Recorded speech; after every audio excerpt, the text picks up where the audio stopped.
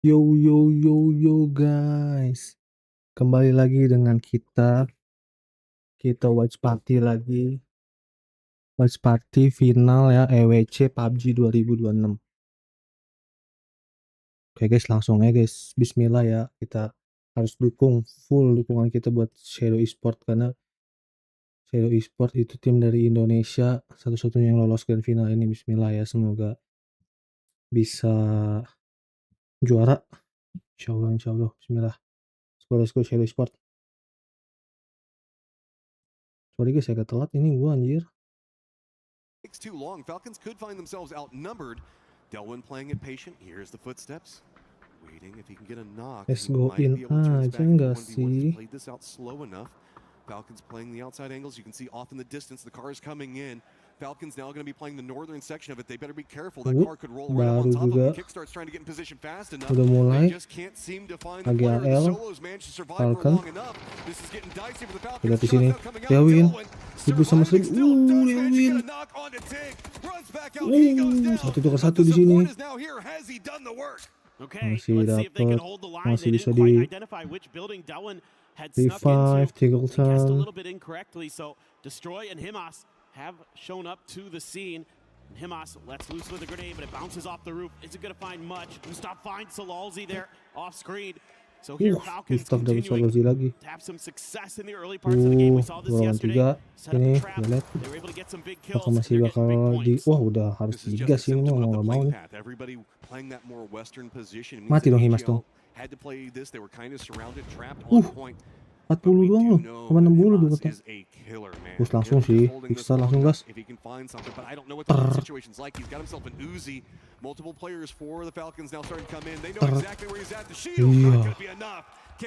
ini mah, udah kalah udah ini. Udah rata. Rata udah, agak Pixar mau ngapain lagi udah ini.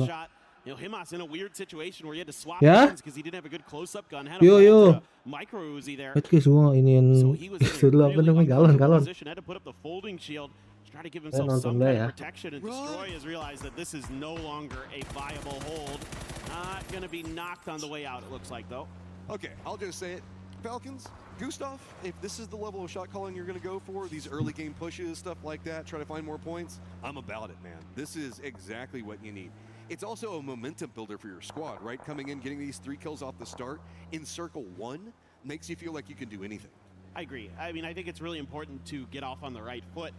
You want to have that strong start. You want to feel like, you know, you're accumulating those points game over game, making sure you're putting yourself in that top tier situation where you're getting 10, 11 points on average per game. And that's a really nice start for the Falcons, who will be coming in late to the circle. And I can even see Team Liquid maybe thinking about trying to mess with the Falcons a little bit here. They're roaming over there. The circle, of course, leaning military base right now. Most of our squads already going for position. You can see Genji going for some airborne drop off into this, but this is what we had our eyes on. Team Liquid. This is another squad from the Americas that's showing a lot more initiative in the early sections, in Circle 1 specifically, and I've been loving it. Yeah, me too. A couple teams, of course, going to be taking those emergency pickups, as you would expect with the military circle. A lot of teams are going to have to find alternate routes through. You never know when those bridges might be camped, and it's going to be Shadow just dropping in on top of the mountain. That's a nice find for them, honestly. That's a pretty good spot. I do want to call that Falcons does have a path out down to the south. So Team Liquid is containing over into the east and to the north.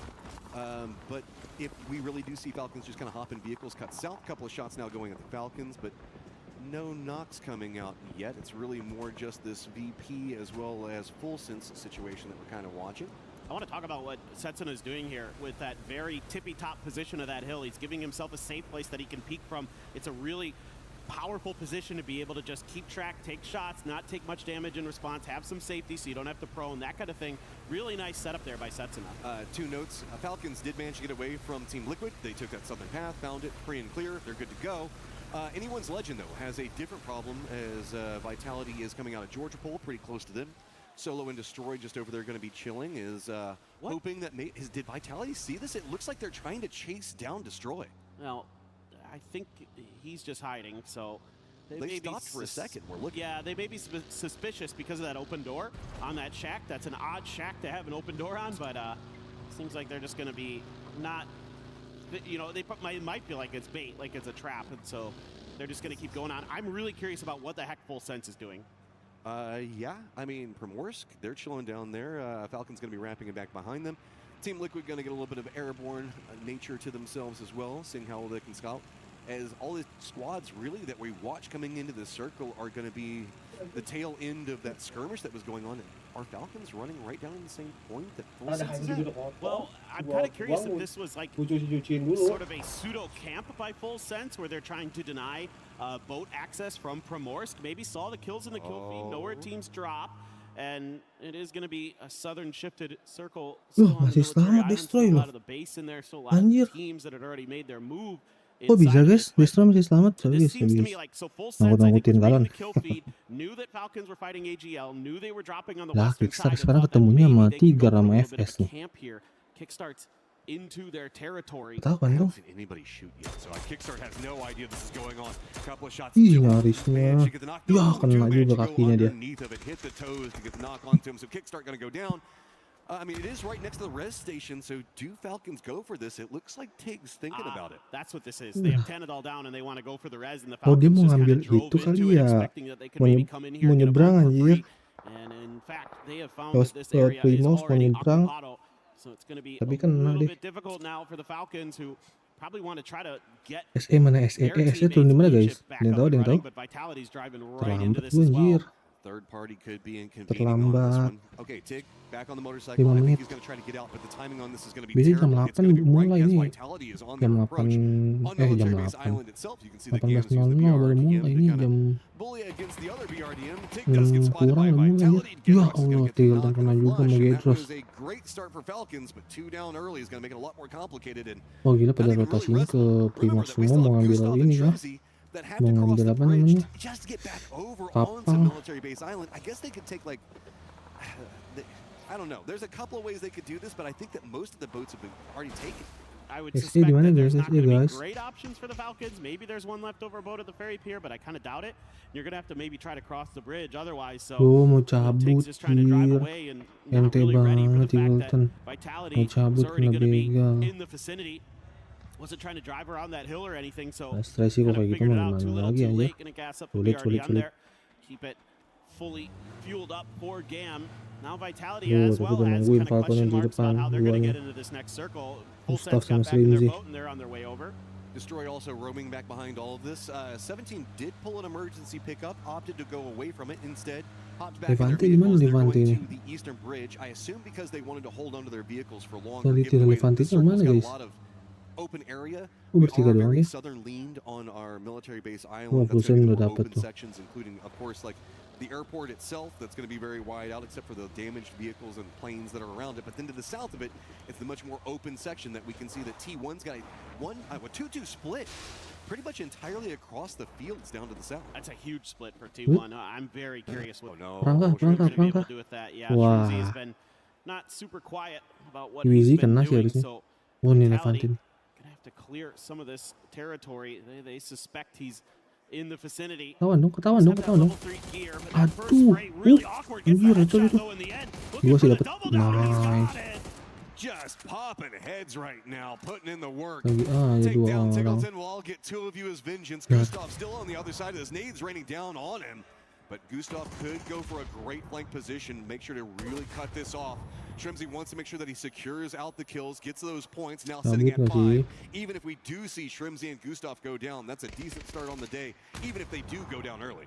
Yeah, for Udah sure. ini I mean, mah 5 points here is pretty okay for the Falcon Falcons. sama and Vitality any dia more serang that you get out of this game perang is di going sini to dah. be very, very nice considering you've been having to fight sometimes at your own decision Lagi making, kecil other times naga-naga at ya. other teams. And Shrimzy was a really nice little move there to Tapi dodge some kalau of those ada frag grenades that he knew were going to be coming his pesawat, way. gua To akan get those TL. first aids in and to get ready FFS for the kena TL. follow-up fight. Gedrock's looking for him. 2 follow-up fights that are going on. Waduh, Full Sense is menuju going to base get 4. eliminated by Team Liquid, who's Langsung crossed rata over bridge, bumped into Fusen. them. Big firefight to remove them from position. So Team Liquid also finding a lot of Melipit points as mengerikan. America trying to frag out early in a very desperate circle. Is in a weird turn of fate, Destroy is now back over next to the Falcons.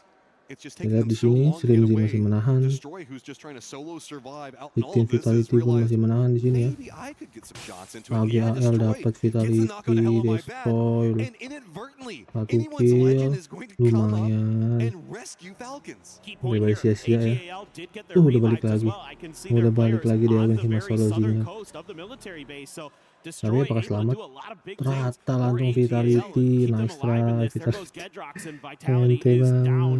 Great work here from Shrimzy. 4 kills in this game, 3 on the Vitality. See Navi why di there's a little sini. bit of a conversation from the other players about might be the GOAT. Taikon dapetin Took a keys. bad situation, turned it into a great situation. Navi still dealing with Gam in the Sama-sama BRDM punya battle. Where they're just BRDM kind of dong. bouncing off of each Saya other. pun Is going to dapetin BMI. continue Di as mana this itu is the perangnya guys? circle to the south. That this is going to be VP. Quick update on Perang all di the mana other itu positions. Kasih T1's lihat, kasih managed to lihat. regroup over into the east of this. GK is going to be to the west of it. Jin G much further over Loh, to the north. di mana But tuh Myth is trying to statementnya? hold out VC as Vicious is kind of roaming around every single angle around Myth right now. Yeah, Vicious is just trying to find something kind of safe-ish in this circle, and it's, as you mentioned earlier, Matt, it's difficult in this part of the map, and they're already losing players. Simon T's gone. I mean, I have no idea. Into Narnia. There's AGAL swimming out there. That's Ini where- TH maybe they're dapetin trying to hit the Simon. players in the water. Wah, No, no, no. Gustavnya. Oh, a good one, though. Dark That one finds the Juice. mark right on top Dapetin of boost stick di Navi. sini. The follow-up is going to claim boost stick's life. Langsung Trying to get di-finish that aja. BRDM to a bit of a safer Boost spot, sticknya. but Navi, I was going to mention how nice it is to have a BRDM in a circle like this, but mortars are a decent little Visinya counter. datang, visi I datang. mean, you just gotta Wah, be digging gila. in the circle. It is Open just field bad. gini. I mean, full rock and stone moment's gonna have to stack up. Team Liquid's Dia gonna be dapetin wrapping Dark on Juice, Genji on Polaris the other dapat side. What's gonna Spyro. be going on with this? VC still roaming out in the fields, not feeling too good. Myth taking the shots at him, but that's allowed Gam more maneuverability in this point where they Oh, can be a terusnya bit di more situ. pressured. Circle Waduh. continues to go Ese? down to the Wah, south, and Ese di Twisted situ ya. Mind's gonna be feeling Aduh, really good Himas about that. bahaya. Yeah, for sure. I mean, it's twisted now. It's Anjir. just an important job of AGAL keeping sih. that eastern edge of the Oh, Ese masih mini bisa tier aman, masih bisa clear. ke kanan dikit di Spyro pinggir will be zona taken aman, down by a nice. grenade from Corexi, so Navi continues to get picked apart piece by piece. Ini confirm kill, Corexi-nya. It was good Spyro, grenades padahal from yang ini Glories, and then the tadi yang follow-up from kenokin Virtus Spyro Pro to put them in bukan a VP really kan nih. awful position where they've only got 2 alive. But yes, they still Oh, have that Polaris aja BRDM. di sini lu harus kita 17. lihat. They're just going to try to make us send into the circle. They've got cars. They're going to roll right by Twisted at T1. Looks like they're going to be sending it into the BRDM duel. Pretty close to where Navi's at. I think that they've got a hillside that they're going to try to control. And Dakmai di sini. VC going to go for a Apakah couple kena pots kita and lihat ya. shots. And I wouldn't be surprised if a couple of these are just going to try to get holes into the lanes of the 17. map. And Nyaris I was gonna kurang say, maybe maju they can send into dikit. it 17. That was well. Kurang maju you gotta give it to dikit Vicious. They Dakmai. almost got that on a roaming 17. That's understanding the map. That's knowing where 17's Masuk like kind of circle. safe-ish spot that they could stop Apakah akan was. nabrak? I mean, that was Oh, in the dia air mau when nabraknya ke 17 was situ, still mau in their buka cars, so that's really buka nicely lubang tadinya di thought out. situ They ya don't get gimana? anything Duh, out of it. destroy. Where do you even go? Kenapa dia? If you go past this Navi point, it's just going to get worse. So Menunggu instead, aja di you just sini, jump out menunggu right to Navi. the base of Navi. There's not too much else to be Apakah? had over here, but a big crossfire. Navi is going to get taken down. Taikon. Vicious lives up to their names and gets them, but that just Nice puts you into the banget Gam tuh. crossfire. Yeah, there was T1 getting involved here as well, doing Wah, some enak damage tuh into dapet. this. So gonna have to throw down a Dapat lot of lubang util to enak try tuh to kalau kayak gitu. stabilize. And Gam loves this setup. They are so good about kind of hunkering down and finding their moments to put some pressure onto you. Weird update, as I think that we have the Destroy Shrimzy duel still going off onto the north. Himas, the other side, what's going on with Ini anyone's TH legend, pusing has mau managed masuk to mana touch nih? the ground. He's down below Shadow and Ke hands in the kiri. position that he's going to be playing. Terbuka untuk Mortars T1. galore going to be the name of the game when it's Maju. this open and in the Ada fields. gam They're udah just dapat ridiculously strong. Skepi. Absolutely. I think Setelah AGAL Skepi di players are sini just going to try menggunakan to mortar. swim and survive as long as they can. Ke arah They're mana very dia? fanned out, and Ke that's part tengah of the kayaknya ke game visi now, nih. is you're going to have that option, Oh, you know, enggak with dong. being recalled in. You probably don't have a lot of loot, if any. Lu, Nope, there's nobody on that beach. siapa aja? Maybe Dapat again, just Baren, for a point to dapat play Bin. from. I figured that might Genji. be what's being seen. Team That's Liquid true. in a little bit of trouble over here as they're playing the edge of the circle. It's Jin G one side. Gam also now going to be playing more into the north, trying to get into pretty much that Jin G mid positioning. GK is still holding down the res beacon, making sure that nobody can go after it. As Jin kesempat G is lu, just in kesempat so lu. much trouble over here, man. Aman They don't sih. have anywhere they can go. Sekarang this is- heal-healannya this is aman deh, very enak. tricky. I mean, Bean's already knocked in the So, circle. dapat Soul's belum still masih going to loh. be able to find a knock from the blue, Lu but cabut nggak sih? we're into phase 4 blue, Oh, so it's bingung going mau to tick cabut kemana down juga anjir. very, very quickly. 3 damage Confirm per kill kah? Confirm second. kill. Soul Dapat is going to be satu, able to confirm that point lumayan. at the very least. So making Aduh, udah something sakit out ya of DPS nothing there 5 nih. is Soul, but it feels like Gen G is probably not long Nah, for this Genji mati lobby. zone sih. Oh, he gets another one. I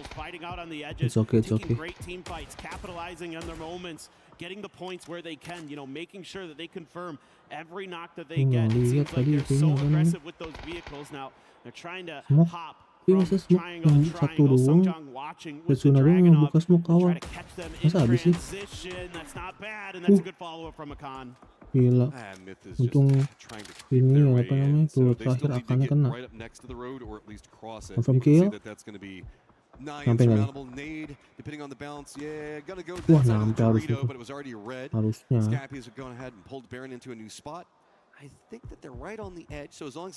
Wah, hiternya nice GK. Heather just domed Songjang. He just absolutely wrecked him out there. So that's given Myth the opportunity to really make sure that they can get this res to go. In fact, Scappy's going to take the point. Okay, so look at the lay of the land with the circle. T1's got control over the east. VP is trying to hold on to their high ground for as much as they can, but Twisted's trying to sneak in right underneath them. DK right on the edge of the zone, not too much further they can go. VC is playing a little bit of a hill right on the other side of where Myth is trying to cross, and they haven't managed to get too involved as Myth is going to finally get eliminated. DK, where do you go? You're going to have to deal with VP close range, or you just run down into VC, but neither one of those fights feels good, and it feels like VP is just taking more territory control and making this brutal by the second. Yeah, GK is in a very awkward position. It should be mentioned today that GK kind of made a power move when it came to the drop spots today. They were threatening to challenge AGAL all across the maps, and that might have been part of the reason that AGAL was in a weird position early where they started to get picked apart. And also you notice the GK's loot is very sparse compared to what they would like. You see some MP5s in there, you see an SKS in there, maybe not exactly the guns that they would normally want to be bringing to these fights. I saw, you know, an M16. Granted, they're a team that can thrive with weaker weapons, so to speak, but they're trying to find a way around VC. This is great for Twisted Minds. They're finding the coastline moving in. You can see that they're just trying to corral VP further up the hillside, so that way they have a little bit more maneuverability over here because it's pretty hazardous. VP is trying to deny on that side, though they're trying to get into a point where they keep an eye on the coastline approach. Twisted going to see if they can be enough to kind of bully their way in, but they are getting some assistance, Twisted is, by T1 on the other side of this. T1's realized that GK is right on top of VC, so their focus is turning a bit more down into VP's positioning, and they don't like how that strong position that VP's playing is kind of giving them as much control as they've got. So it looks like Ian might be moving their way down. VP does spot out Lou.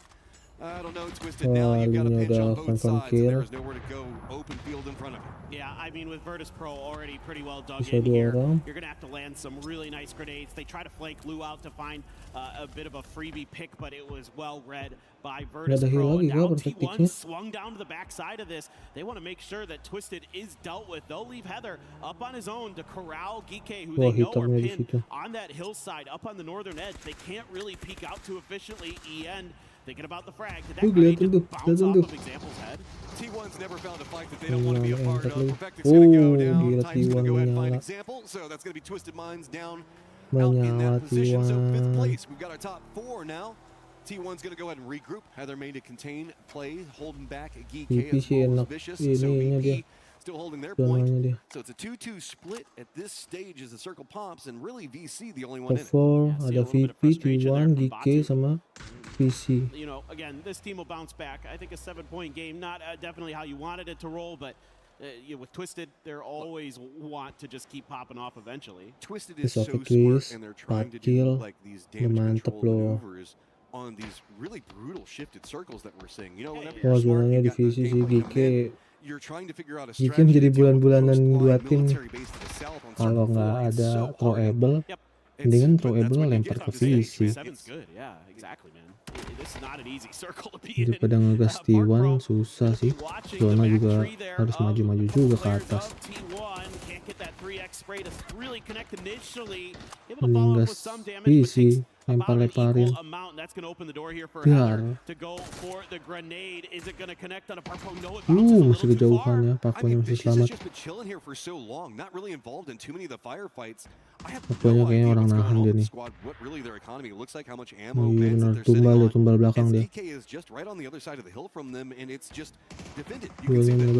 Aduh, throwable udah gak ada lagi. kalah sih. is just doing a good job on holding it and not allowing GK to go EJ kalau anywhere. masih dapat GK is gokil gonna lu. be so pissed at these guys because they've been right on top of each other so well. Sangat banget itu setengah Finally, darah itu. Tycon takes some damage, Bukan but setengah darah lagi I mean, anjir, where 1 does HP EJ dah. go? He's Iya, just trapped here. He's knock. gonna go down the blue zone. Knock Park Pro down. now the only one up, and it's all T1 focused in on him. Bye bye. He's done. They're Kan just udah gonna GK udah. succumb to the blue. Don't want to Udah. give any extra points over if they can help it. I think that's a fine play from GK, and again, a Knock tough situation 2. that they found themselves in. Wah, ini Not T1 easy to ini. be on the outside looking in of this current circle. T1 continues to swing around the side. Raining found a big knock onto Virtus Langsung Pro, digas kan. and they're looking to try to capitalize. Smokes are down. They're Iris going to iris lah itu mah ngegas mau nggak mau Can they aja. get there fast enough? Jumping in the vehicles, they want to get into a great position. Great shots are already Mati dong nih ke bom. Tycon's gonna go and get the knock on Anjing Nixie, ditutup. but everybody's getting a piece of what's going on with VP Oke. right now. Ian Gila. down for T1, but they continue the push around on this angle. VP doing a great job on defense, but it's gonna be Lucarux right in the face of VC, and this is exactly what T1 wanted. They wanted these two Ngamuk kayaknya squads on T1. top of each other so they could dismantle them at their leisure. To make everything Yo, worse. Allah, mesti kena Lucarux is going to try to run him over. He's out of the car, trying to do some damage. Lucarux. Pops into the smoke, is barely Selamat sih, gila banget Lucarux Trying nih. to go for that first aid, has a little bit 1 of time. kill lumayan sih Meanwhile, Lucarux. Tyke is Coba on the hunt, and he has tambahan 1 taken kill boleh lah itu down dia. Virtus Pro members. They only have one standing, and that's Lucarux in that smoke. Make your enemies do the work for Eh, you. depan T1 kamu now at banget the ya. top of the leaderboard, but Lucarux Aduh surviving in a kebakar. desperate situation. Dapet 2 kill, 2 ke 3 kill tuh gokil It is gonna Lucarux. be T1 Tapi lebih feasting gokil on lagi it all. T1 ngeri dong, Well, this GG is T1 exactly anjir. what we were looking for from T1. They've been second so many times, and they come out with a big statement chicken dinner to kick off the finals of EWC Gila 26. T1. That's a scary situation to be looking at. Nyala 11 gini, kill victory ngamuk coming kan up for T1 anjir. T1's gonna put them in a great Bagus, position cuy. on the leaderboard to start off everything Ngeri, and ngeri. really unlock that aggression that T1 loves to bring in the earlier stages. Flip side of that though, VP played that circle so well. This is a squad that we have such high hopes for. They managed to make it later Kok stages. facecam lu ada Lucarux with offline-nya? hero Ya, play bro, kita strides, nggak play, jumping in the enggak. car, running right into VC's face, Iseng gets banget a knock kata gua. off it and just Coba jumps up and nggak starts play massacring. It's one of those co-streamer funny gitu kan. moments where you can kind Lah, of use tiba-tiba your dapat opponent's email aja. smokes and vision Terus denial against email, them a bit, and there were a bunch of stuns that were landing in there. I mean, sama absolute dikasih chaos, but he aset has that buat live AK streamingnya. for this close range fight, which is just a beautiful gun to have in Co-streamer that approve situation. dikasih deh T1 ininya just trying to kan. claim as many points in the end as they can. I mean, Lucarux, Overlay great play, asetnya. not denying it, but the puppet strings were coming from Anjir, T1 iya the tuh. way that Dah gue they iseng played that doang kata circle, gue. they forced that Di situ position. aja ada They forced inian that apa namanya? that angle, Average really deny it out. viewers VC kata gue. survived for so Anjir, long, goblok good banget viewers gue positioning, berapa good nih? defense, and kind of screwed over several teams, just not allowing Dari anybody in PUBG the north to Indo come apa into the circle. global. Exactly. I mean, you got to give a lot Langsung of credit to some of ke those teams that EWC-nya were anjir, caught up ke in that email northern EWC-nya. fight, like Ke BK, email like EWC-nya. VC, Iya, even ke Cam a little bit link earlier on. I yang thought dari they played EWC-nya it pretty langsung. decently, so, you know, even though they Terus don't get a lot of di points email out of it, dari 2 email game, EWC. they were causing a lot of havoc up there, giving themselves some opportunities for points. They just couldn't capitalize. Kayaknya I mean, we had memang action off the get-go. di Playing ini-iniin path aja was sama dia. crazy, leading us all the Di way down to oke-okein aja Billy. dah. Let's go ahead and get everything set for Sih game number kecil 2. ya.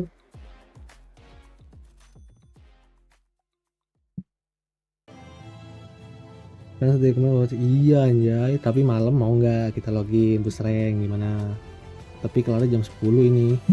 Kasihan Miki lu udah dari gua hari kedua ini apa namanya? EWC.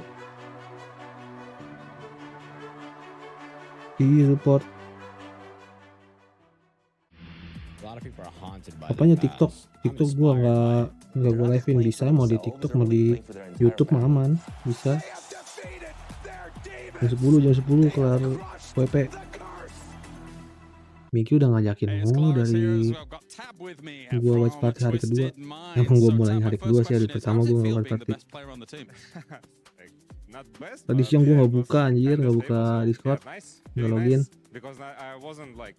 Dia ngajakin mulu, kalau komen login. Kalau udah mau kelar live stream, boost rank, ayo boost rank yuk. Tapi gue udah males banget ya. Malam ini lagi tegas. Udah lama juga gue nggak ranked.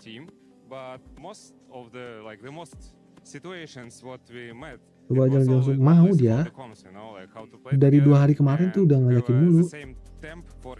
Kelar gua watch party dia selalu ngajakin. Dia beneran terus login, main sendiri. Gua kadang login nih.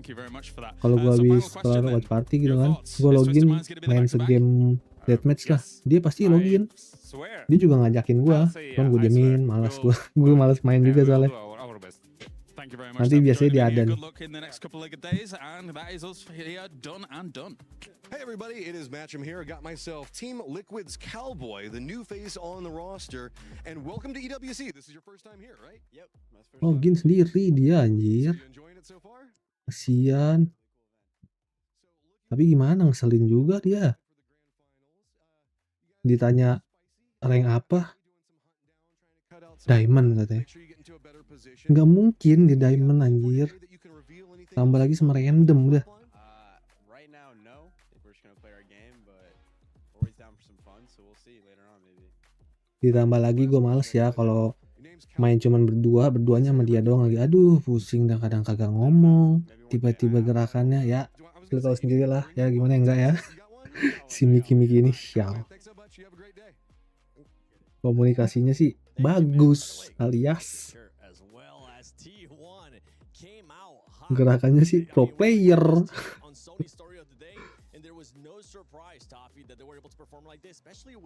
Kacau deh si Miki ini udah. Nice SE buat pembukaan game 1 hari pertama final oke sih. Emang zona zona selalu tidak berpihak ya ke tim Indo, ke orang-orang Indo. Zona tuh nggak berpihak, tapi sekali berpihak WWCD serius deh, gua nggak bohong nih. Kemarin lihat aja game terakhir di group stage R8 WWCD itu loh. Actually impressed me the most about that as well as the play they had, right? They sent 2 down to the south to kind of watch VP, make sure that they couldn't encroach on their position. Then they sent the other 2 towards the north to watch what was kind of going on between Vicious and I believe it was Geekay. But man, I have to say, for me, Lucarux, that was one of the sickest clutch plays to get Vicious out of there. It's okay 3 poin awal 3 naik jadi 10 poin kill tambah top 4 tambah WWCD. Nice sih. Minimal 1 game 8 kill sama top 4 oke SE. Gue percaya bisa kok. Let's rush you SE Shadow Esports, let's go. Aku fans Shadow Esports sejak lahir. For the two, you know what I'm saying? Like as it was, he had an easy flush right there in front of him and said, we got to go for those bigger points to chase teams like T1, who started incredibly strong. Vicious coming out in 4th place. We talked a little bit about them and how they kind of surprised us on their second day of play, making a lot of point runs.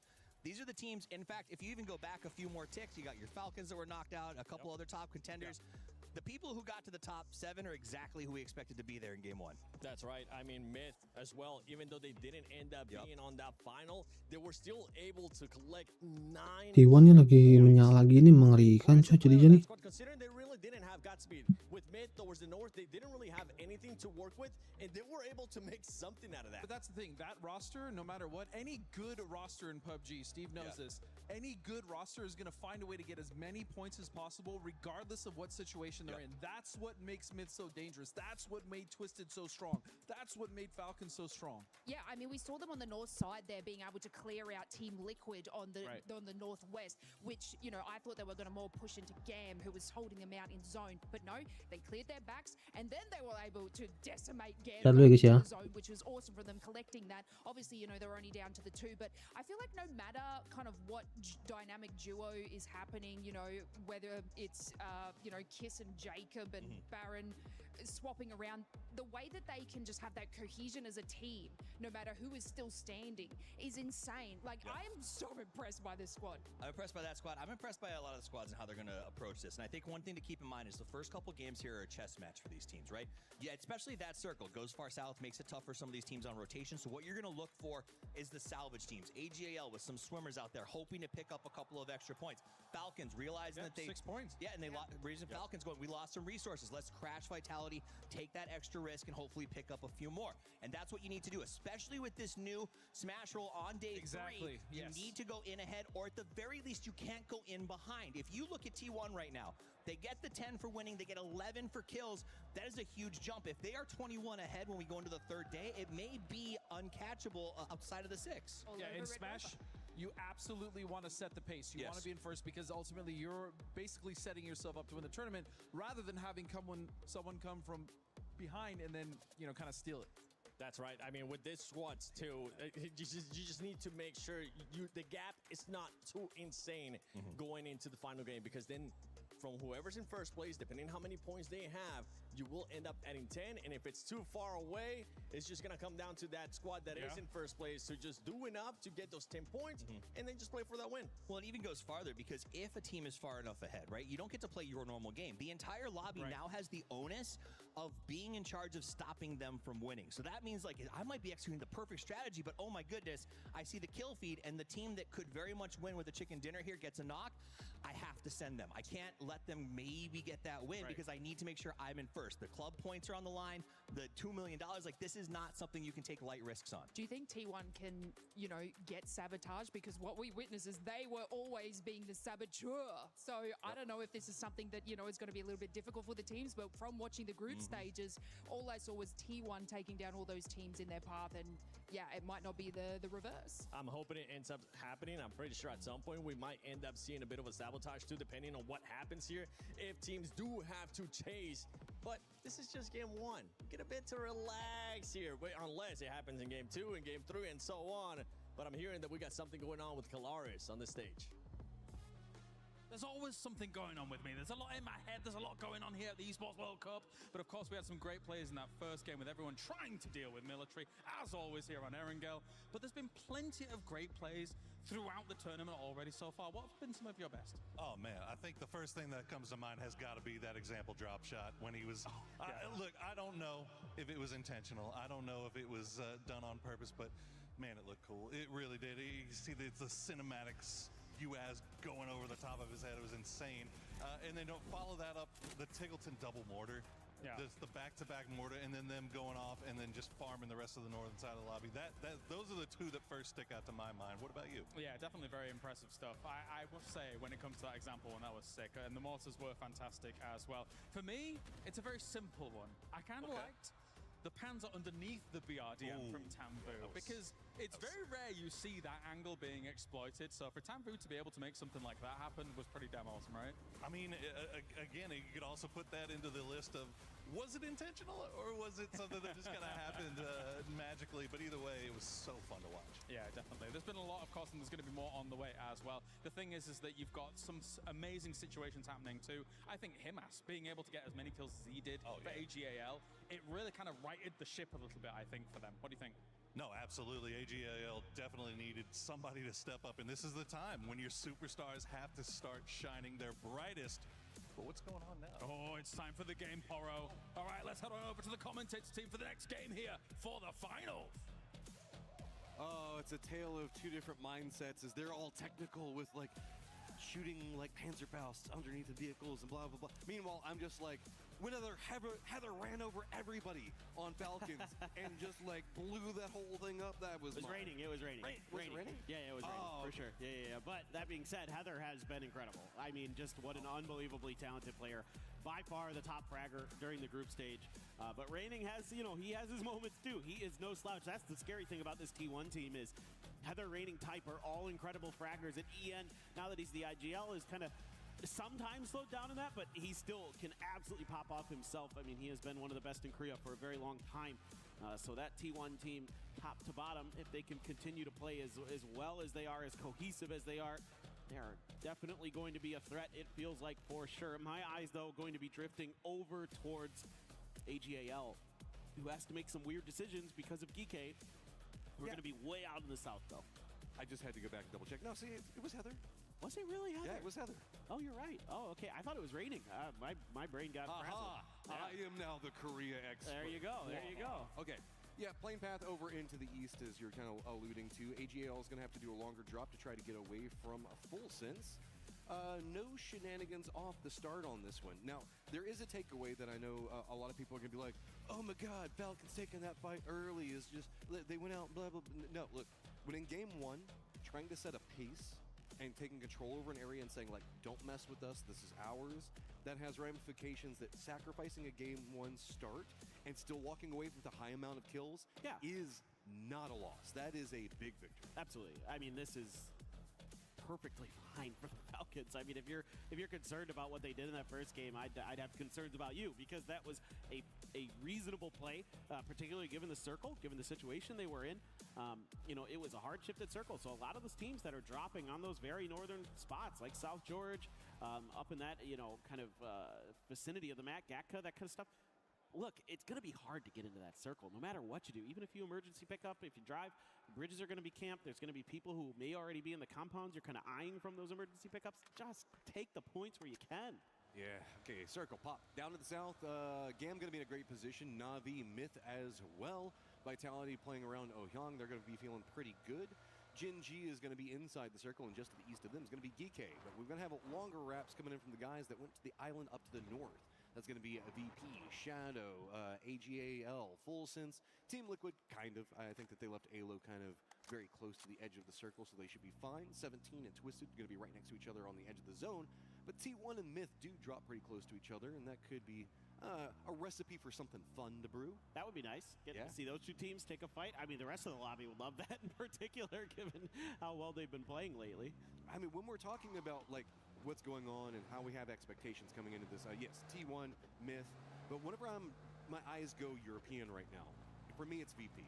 VP off of the performance on day 2, just overall great. The way that this squad can really just kind of find ways to make terrible circles work for them is incredible. You can see a lot of squads, like Batulans was getting annoyed at that last game, just due to how the circles kind of fall together.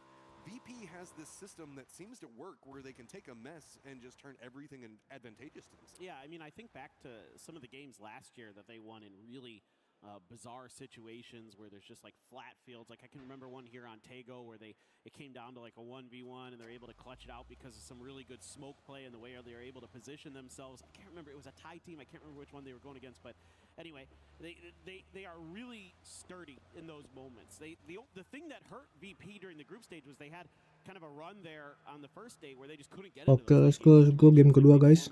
Really pretty adept at doing. So as long as they can do that, you're feeling pretty good. You may get your wish here a bit. No damage done. T1 getting shot at and not stopping to fight? Not my T1. Well, they probably know who it is, and they're probably like, okay, of any team in the lobby to try to fight early, maybe this one's not the one we want to try to contest. Especially when they've got a compound and all that other fun stuff. Another European squad, Na'Vi, great position. Center of the circle, they're trying to push back against 17, trying to get a bit closer to them, but I do like the fact that we get to see T1 in this rotate and where they opt into stopping, because there's really nobody playing to the west. The way that this has kind of all come down, Hosan's going to be kind of the northwest-ish. It's kind of central. It's in that like odd spot kind of in between both. Team Liquid's going to wrap over there, but that's the only squad really in the west. Yeah, and I think this is a really good thing to talk about. You know, you're really highlighting well, Matt, that they went all the way across the circle to get here, right? So they're they're trying to not just take that early position. Kamal's early again, so full sense. Let's go SA, dapat 1 kill. But let's pencil that in for later. I think T1 wants to play a little bit more edge. They want to take those fights, and they're happy to not just claim a central compound. You know, they were pretty close to the center of the circle compared to a lot of teams, and they opted to go far west. That's really interesting. That really says a lot about their current mindset for this tournament. Well, a lot of times when we've talked about T1, right, they had a different coach at the time. Yep. You were talking yesterday a little bit about that, and kind of, do you think that this is more of a distinct playstyle difference now coming out from T1 due to that? 100%. 100%. It's a Lash K, the difference between him and Sonic. Like, Sonic is a much more like central heavy. Like, you think back to those old Donawan teams when they won PGC, like they're going to look for those center circle dives around 3 and 4, whereas here you're going to play a little bit more spread, but you're going to look for those edge fights.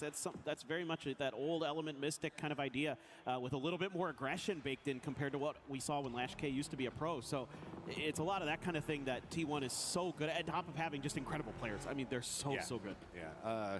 Top of the world right now is going to be Na'Vi in a great position. Everybody else still just trying to rotate in. Falcon's going to finally leave the airport. We have VC package waiting for them, though. This is no rush to get in the circle. They have an easy way to get there, and they are keeping their heads on a swivel. It feels like this is just going to be patient waiting for. And Kurt actually T1 terculik ya. Maybe T1 trying to buy off a little bit too much. This is a great move coming out from Team Liquid. They were the last ones to actually get into this area. Kabur. How is it that there's nobody in the West, but somehow these two squads are the only ones fighting? Well, I think Kabur nggak sih? T1 might have like gotten baited a little bit here by Team Liquid. I mean, if Kirk can get out of this is going to be a great freebie point. Now, you could recover the chip. It looks like Heather just did that. There are some revive stations that you can go to. Hosan is the one that my eyes immediately go to as being open. I mean, Team Liquid is hunting, man. I love this. We've talked about it a lot this tournament. I mean, worked for them yesterday. They managed to inflict damage, find great ways to really take control over circles. Ruin, I guess, several teams today if you really look at it. T1 wants no piece of that right now because they know Team Liquid is just coming in hot and heavy and they do not care. Anyone's Legend actually making that long wrap finally is going to get into the circle just to the west of what we were just watching. Tadi di mana guys? Kayaknya di kanan ya. Rumah itu sih ingat gua agak di kanan sih. Ketemu dong PK sama Liquid. Waduh, balik ketemu T1. Wah, bertiga-tiga ini. Gas nggak sih? Gas T1 nya. Itu belakangnya satu. Hiternya. Wah, nggak mau. Kind of the weirdness of this whole situation. Having a couple porters, not the best cars to have in this spot as T1. I think they're a little bit lucky that everybody else was also in cars in those moments, or otherwise they might have lost another player or two. I mean, they can run down to Songam, but I guess that you don't want to make the commitment into that stage yet. Maybe they were thinking school because that's easier to get out of. Yep. But this is taking so long for them to find it. Everybody else is starting to make an approach in these late wraps. Finally, we do have also Shadow has left full sense to their own devices up there as we're about to get circle number 2. Waduh, jauh anjir, ternyata di atas itu gila. Wah, itu atasnya siapa lagi tuh? Nggak kelihatan ya. Dowen might have got an idea that T1 was going in that direction. Exactly what I'm Oh, looking full at. sense. It just depends. I mean, yeah. Wah, kagak dapet kah? We did see that AGL went for a very coastal wrap on this one. So T1 in their adventure to try to get their teammate back just keeps bumping into everybody in the world. Most of the squads that were playing center don't have to move too much more. Ini kah, apa namanya? I mean, for Emergency T1, pickup. this is really throwing off your timings on the circle. I think they're Best dua aman going to sih. get in here with just enough time, and I don't think AGAL is going to be able to punish this initially. Now, this will give AGAL a very good idea that there is a team on their backside, so they can try to set up a bit of a gatekeep onto T1 potentially, but this is going to be a tough revive to get to go for T1 in the long run. Turun dong. Just have to wait and see how they make it go. Gen G close to Team Liquid, who has split up into a 2-2 split. It feels like everybody is next to Team Liquid right now as they kind of threw themselves into the thick of it all. But yeah, Gamma spotted out VC. VC, remember, they were kind of a little bit slower on their rotate into all of this. So Duckmy at least going to find Duck Juice in return. Team Liquid, you can see, while they do have that hillside on the west in control, it's going to be more contested as AGL is going to try to find an angle. Gam's Tanvu does have vision up on Duckmy and is trying to dare him to go for the res, but just doesn't get the angle that he wants. Yeah, it was Duck season up here. Aduh, look at that. Levante comes up and over the hill. That's Vitality striking and Gam continuing to have problems. Confirm kill kah ini? Tanfunya kena. Confirm kill dah. Wah, di steal kill sama Kickstar sial.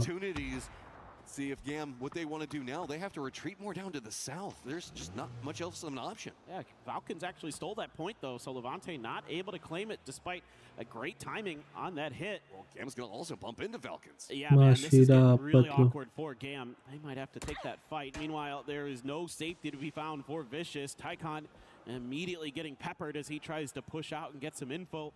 Has to go back and go for the heel. Hologamnya yang kena anjir. About this, that vehicle not going to be the quietest thing in the world. So Hwang F just looking for somewhere to set up shop. And the question for me right now is how aware is Gam of Falcons' position? They would have seen that flush in the kill feed, so they know Falcons are going to be somewhere, and they may have heard the shots and kind of triangulated that they're over in this direction. Now they know for sure. Now what does Falcons want to do? Gustav's still playing back behind. He was trying to play anchor position, take a couple of shots of Vitality, but Vitality still looks like they're trying to get a piece of what's going on. Kickstart now, going to play anchor and try to hold back Vitality. Gustav's going to go for an emergency pickup. I think that might just be scouting, but the way the rest of the squad's trying to regroup, maybe they don't like this approach. Given the way that these hills kind of stack together, blame them. You kind of go up that hillside, you don't have a lot of information on what's going on in the center. Meanwhile, other side of that, full sense, where are you going to go for the stop? As Ian Loh, is going to be kayaknya mau coming in kemana same time. anjir? It's just helicopters everywhere. Muterin hosan Yeah, kan? this is a revive, I believe, for full sense. So they're going to be dropping that into Songam, but it's going to be T1 who's going to drive in that direction. But they're going to see that helicopter. They're going to see the parachutes. Is that going to kind of make them rethink trying to go inside of the city proper to sort of get relooted up, get their fourth player back into the mix with some decent gear? So whenever we look at this circle, right, there is actually a crescent that kind of comes around from where Twisted's playing, where we see, I guess, the southern section of Navi, where Liquid Gen G are. There's a hillside there that leads into a valley that nobody's really wanting to play. Pulsense, though, manages to crash down just in time to get flush on Salah F. banget Take dia. that one for free, but they're still Ngejar-ngejar gonna have to make a run Pulsen, into the circle. ujung-ujungnya So, kena most of our teams, sendiri. like I was talking about with that, like, I guess, crescent hillside, all of them are going to be coming mostly from the south, and mostly from the southwest, the way that we see this coming out. I don't know how we're going to see Gen G and Team Liquid be able to deal with the amount of threats because they're all just going to be rolling right on top of them. It's going to be pretty dicey in the middle of there, so your team fighting going to have to be up to snuff for sure. AGAL has gotten inside of the circle. Oh, Swalzy, okay, that US is okay, and he seems to be as well. Himas, though, just going to roll up underneath this hill. Aduh, depannya udah juga NG. Ayo, mana kambing? Udah ke situ dulu sih. Ke situ dulu sih kalau menahan. Kind of exposed on the backside. Clory's last player alive for GAM, and Falcons are in the car with him. I thought they were going to take a drive together. No, Did they not see him? Woi, gak ketahuan anjir. I mean, is he up against the tree? Gokil. Yeah, he's in the back up against the tree. Well, this is what I'm saying. Oh, sneaky, What sneaky. the I don't think they saw him. I don't fuck? think so either. No way. Boleh juga loh. Oh, this is madness. Oh, Udah di the FPP-in Falcons. gak tadi? No. If they Anjir. sneak up and ruin him, that could be.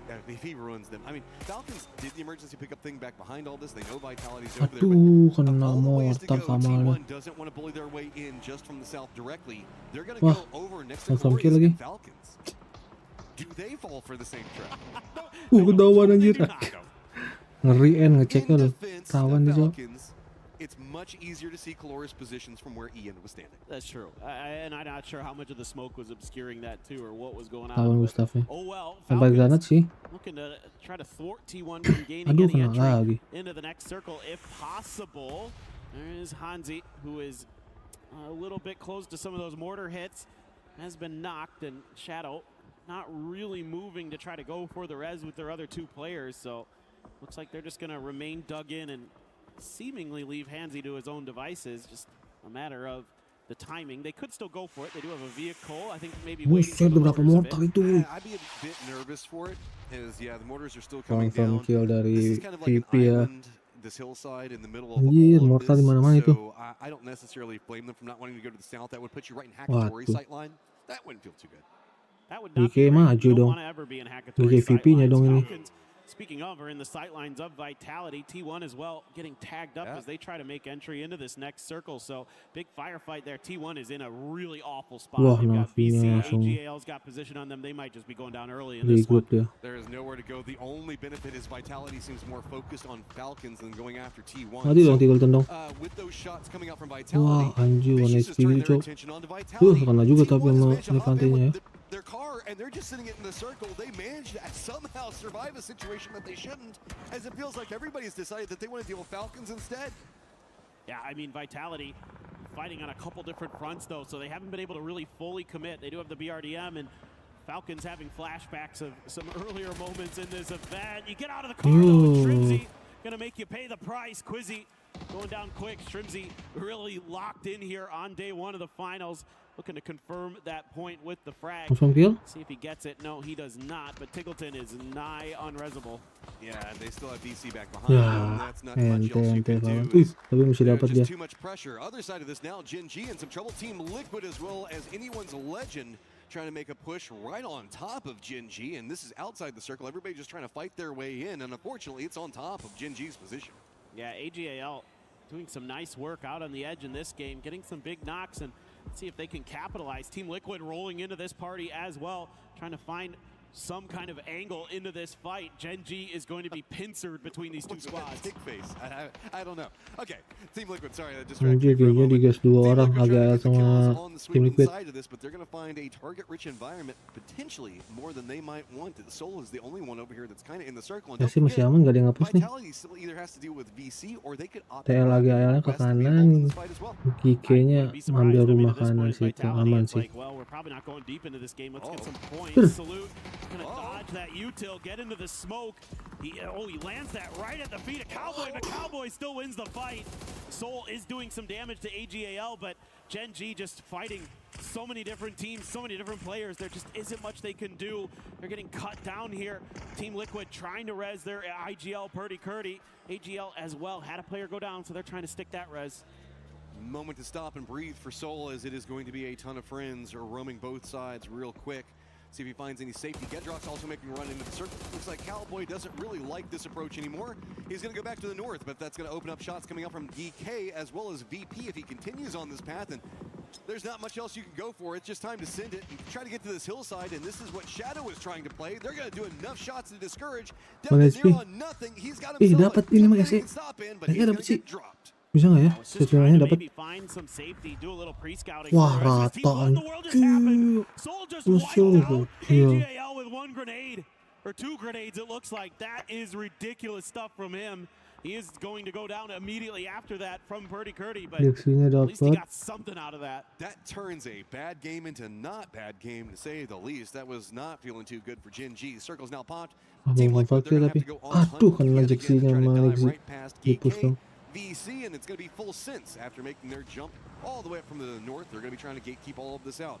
The island that was kind of being held down by Shadow is just barely inside, and VP again with great positional awareness and how to tackle a circle. Aduh, bisa sunat dong nih. Well, they're setting up kind of the star player for Shadow during the group stage, just making the foxhole and then just going to chill. VP, this is kind of their bread and butter, man. Playing a little bit of edge. They've got a lot of terrain to work with in front of them. You know, they're so good about kind of inching their way forward. The problem is just a step ahead in this next circle, so they will be able to find some level of safety next to this revive station. So can't go too much further forward, and you have a couple different squads that you have to deal with. Team Liquid is going to send it again towards the center of the circle where Cowboy died. At first you don't succeed, try again, and that's a little bit of what's going on right now. Is Team Liquid is going to get eliminated. Maybe third time would have been the charm, is at least they die near each other. If you're gonna go down with your friends, I guess. Yeah, definitely a tough one there for Liquid. Here's the push from VP. They do have some taking shots on the northeastern side of VP. Focused on what's going on with the full situation. Levante still up for Vitality, maybe trying to get involved in that. Myth also getting dangerously close to Twisted on the other side of all of this. Is VC just doesn't have too many options. They're getting corralled over here. These are going to be the shots coming up from DK that's just going to force Vicious right into full sense. But I mean, so far it's working, so why fight it? I mean, Flash is going to have to go huge here. He hasn't really seen much. That smoke is scaring a lot of his vision. There is that point claimed for Duckmai. Oh, the grenade from Flash finds the mark. Nicely timed, and he strikes for another. Icon down. All of a sudden, Flash trying to cling to life, but he's getting shot from behind by Myth. Myth just involved in a little bit of everything right now, and if they push that, they could find a lot more opportunities for kills, and it looks like Baron might be thinking about it as long as Kiss is going to find himself in an available position. Duel of Fates over here, as Nade's going to go opposite sides of the rock. Not really going to get too much more, as it's just going to see who has more utility. Pal pretty low. Does Flash have an idea on where he's at? Depends on how that rolls down. Doesn't connect. They might overcook that one with the underhand throw just a little bit. Pal trying to crawl forward. He's been under fire from a couple different angles, so has found a little bit of a dip for himself to hide in from the explosions. If he can get this grenade to land, Flash is in a lot of trouble, and he goes a little bit too far. Flash's turn up to bat. Yeah, that Cubby could have just eaten a nade. Oh, counter nade. This is just the name of the game right now. They're essentially playing ping pong with nades just back and forth. But here comes Kiss getting a bit more involved in everything. But new circles pop. Maybe they don't want to go for it. VP also going for a wrap as these solos just can't get the res. Nyaris lu flash lu. Gila, sekali lagi itu kena. Just barely survives that. He put that on a knife's edge with that first aid. Eventually gets it through. Wah, masuk lu sentuh, Masya Allah. Up on the northeast corner. Pau Still holding on by this tree. Has some smoke. Alah, 17 gila emang twisted main. There it is. Tycon coming over, just trying to provide some more utility or something else to work Oh with. gila But nope. flash. In the Dapat end, it dia. is going to be Flash that gets the flush onto both.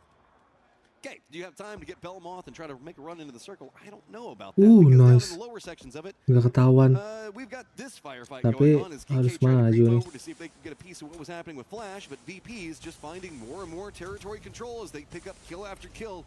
Just quiet consistency, performing time and time again. Yeah, it just feels like they might be on for another big game. Who knows? Maybe even a chicken dinner in the cards. You are going to take down Sungjong. Tagi kayaknya DK has VP. been eliminated in front of you. You've claimed a lot of this southwestern edge to yourself. Expect nggak ya? Still up and running with four Expect themselves. nggak ya? They could be very Belakangnya much a ada threat in SE. this. Otherwise, everybody Masih ada down to just one Setsuna. or two players. In the case of Twisted, well, Nice. goodbye, Top Flash, 6. but in the case of Twisted and Myth, they only have two left. So the big Kill heavy hitters steal 2 in the 2-3 NBA bisa squads kali ini Setsuna ya. trying to secure their edges of the circle, kitty corner from each other. Gedrock's going to be chilling in the middle in a vehicle. Is that BRDM? Maybe, I don't know. So, easy way to look at it. To the north, Na'Vi strong. From To the kill. south, VP Sample. strong. And then to the east, the west, and the center, it's just going to be a spattering of solos trying to survive. Myth with their duo up. Do get some vision onto Luke Rux, get the knock onto him. If anything, that might be just drawing a little bit more of an aggressive position, as Baron also does spot out. Perfectix finishes him out. Twisted just can't seem to find a way to make that Terus one work. SE nice. Look what they're doing. They're just Perlahan, out there perlahan, on oke their lah. own. They have so much confidence Nah, in their tapi pasti lah individual USA. ability that they're taking Masih dapat fights zona nih against harusnya two nih. different Maju teams. depan Kiss is dikit nih. taking on all of VP by himself. Now, granted, he has the luxury of being a bit higher than them and has some cover from the crates, whereas Baron just swept over, finish off the remnants of Twisted Minds, and is now looking to regroup with his teammate. And there's going to be Vitality tengah quite a banget bit loh of itu loh util padahal here loh. for Kiss to work with. A couple frags in the bag. Ih, This is ketawa weird. lagi We've sama got a Na'Vi. reverse situation where all the teams are now playing low ground because we're only in phase 6 with only 5 teams alive. It's just brutal shifts of Alasia, cards and destruction Alasia. into the lobby. So Myth is our high ground team as a duo, and that's going to be Masih, about all masih, she wrote. masih, It's gonna masih, finally masih. get spotted, Ada so apa we're in our lagi top guys, 4. But it's North versus South with Na'Vi and VP. Myth getting involved in Gedrox. Wah, Na'Vi sini mah. We finally got close enough to see it. Yeah, it's kind of what I figured it was, considering he was just sitting in a vehicle in the middle of the circle. I'm like, surely that's a BRDM, right? Like, somebody would have knocked you out of the Na'Vi ini window mah udah by now. fix. And absolutely Kiss looking to just tag that vehicle up. Doesn't want that to be a threat in the later stages of the game. Still going to have to put some fire down, but VP very aware of it, returning. What in the world is that? Waduh, Ferris just dapat hit tuh Ferris a double gokil. mortar onto VP. And that is their split section, too. That's going to be a big problem. Myth still has the high ground. Gedrock's actually going to roam over here. Is he going to try to flush those out by running them over? Dapat lagi? Corners on the Oh, chase. confirm Nope, yung they're gonna go pero. and pick him up first. Sorry, Gedrox, you're denied. But you run right into it! Gedrox, no! Kamu ngapain? Nice try, gila ya. Disamperin lo mortal sama Gedrox lo. All of a sudden, Virtus Pro, who had been playing this so well, is done in by Ferris Mortar plus a few other kind of Apakah weird dapat lagi Ferris? circumstances. They're gonna try to hang on. One player left, and they're they almost had Beamy dialed in. That was just a little bit to Beamy's left. Oh, VP in first Udah sih place. Na'Vi ini mah udah confirm Man, nih. it is just turned WCD-nya. terrible. Myth now running down on top of him. The vultures are circling. Beamy, what you got?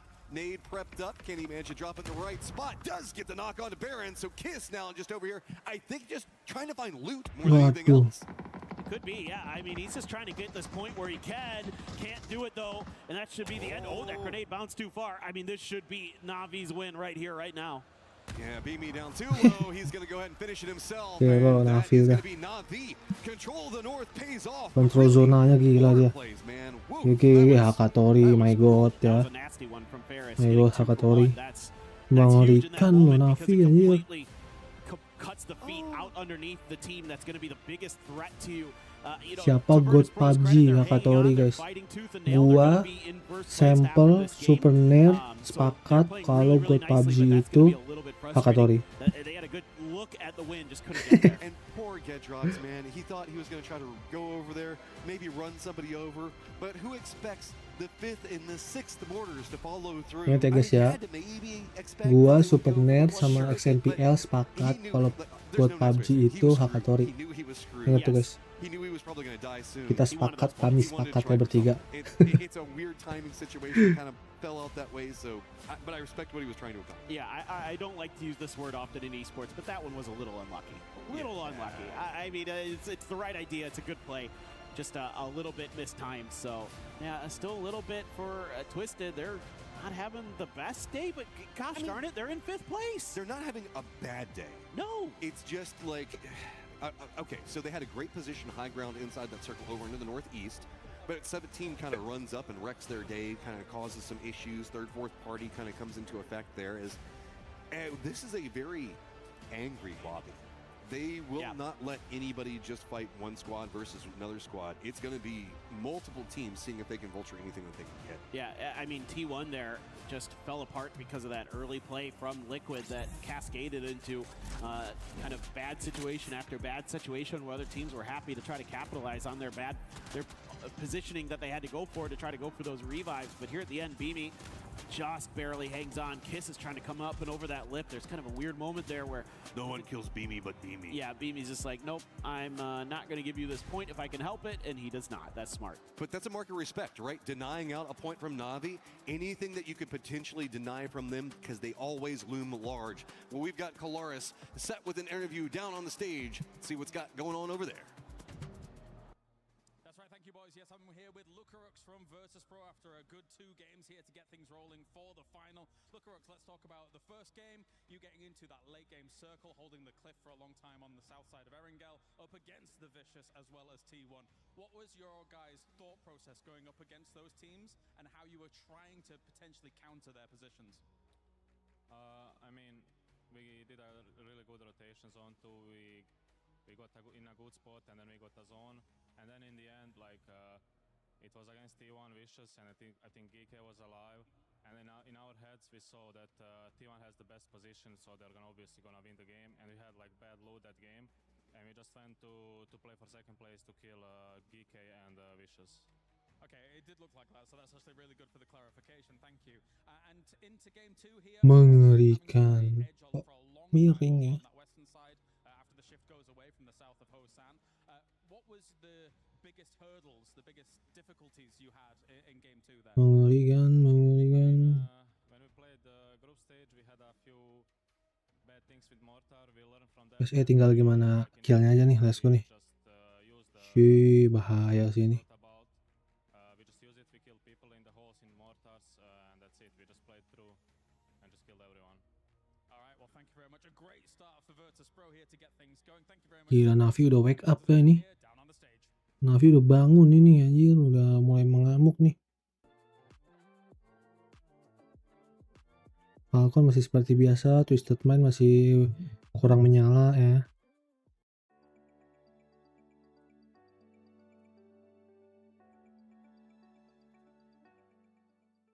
Everyone is playing, you're not yet. EWC Play is your all-in-one platform to compete in fantasy, pick'em, and quests for a grand total of $300,000 in prize pool. Build your dream fantasy team in 5 different games and tables. Predict the winner of every game, every group stage, and every tournament.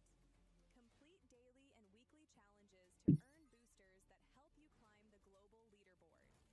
Got what it takes? Join EWC Play now.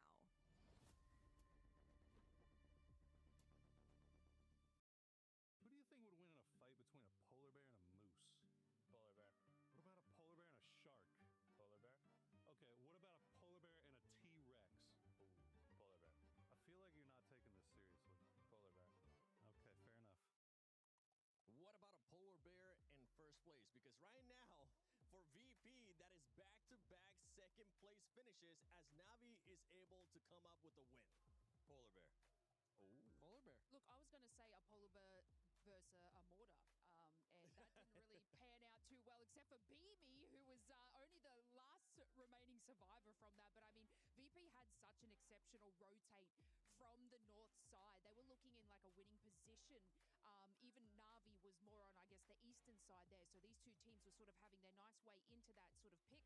But, you know, they did sort of move further south into that. And unfortunately, you know, didn't really get to hold on too well. But I mean, BAME was like that survivor against that god crazy attack. Yeah, and it just just goes to show you how good VP is when they're playing their game, right? We heard Lookrux talk about it. Look, we had a great rotation. We knew that was our timing. We got in the spot. Hey, our gear wasn't great. We knew T1 was going to win that game, so we just made sure to push Vicious and Geeke to make sure that we got second place. That type of decision-making is what makes a team like VP so difficult to beat when they're playing their A game. I mean, it did make them great at getting their points. It also opened the door for Na'Vi to sort of find themselves the first sort of jump start in that end game, opened up some space for them and let them get a couple of extra kills. So VP totally made the right choice. And then as we get to this, you see Ferris right here capitalizing on that fight. And there's nothing cooler when you're Na'Vi in this situation than looking down the barrel of the scope and seeing Myth and VP fighting, the top teams battling it out, and you get to take those points away from them. Yeah, we're making sure and talking about earlier some of these top teams that perform really well in groups, maybe having a slow start or being forced to have a slow start by some of these other squads. That's currently what's happening. T1 was not able to follow up on that win that they had earlier, Lace, as they ended up being in 15th place with just one elimination. Yeah, I mean, see, this is what we see from this roster. Like, it's either go hard in, like, with one match and then it's a slight fall off. But no, they're going to be able to bring it back in the next couple of matches. I mean, we've seen the points. They are, like, quite steady up on the leaderboard there. And I don't have any sort of, you know, doubts that they're not going to make it up there. But, yeah. Look, I know we were talking about conversions of, you know, able to get these eliminations and then getting the win. I was kind of a little shocked about the chicken dinner for T1 this early on because I thought it was going to be more of like a kill race for them.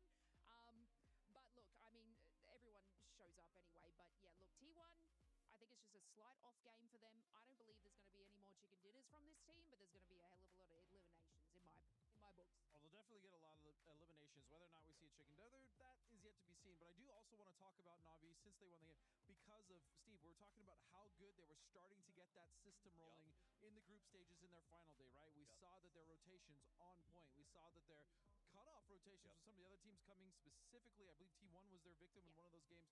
So, man, they are really starting to get their macro down, which makes Na'Vi the scariest. And I like the strength of their mental. They went out in 14th with 0 kills in the first game, right? So they came back in. They said, okay, we got to make that adjustment. They didn't sort of shift off or get worried about it. They came in, they had a really good game. They walked away with the win. And it was a reasonable win, 6 kills, right? So it wasn't something where they were like, we got to go hard on this one. They played strategic. They held their position. And I think that's what sets you up on day one. Teams that stick to the system, that play smart and salvage points are the ones who are going to come out ahead by the time we get to 3. Yeah, and you were talking about a team that was able to bounce back. A team that wasn't able to bounce back in the second match was none other than 17 Gaming, as they ended up just getting only 2 eliminations after finishing the first match in 11th place with 0 elims. But we're going to be starting a new segment, and that is the Lace Memes Clip. Is that what you want to call it, Lace? Laces, memes, adventures. I don't know. I just made up that jingle on the spot. That was a cute jingle. You know, you would assume Gam would have escaped from the early altercations with Falcons here. But no, not Glories. This man's just going to sit in the back seat, having a sip on some juice, and just relax a little bit and see what happens. The fact that the Falcons had to return to this position to be able to eliminate him, not understanding that he is literally just hiding in the exact same spot where they killed the earlier teammates, is my meme of the day. And I mean, it writes itself. And you couldn't see his face, but throughout that whole segment, he didn't even have his hands. He was giggling. He was just like, they don't even know I'm here. I was just sit and wait it out. I mean, I did think that he was parked inside of the car. Something that, you know, I think is interesting is this is, again, that showing how these end games are changing dramatically, Godspeed, over the fact that we can now destroy terrain. Like, if you go back to what the game looked like a year ago or farther, it's very different in how the end games go. A lot more teams making it deep, and it seems way more challenging to me in terms of how you figure out how to survive when you get those final 6 or 7 teams, Godspeed. Yeah, I mean, we talked about it in the green room. It was an observation that I think, especially, I mean, that was never really a thing, right? Especially last year, all last year. It's just if you were in a bad spot, if you're in the center, you got mortared. That was it. There was no cover. If you didn't have a car to kind of help buffer that zone for you, you were cooked. So I actually think this destructible cover or terrain is probably one of the coolest additions because it's really allowed these teams to flex in those endgame circles. I agree, because like it gets more teams into the end zone, and we love a chaotic end zone as well. I do. I love me some chaos. And I Shadow, love me some Shadow. digging that we have been able to see. Don't get me started, all right? Don't get me started, because I don't want to get on the hype train again. Oh, if that would have swung back like a good Australian Bama ring, that would have been sick. But at the end of the year, we're going to be having something special coming for all the esports lover, and it's none other than Esports Nations Cup.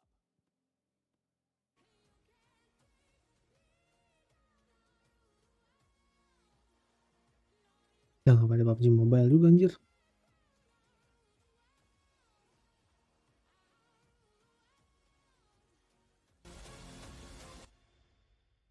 Oh NC.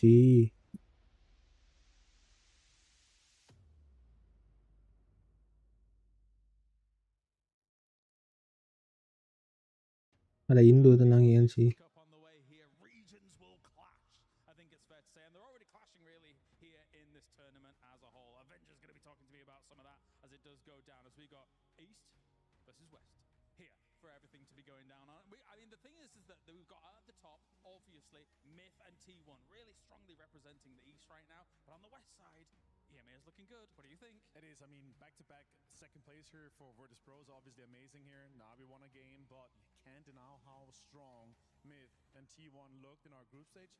For sure, they're going to be able to carry that into this finals here for sure. And I'm really excited because it's two different types of strategies we kind of see from them. T1, they're looking in a proactive way for kills to kind of have that impact, where Myth is like, okay, we're playing, of course, smartly for these kills and for the chicken dinners, and we've seen them consistently get those in the groups. I want to see that convert in the finals as well. All right, tell me about the West then. Tell me about those teams, if they're going to be challenging for the top spots here as well, because we've got some great contenders in EMEA. Of course, there's always Falcons as well. There's some big heavy hitters here.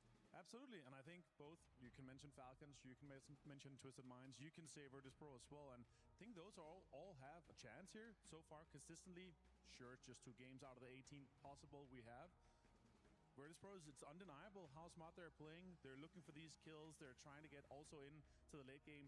We see clutches from Lukarux. We see clutches from Beamy. We see all of these guys are equally contributing. So, yeah, honestly, for me, top pick right now, if I had to put it from EMEA, had to be VP. I was happy to hear from Lukarux, of course, as we just got that interview before, because, again, they know exactly what is... When you watch it all play out, right, they knew it was always almost going to be impossible to take down T1 where they were. So play for the second, see what you can get done from there. Take the mature decision in those moments, right? Yeah, exactly. And we saw it's a 3-point clutch. It's 2 kills. It's eliminating one that's in your 3rd place, right? To getting that 6 points for the placement is absolutely insane. The way he did it as well, playing under immense pressure inside Molotovs, inside smokes, around cars. Sure, they were a little bit passive, but still, you have to be proactive. You have to kind of try to grip that and make it your own choice. Quick pivot back to the East. Sure. China, 17 gaming. Do you think that they can rise to the occasion and bounce back? I sure hope, because we always see they're a favorite, they're a contender, they're up there, but right now, I gotta say I'm nervous. I don't Sebentar guys ya. Kalian nonton dulu sendiri anteng-anteng, jangan pada ada yang ribut-ribut berantem, oke? Kalian nonton, anteng, relax.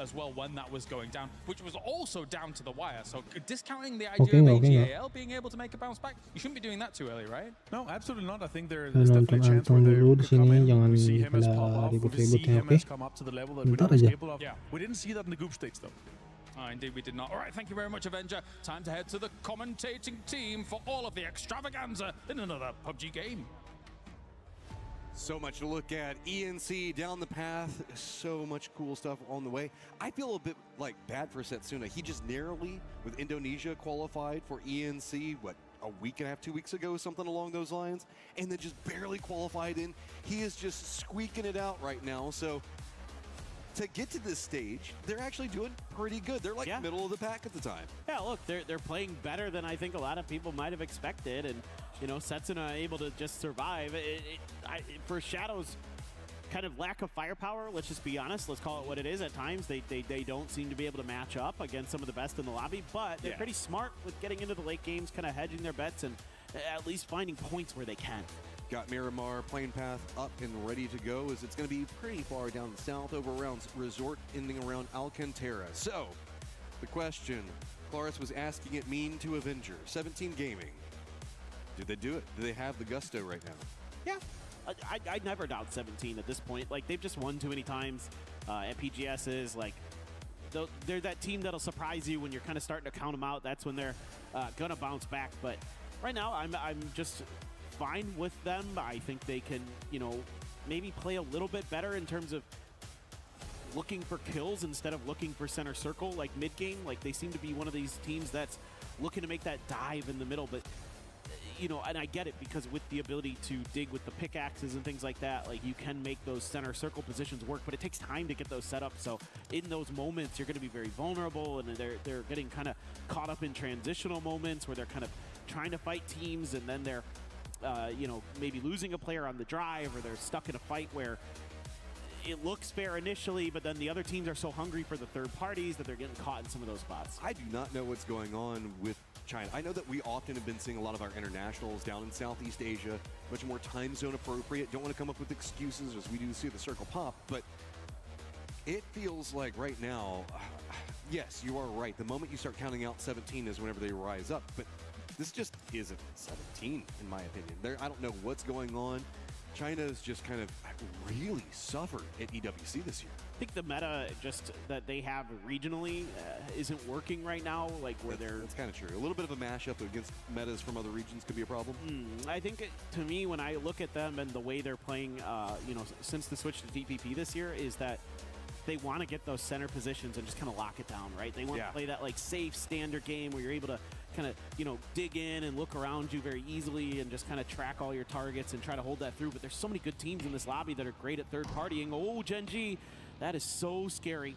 Bolt in hand, and they aren't going to continue to try to put pressure onto Quizzy. Vitality going to thwart. You know, we've seen this from Gen G where they look for these early picks a couple times in this event. It actually has worked out a lot. They just haven't been able to kind of scale into the late game off of that. So that's going to be thwarted this time, though.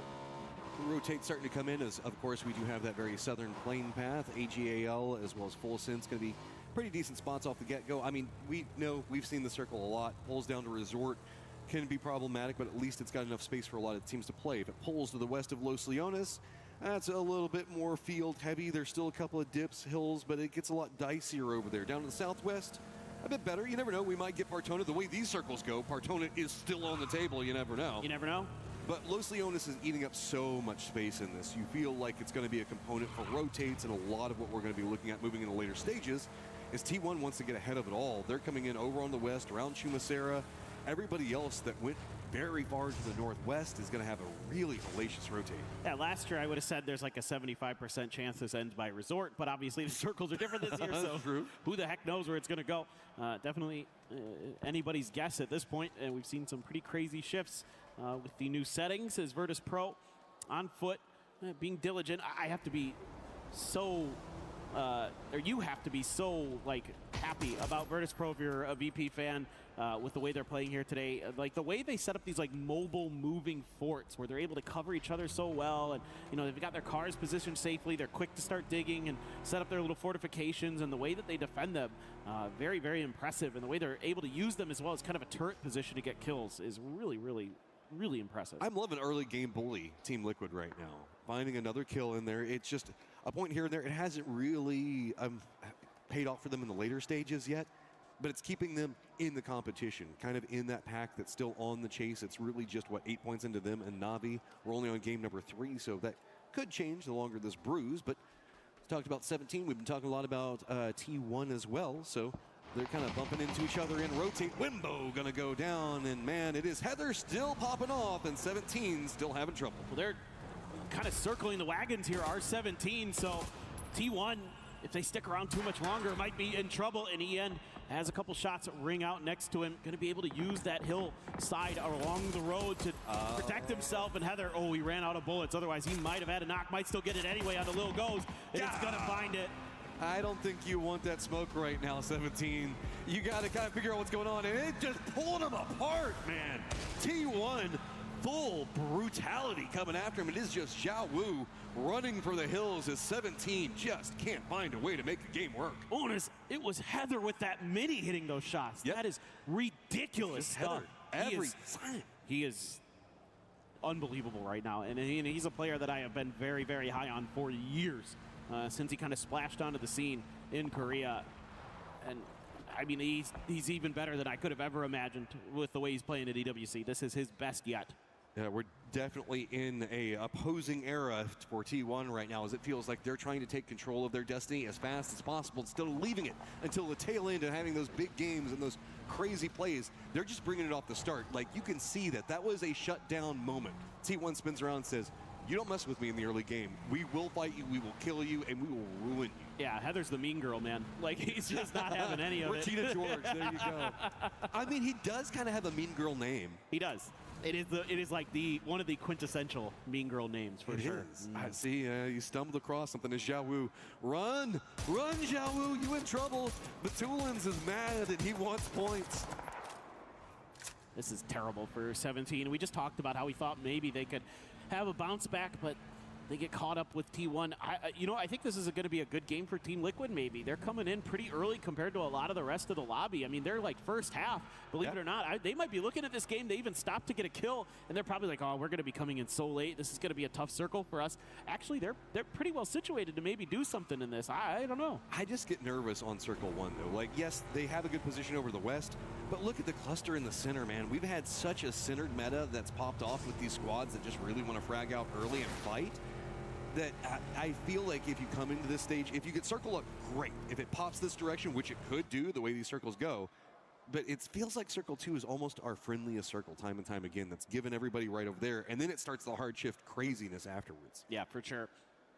It usually, too, is still going to be safe enough that everybody's fine. This is Vitality? Yeah, Quizzy's trying to get the heck out of here. Geeke is going to see him on the exit. Seems like it's going to be A-OK. With Hello My Bad driving there. The Coop offering some pretty good protection with that low-hanging roof that it has. Blocks the bullets pretty nicely, so they will get away. And Geeke going to be on the very outside, the very last team to be getting into the circle, at least as far as we can see for now. Falcons doing a very eastern wrap to come into this. Myth, a very western wrap. Everybody else just kind of coming in from the north. Xiao Wu's going to continue to find squad upon squad passing him by, but I think he's just kind of hunkered down out there as VC does stop. I think that they're just trying to scout, though. I don't think that they're really on the hunt for any solos or any remnants hanging out over there. I think he just kind of, I don't know, did he get any of the blue chips? Did Xiao Wu, or did he just have to run? I think he just had to run, didn't he? Good question. I'm not too sure. Maybe he tried to circle back for it. We didn't get to see. Or he's waiting there to circle back? Could be. I mean, there's so much going on the map right now. I didn't catch it, so I'll have to wait. I mean, he's probably thinking about it at the very least and would love to. It's still early enough that if he could get them, would be a nice chance. And he has a revive station not too far. Okay.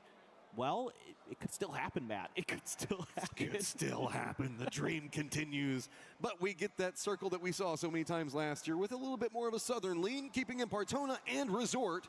So our squads from the north around Los Leones just going to have to condense in. But the long wrap coming up from Falcons as well as Myth probably going to pay off pretty big. Yeah, actually, Falcons are going to be not too displeased with this circle. Once they can get in there. Virtus Pro as well, perfectly fine with this because they're going to be able to skirt past AGAL, get a little bit more southernly shifted, get those cars into the warehouses, get them safe as well as they can. And meanwhile, AGAL is busy looking at some stuff going on around them. Team 1 making the move right by Full Sense. They have Shadow Esports just ahead of them, but Shadow has pulled up shop pretty well south up on the compound. Meanwhile, T1 is going to take this edge of the mountainside. This is such a great spot to play if they can keep the defense on there. Really, it's got a couple of vulnerability approaches, most notably over into the west, but I think that they're keeping the player over there waiting. Falcon's going to wrap into the south. Could be bumping into Shadow like you were talking about one moment ago. VP's going to make landfall right next to Na'Vi. Those guys had a little bit of bad blood after last game. AGAL running a 2-2 split. Does keep control over territory, but it feels a little bit dicey if anybody opts into a crash because that has been a theme. Go for a 2-2 split too long in this, and boy, suddenly it's just a full man like cloud core that's on top. Because of how aggressive some teams want to be in the middle of the game towards the center of the circle. Anjir 17 tiba-tiba options you usually have. Ratu If you're T1. not confident in your edge fighting, you got to take a crash, you got to take a play. And I'm right there with you, Matt. I'm always looking at those 2-2 splits on the map to think, okay, when the circle starts to close for 3 especially, I'm like, you need to group up and you got to find a way to do that. If you can't, you are going to probably run into problems where you are in an odd man fight. I mean, even if they don't have, even if everything stays fine and AGL tries to just regroup off of this in a little while, they're going to have to deal with T1, Twisted, I think, should have a sight line, VP, and maybe Na'Vi, all trying to catch anybody on a rotate there. That's, it's not a long rotate that they have to do, but it's going to be a scary one. No, for sure. It is. And if you want to see a team that does 2-2s really well right now, that's T1. Like, they probably have the best 2-2 split game that we've seen here at EWC so far. They run them constantly, and they're always in good positions where they can group up when they need to. They're really good about the timings on all of that, so that's been a big key to their game. Myth as well, a great edge team, very different play style than T1, and they are making it work for themselves very nicely. GK is going to be like, we know we're coming into this late. Let's get in the plane. And by God, if this goes Partona, they're going to be in a great position. Yes. We still got a couple of seconds before we figure it out. Game's a little bit gate kept out right now, but it's by Vitality, who's trying to get into the circle. The northeastern area that they're playing from is pretty fine. I think that Xiaowu has gone back and he's tried to collect those blue chips, and he might be making a path back over to Res Beacon to try to rally back in 17 Gaming, but this is going to be playing from the back foot without a doubt. Myth is also called an emergency pickup, not going to be in their position, but if the circle plays it, no Dolly Partona for us. We did our best. But we're going west to Resort this time, so that field that AGAL in is dead center. That's a rough spot to be in if you're not already in one of the compounds that are around the edges. You're going to be kind of forced to play around those irrigation machines and the sprinklers and all that other accoutrement that sits inside of that field proper. Pow will fall. Belmoth going to claim a point for full sense. Vitality moving around the north side here. They're going to be able to skirt Twisted Minds, who's got a bit of a setup on the edge of Resort. They're going to be holding the line right now. Nothing too dangerous just yet. Yeah, it's mostly just Vicious having a problem. GK trying to just find something in here. Remember, we saw them trying to go for a little bit more of a desperation play to get into a point. They at least found something, but it's going to be Genji just to the north of where they're playing. Duckmai is going to be coming on the other side, kind of a bit more to the west of what we see going on over here. AGAL holding down those sprinklers and everything you were talking about just one moment ago. Team Liquid's got to bully their way into the east as there's not a lot of territory to be had. It looks like Myth going to try to make landfall right on top of VP, and that is instantly punished, man. VP just Ente bang salah turun sih VP. Mid. Goodbye mid ya. Ente. You just eliminated one of the biggest threats in this lobby, and you're going to be sitting pretty central-ish of the circle. dapat 1 kill Very tambahan nicely done there. I think Myth just feeling like they didn't have a lot of good options. I would have rather seen them just try to fight bottom edge, but meanwhile, Full Sense is losing players to Team Liquid. That's over on the west side. Full Sense has that high ground warehouse that's just above their position, along with a player next to Team Liquid. They got to dig him out. But here's the problem. T1 saw that firefight. They're already moving down the hillside, see if they can get a piece. Team Liquid still has Kurt down, but just managed to get the res right as Ian gets there and gets knocked onto Cowboy. So suddenly Team Liquid just trying to fight for a position inside the circle. Thought that they were starting to find some successes. T1 just runs in and snatches it away. Look at this. Full Set shows up to the party and immediately Tanadol does Belmoth with the grenade. Gets Curdy gone. And Team Liquid all of a sudden crumbling. The real question is, how much does T1 want to come in? They're paying the price. It's actually D from range. Gets the knock on the Ian. Duckmai even trying to get a piece of that. Himas was also trying to get involved. So T1 continues to roam over here. They keep one of their players and Heather over in this position to go for the res. Raining is going to go ahead and try to see if he can get over there, provide some support. Type has actually jumped over into the northern area. Has got a compound right as 17 is coming back in off of their recall. And it's going to be right next to Xiaowu, so T1 still looming large back behind all of this. Is how good is the defense going to show up for Team Liquid? Because I think that T1 wants this. Yeah, for sure. By the way, that was about 600 meters that D just got that knock on the EN with the M16. Disgusting shooting there. As a Cowboy playing front door, going to close it. They're opening up for a little bit of a barrage, expecting T1 to be behind that coop, but they're actually not. So they're going to first start with the molly to try to force them into other windows. I would assume that the grenades are going to follow up into the right-hand side. Yes, but nicely dodged there by Luke. He's not going to take any damage from that. EN now looking to try to flush him out, see if he can catch him going back in. Cooks the grenade well, but again, Luke, very nicely done to avoid any damage. Just a full push. You can see the Team Liquid was hoping maybe they could stall this out enough that the third party could come in. Not going to find much, but Cowboy does get the knock on one. Type instantly lands back over here. Assist, and of course, it's going to be Heather that gets the last, killing it all. T1 finds 7 kills already, but it's now Genji's turn. Is this time to fight up in the northeast? This isn't even near the circle. Vitality just pounds Vitality datang third party dong. Gets in here. They're going to get dealt with. Salute with a P90. thinking about trying to stick the res, but Digas nggak sih? sound Nggak here is serius? going to be oh so important. Gila. Grenades up and over the top, not finding anything. Salute finds one. That's Gedrock's down, looking for a little bit more, using the safety of these crates to try to hide. P90 in hand, goes around the outside, finds another, but he gets lit up. Yeah, the hunt is now on. Quizzy going to be leading the path around the side. Can he get another? No, Genji gets eliminated. Vitality plays it fast and furious. Ente salut. Into the circle though, but Anjir nggak mati sih itu. their own, sitting at 7 and a climb coming up for them. VP's got a great position in this new circle as Falcons now also going to be touching the safety of the circle. Hajar Falcon SE. 2-2 split coming up from Shadow. I like this from Falcons. You're going to be pretty safe underneath this Aduh, hillside. Navi-nya There's rusuh not banget a deh. ton that Shadow can do about it. My real question is how much angle does Navi have? Dan And it's probably jauh. not much, given that, again, everything kind of uphill in front of Falcons. So you're at least going to be able to find some level of safety here, depending on how Cabut much sih the pasti. next circle hard shifts. You will have to do some driving potentially, but maybe you can find that pick onto Shadow Esports and make that aggressive maneuver. As we can see on the map, there's Yeah, a big yeah. to split. Oh, Quizzy, no.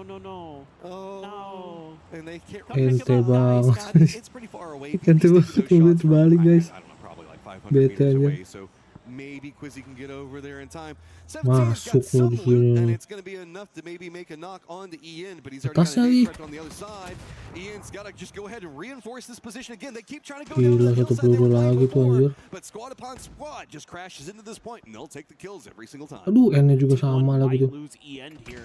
That wouldn't be the end of the world. Wah, Grenade gila, around the bomnya. corner. Wenbo heading Serem to the banget. other side, so he's not Gila, gonna langsung make any nyangkut damage. gitu bomnya There loh. isn't much heals, isn't much to work with for this beat up, called back in 17 squad. Type finds one. This might just be Panas ya more bunyi points dong. going to T1. Oh, what a spray from Wenbo with the MP5.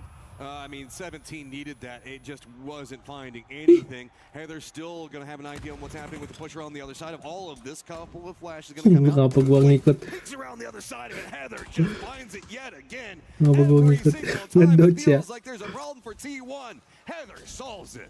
Dude, he is so good. That was a perfectly Gila, placed stun, T1. and that nullified that pump shotgun, and it's going to put that into the hands of T1. There is Duckmai looming on the edge of this fight. He might have a role to play in this. Type might be in trouble. The longer he stays out there, the more likely he is to die to a backstab from Duckmai, but Duckmai isn't really looking into this just now. Wenbo, I don't think he has any health left to use to heal up. He's just Mati on a deh sekarang sliver, nih. and that should be it. There you go. Dah. Gila, T1. Kuat banget anjir. Serem T1 serem banget. T1 still knows that the hillside that they've been kind of bouncing back and forth between is going to be open behind them. They should feel good with that. Duckmai's got to make a run of his own. Vitality needs to get in the circle. Nothing going to feel good about it. Twisted, how on earth do you get around Na'Vi to get into a circle that's going to have Falcons to the south and VP defending it all? Yeah, this is really nice for Falcons. They're able to just quietly backfill Shadow Esports as they finally group up into 4. Shadow going to be making another deep run into this one. 3-1 split in the current circle. They've got a nice compound. Should find themselves some pretty good placement points at the very least. Vitality, one of those teams on the outside, but I think they're going to have to just kind of fight their way through AGL to get a spot in. Oh, Wah, gila. Doesn't feel good. There's one down. A lot of damage onto the rest. TK still sama tinggal tendang. Other side of it. Perfectix nowhere to go. Batulans isn't over here. Expecting Gila, this to go kasihan bad. Twisted He main stayed sih jujur behind, aja but sih. now he's all by his lonesome and back to the Tiga state life. Tiga tim ngegas dia loh. VP, Navi, Falcon. Lihat dia semua anjir, dia mau gimana Cok? Nangis doang udah bisa. Buset Nixi. Santai bos. Ya. Nixi ini buat Mickey nih. Kalau kayak gini caranya gerakan. Ente banget sih anjir. Looting tempat sebuka itu. He is coming into this mad, man. I don't know what is going on. Na'Vi does manage to sneak by the positioning from VP on one side, but that's going to make them a bit more vulnerable to the Falcons' position. Batulin's going to just try to creep in, but Favor is still back behind for Na'Vi, was trying to cover, make sure that VP couldn't get too crazy on him. So he's still pretty isolated. If he runs down that hillside, he is going to get punished quick. Vitality did find an entrance up next to the sprinklers, and it's going to be near where AGAL Gila is playing. T1 lu dapat But lagi that lu. also puts you next to T1, and as you can see, that's never a good place to be. Nope, that is about the last place you want to be in any circle. Udah 10 kill aja dia. They're a man down and they're still happy to try to take a fight. I mean, they had some room to play with to try to play it safe, but that's not going to be the name of their game. That Aduh, Molly right in berat. front of the T1 Saya player sudah kena. faces. The mortars coming through, trying to find that flush. Hello, my bad. Has that P90 that he picked up off of Salute's body. Good blue zone. And And he's going to run out of the blue zone grenade, has to go for that first aid. AGL looks like they want to get a bit more of what's going on, but they do spot out the 2-1, so that's going to be twisted now down. Now, Ketahuan deh kamu sama Dakmai the sneaky snake back behind all of this. The solo trying to get involved. Circle pops away, and it goes right to Shadow Esports.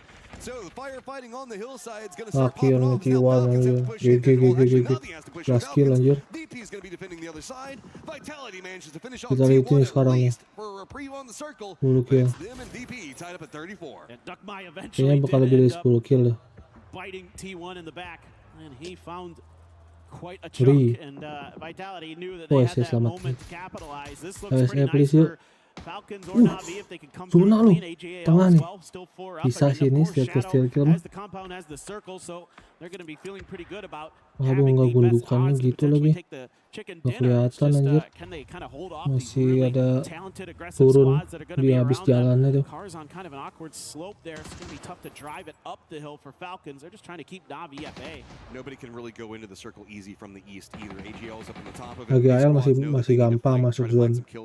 Nah, udah perang tuh VP, Navi, Falcon dah. Kalian perang dulu bertiga deh ya.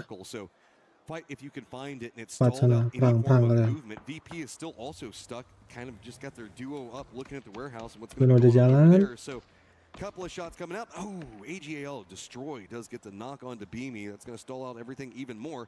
If anything though, this is really big for Vitality. Ya, seperti gue bilang, Indo kalau udah dapet zone, kalau WCD fix. Tim Indo kalau udah dapet zone, zona enak pasti WCD percaya sama gue nih ya.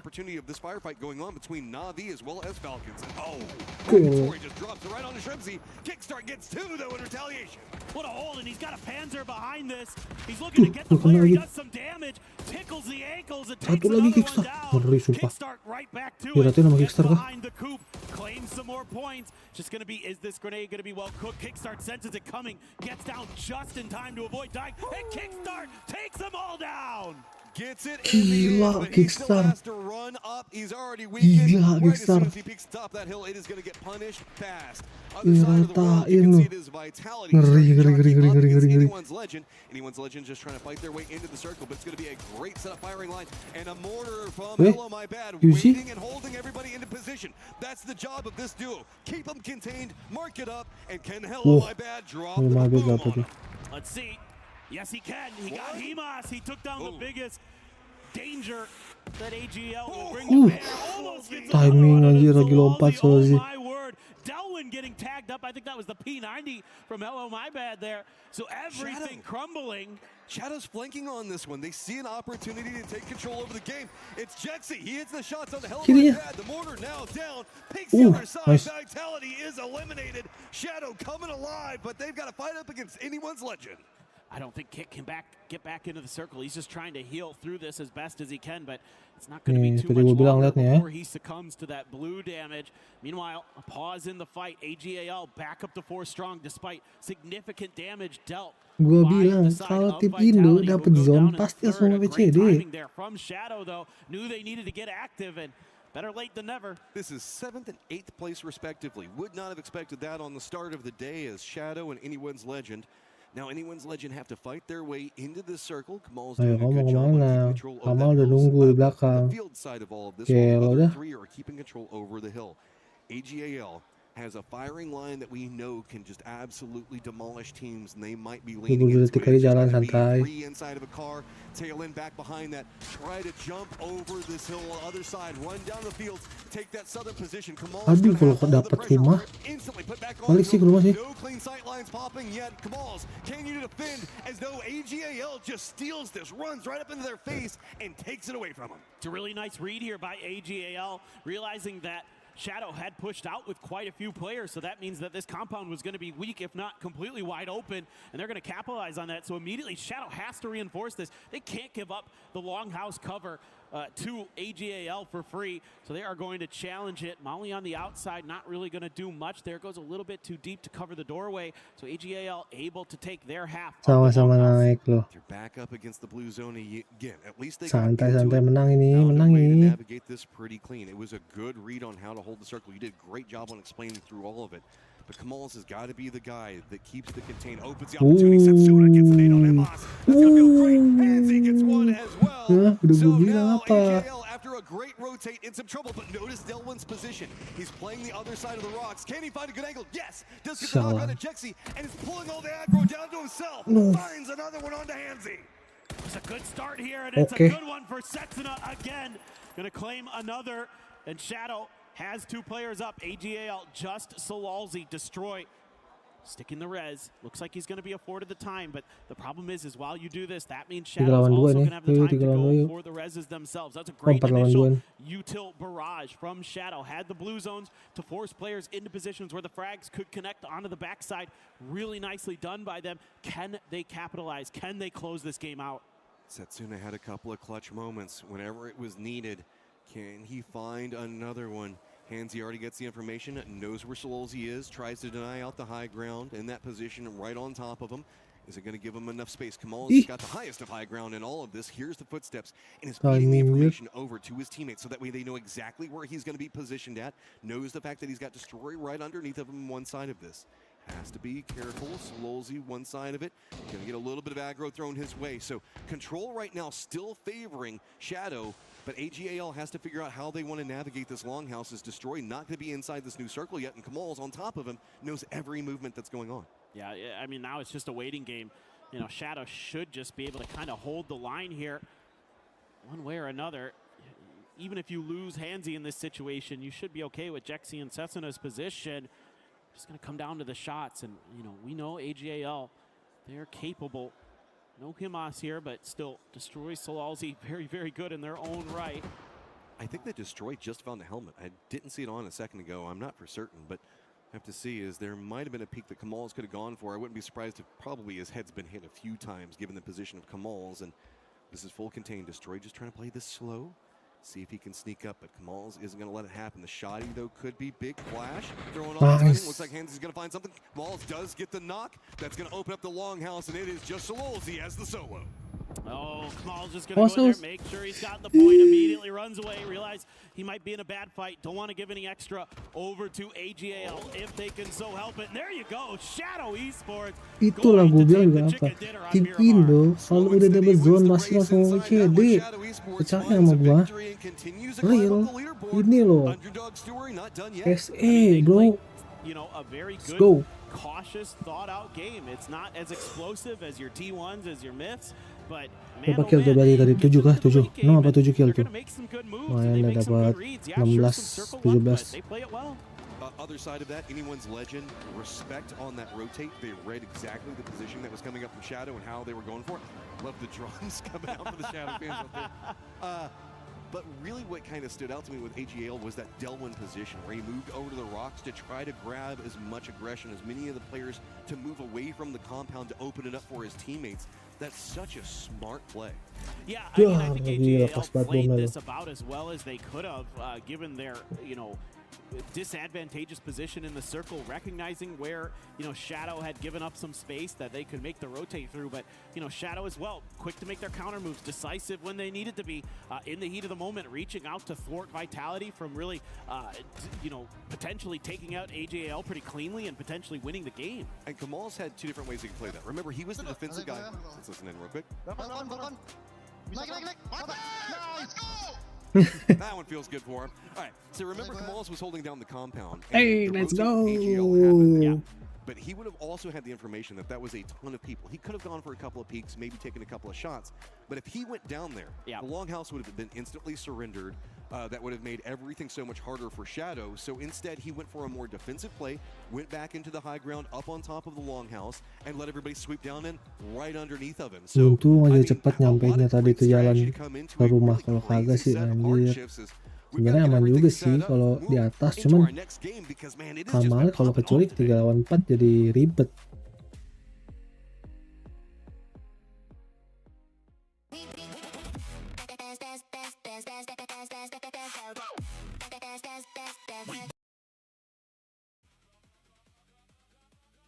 Nice, nice.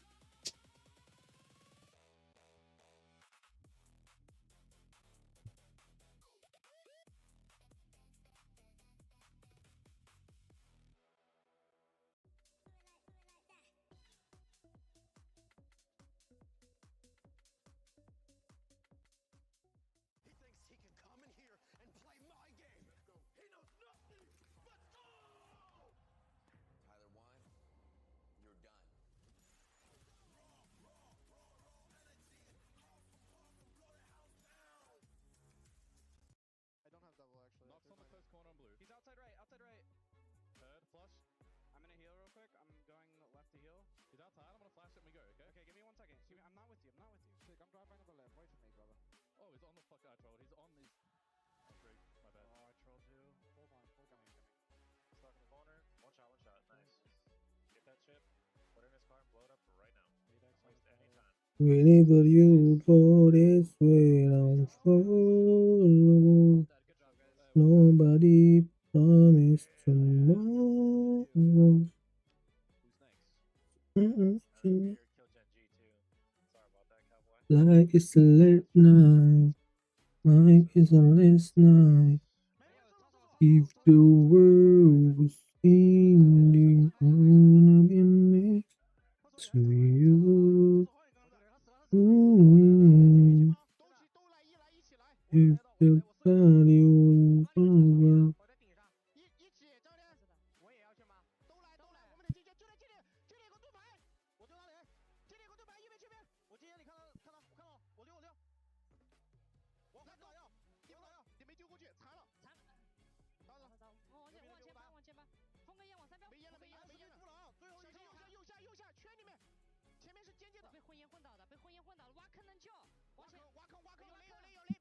All right, we're here at the EWC Parkour Challenge. Now it's time for the incline slab. Polaris up to bat. Let's see what he's got in store for us on this one. All right, he's making his run. He's got up there. Oh, the arthritis. Ngapain sih? He landed it. Banyak. He makes it. That is a huge win for Polaris. Paper Thin here bringing you another event from the EWC Parkour Challenge. Polaris going to attempt to go for the gamer gear lift. Let's see what he's got going for us. He's coming in. Oh, the interesting. Oh, it's so heavy. It's too much for him. Can he pull it through? He's trying. Oh, okay. Just goes in. All right, we're back here. EWC Parkour Championship. One more event to go. Polaris, can he pull off the old man army crawl? We're going to have to wait and see. He's going under. Pretty good. Pretty good. He's rolling. Good technique. Good form. Slides through. He's up. He's through. He's done it. He's got it. The EWC Parkour Championship done really well. Apa ini mouse gua? I want to get your thoughts. I know you're winded. That was a tough one. How did it go? Gue gerak-gerakin tadi nggak mau anjir. I think I did enough. I just want to say thank you, Mama. What do you got to say to your fans out there? Everyone who believed in me. This is for you, man. This is for you. He's done it. Emotional stuff here from Polaris at EWC. What a performance. What a performance. A team that nobody was expecting to even be in the finals or even end up showing up in the finals. And from the shadows, Esports is able to get a win, Toffee. I get where we're going with that. They did get a win. And you know what? I got to give them respect on that win. Sure, they had a ton of utility. They had a good spot, but they really outplayed AGAL, who was a, remember, favorite to potentially win this event. So you got to give these young lads, first EWC, first huge event, props on that sort of ability. Was plenty of opportunities for them to throw that fight, right? Sure, they didn't have to do much. Yeah, they had the circle, but they played it absolutely perfectly, right? Even the end, when they baited, I believe it was Sololzi to get on that roof and they still got the kill. That was perfectly played. So they knew the win condition was roof control, and so they jumped off saying, "Oh!" And so I was like, "Finally, they made a mistake," and he climbs out. Easy bait, man. I loved it. The patience that they were able to showcase was impressive too. Waiting for the right time. Love to see that from Shadow and just continuing to get all this experience to maybe carrying that on throughout the rest of the year. But other squads, honestly, T1 being able to bounce back with those 11 kills, Lace. Yeah, I mean, look, I said it in the previous game. It's not going to be another chicken dinner for them. And no, it was not. But the high eliminations were exactly what this team set out to do. And I mean, I'm pretty sure it was like racked up to like 11 points. They cleared out that northwest side and they kind of set their sights on Vitality to be their next sabotage. But unfortunately, Vitality got the handle of that one. I'll tell you who they hate.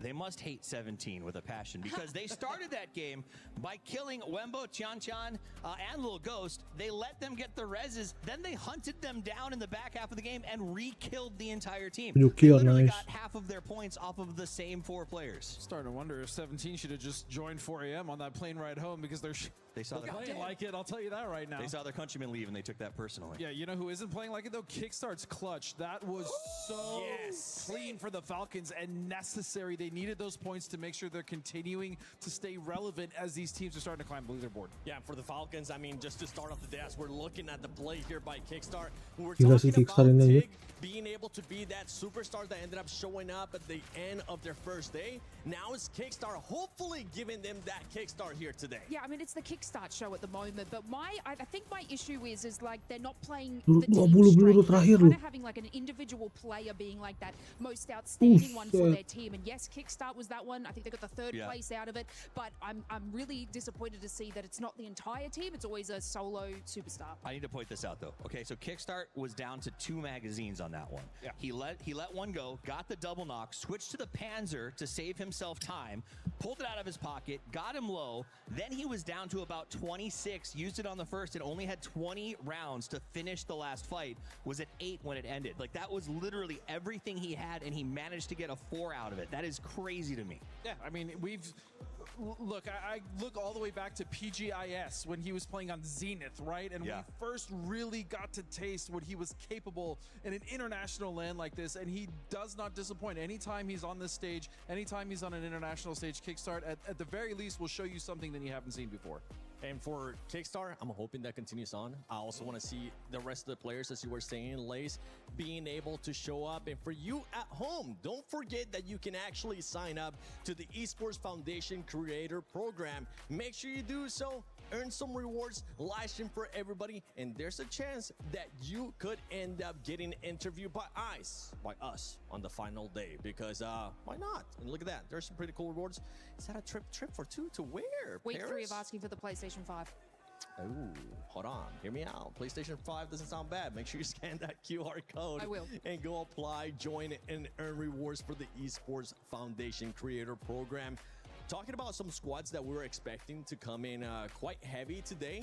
Myth, I'm not gonna lie, Myth has kind of been a little bit disappointing to me today. Look, I wouldn't say too much disappointing. It was kind of like a great start for them. Yeah, it's a little bit more slower in the reins, and for them to sort of go out early in that match was kind of the golden gate for everybody to catch up. But look, they're still in that top sort of section of the leaderboard, so it's not counting them out just yet. It is very super close. Like if you were to go to the next match, you can see how incredibly close these points are. And look, if anyone can bring it home and make those conversions, it's Myth.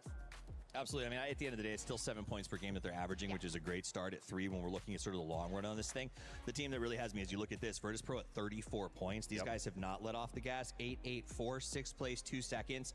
They look good right out of the gate. When you got a player like Beamy sort of on that team who is probably one of the best that does it, like this is, you can't let them get ahead. It's going to be who wins in a fight, a polar bear or a hurricane, and it's always a polar bear. I think something else to note about Myth too is they were seen as the biggest threat in the tournament, so they have the most eyes on them, right? They do. That's true too. It makes sense that a lot of teams are going to know their rotations, they're going to know exactly where they're going to want to drop, and they're going to try to punish them because they know how powerful Myth is. And that is exactly what happened in that last game. That was a rotation that they got cut off on. We've seen that before. Everyone goes home and gets ready for finals, and the first team you watch all the videos of is the team that won, right? So that is sort of sometimes how it works against you. And Myth, maybe a little bit of that, but you know what? They got a 16th at 0. That's their one bad game. They're allowed. Yeah, they could end up just readjusting. Only 3 matches in. We do have 3 days of a lot of gameplay. Something that I did end up noticing, though, when we saw the first page of the leaderboard was how frag heavy, how kill KP heavy is those first 2 squads.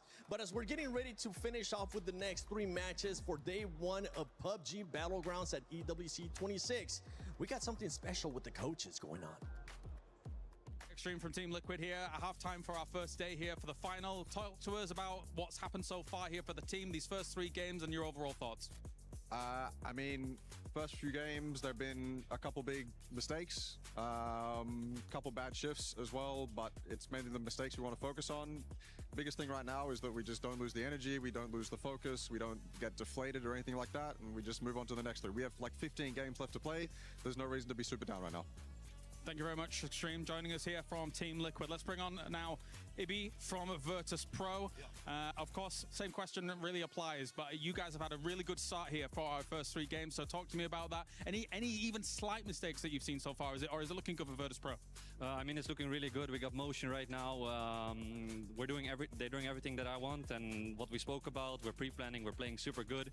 This last game, game 3, we had some good zones. We made some minor mistakes, so we lost 2 people, and we only got like 6 points. I think it could have been more, but so far everything is going really well, and I'm super happy. So we got to keep the motion going.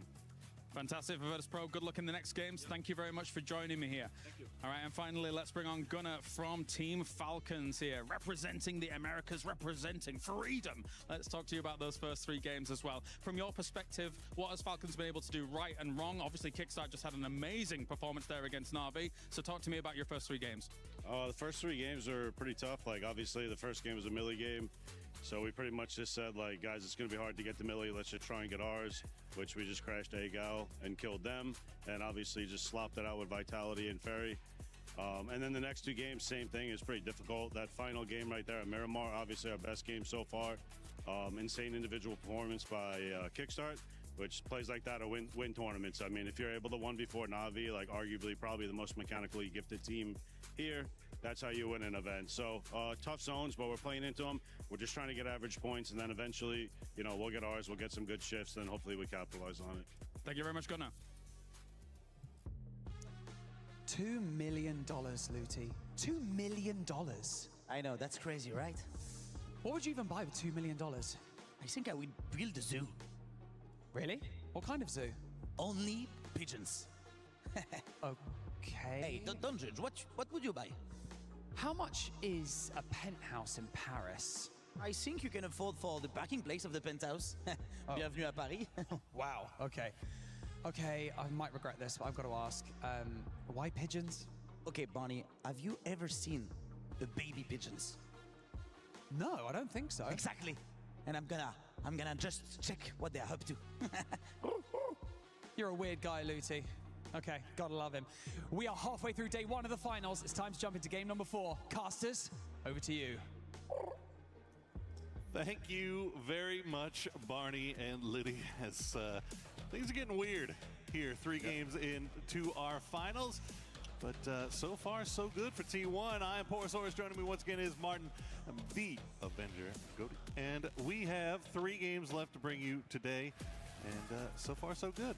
Absolutely, halfway through the day so far here, and some teams have surprised, some teams maybe not so much. But again, we cannot judge that bad. We cannot judge it that bad already, to be honest. But we are going to be going on Rondo, Poro, and that gets me all excited because it's a difficult map to play, but you can really get a snowball rolling on it. Impressed with what Kickstarter was able to do in that last game, but yeah, let's get this playing and the 64 excited players on that screen. Very exciting. You're getting me excited. Oh, yeah. I'm excited, and there's nothing left. Let's go game 4 SE, let's go SE. Perbanyak kill sama dapat placement, let's go. Bisa ini. You know, 3 games in, nobody's really stressed. Nobody's really overly pressed about anything just yet. Obviously, those guys doing a little bit better than most, but right. You know, it's again, you still got a lot of time left to play. Oh, it was good to talk to both a top team, a mid-pack team, and a somewhat bottom team at the moment with Liquid 10 points only in 13th place currently. But again, those kind of small, fast segments, I gotta say, production value is at an all-time high here at Esports World Cup 2026 in Paris. We are starting to the northeast over Hime Town and going all the way down to the south side. Targets be going into Ringyang, and we could I think it's a very high chance we could see this kind of eastern 50-50 circle that closes in on Yonggu. So let's see where we do end up here, but yeah, just anything but a center circle, I was going to say here. Anything but... And that's what we get. So let's see what AGL can make the most of it with the home turf circle. Some teams on that western and southern side don't have as many. Aduh, SE jauh lagi. Semoga ada emergency pickup ya. On those teams. So yeah, let's see how bahaya nih lewatnya tuh. GK, Vitality, PC, terada Navi. Lewat itu ada tim Liquid. Ngeri-ngeri rotasinya. and we are past the 2-minute mark. So that's going to be really interesting to see how far they can take it in this one and for their campaign. I gotta say, man, I've been extremely impressed with how frag heavy T1 has become and what they're pushing throughout this year so far. Oh my gosh, Heather has been an absolute monster. Well, we've seen other monsters in the past, and one of those being Mr. Levante. My favorite grenade, it's blue zone and smoke. I like stack blue zone and see how guys just dying in blue zone. Nate. That is a terrifying chuckle.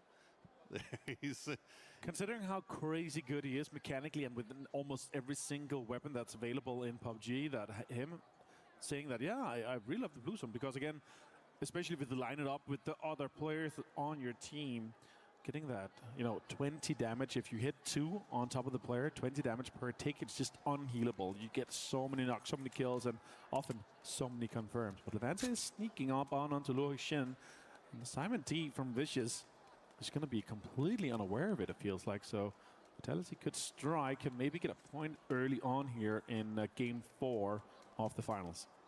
Yeah, I hope he's got an escape plan, and it looks like he does. There you go. Hop right into the vehicle, get on out of there, as he will most likely be hearing Hello My Bad and Gedrox starting to arrive. So Simon T not sticking around any longer than necessary, as Levante will hear him drive away. Know that they have this spot to themselves. Meanwhile, over in Stadium, Liquid going to finish looting up over there. They do have a pretty clear path into the north. Right, yeah, absolutely easily, especially with a northeast kind of south plane path. There's going to be a lot of space coming in from the western side. I could see multiple teams, even maybe Geeky could consider coming in and kind of backfilling that position that Team Liquid will be moving in from. Back to Jadena City here. Great looking city, plenty of loot. If you're a really greedy guy like myself, where you want every single attachment, every single gun, you want your perfect setup, Jadena is the place to go. Twisted Minds and Navi, though, they will be rotating somewhat close to each other here, Poro. We could end up seeing some sort of a drive-by. Sparrow looked like he could end up being chasing, but not. Ends up a little bit differently as the other guy takes shots at them here. Hackator boosting. And what a game it was for them last one, until Kickstart said, hey, no. I mean, that's the name of the game when you get to tournaments like this, right? We talk about it all the time. Your superstar players need to step up and make superstar plays if you were going to come home with that trophy. And that was a big one that Kickstart was able to deliver last time here, as we check in with Virtus Pro. Absolutely. And you remember last time I saw that level from Kickstart? Remember what happened there?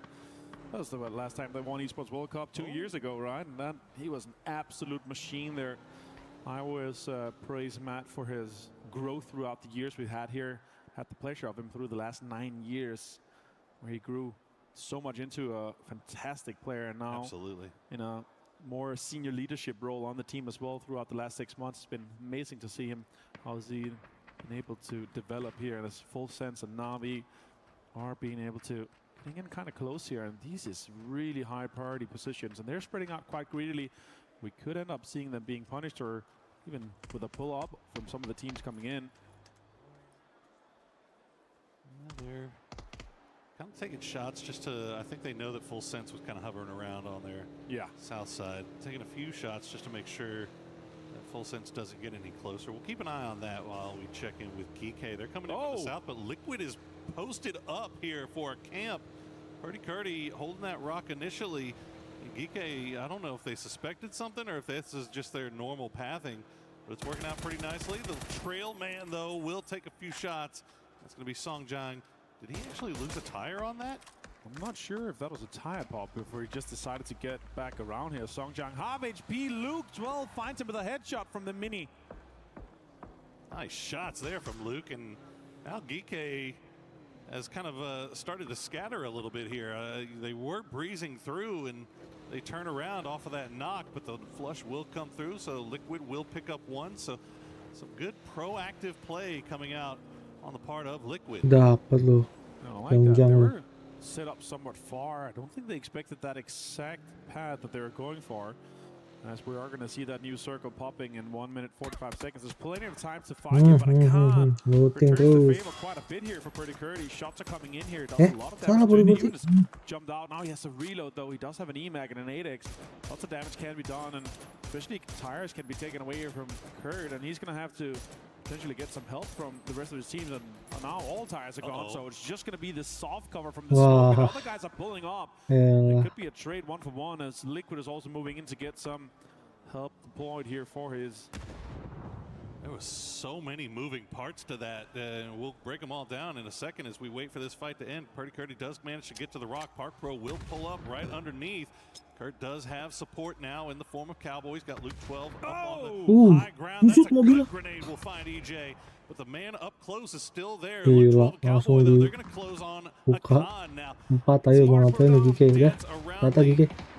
Aduh. Kelo setupnya. Even before the 10-minute mark here, they increased that point by 40% up to 14 now. And what a name to take out, and perfectly executed, especially when you know you don't have any priority into the next circle here. They decide, okay, there's teams north of us, they're going to be coming in on, this is likely the bridge they're going to come in on from. So that was amazing decision making. Yeah, that was just such an interesting one, because it looked like GK had disengaged. I think Team Liquid thought they had left. Right. That's why Kurt went up to loot the box without even dropping a smoke. He thought he was free and clear, but then takes a few shots, and then GK collapses.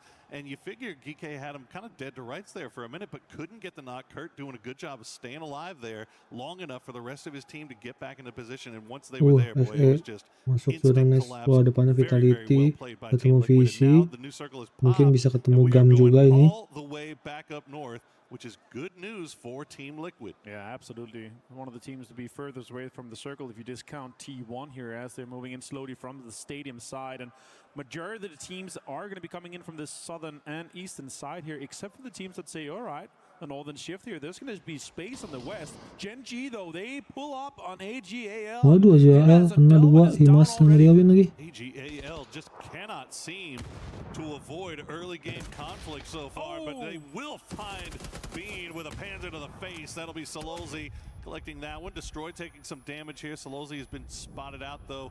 More utility being sent over from Gen G, but Virtus Pro, as you mentioned, they hear this, they see the smokes, they're going to come over here and see if they can get something off of it. Immediately pulling up right to the hard cover. Wow, VP-nya. They will dance around. Destroy gets picked out by D as he tries to escape. D will stay alive. Cabut Via the CD. grace of the smokes for now. Sololzi, he's just going to try to bolt and run. Looks like he might get away with it for now. What a great third-party pull-up here, but other teams are also sniffing at it. It might be a fourth party as more teams comes in. AGAL is out, Sololzi is down to Clarice as GAM also gets somewhat involved here with that. D does get the kill on Destroy as he bleeds out, and now Corexi is thinking, okay, how can we finish up Gen G? He's in the middle there. Shots comes in, an easy headshot with the ace onto D.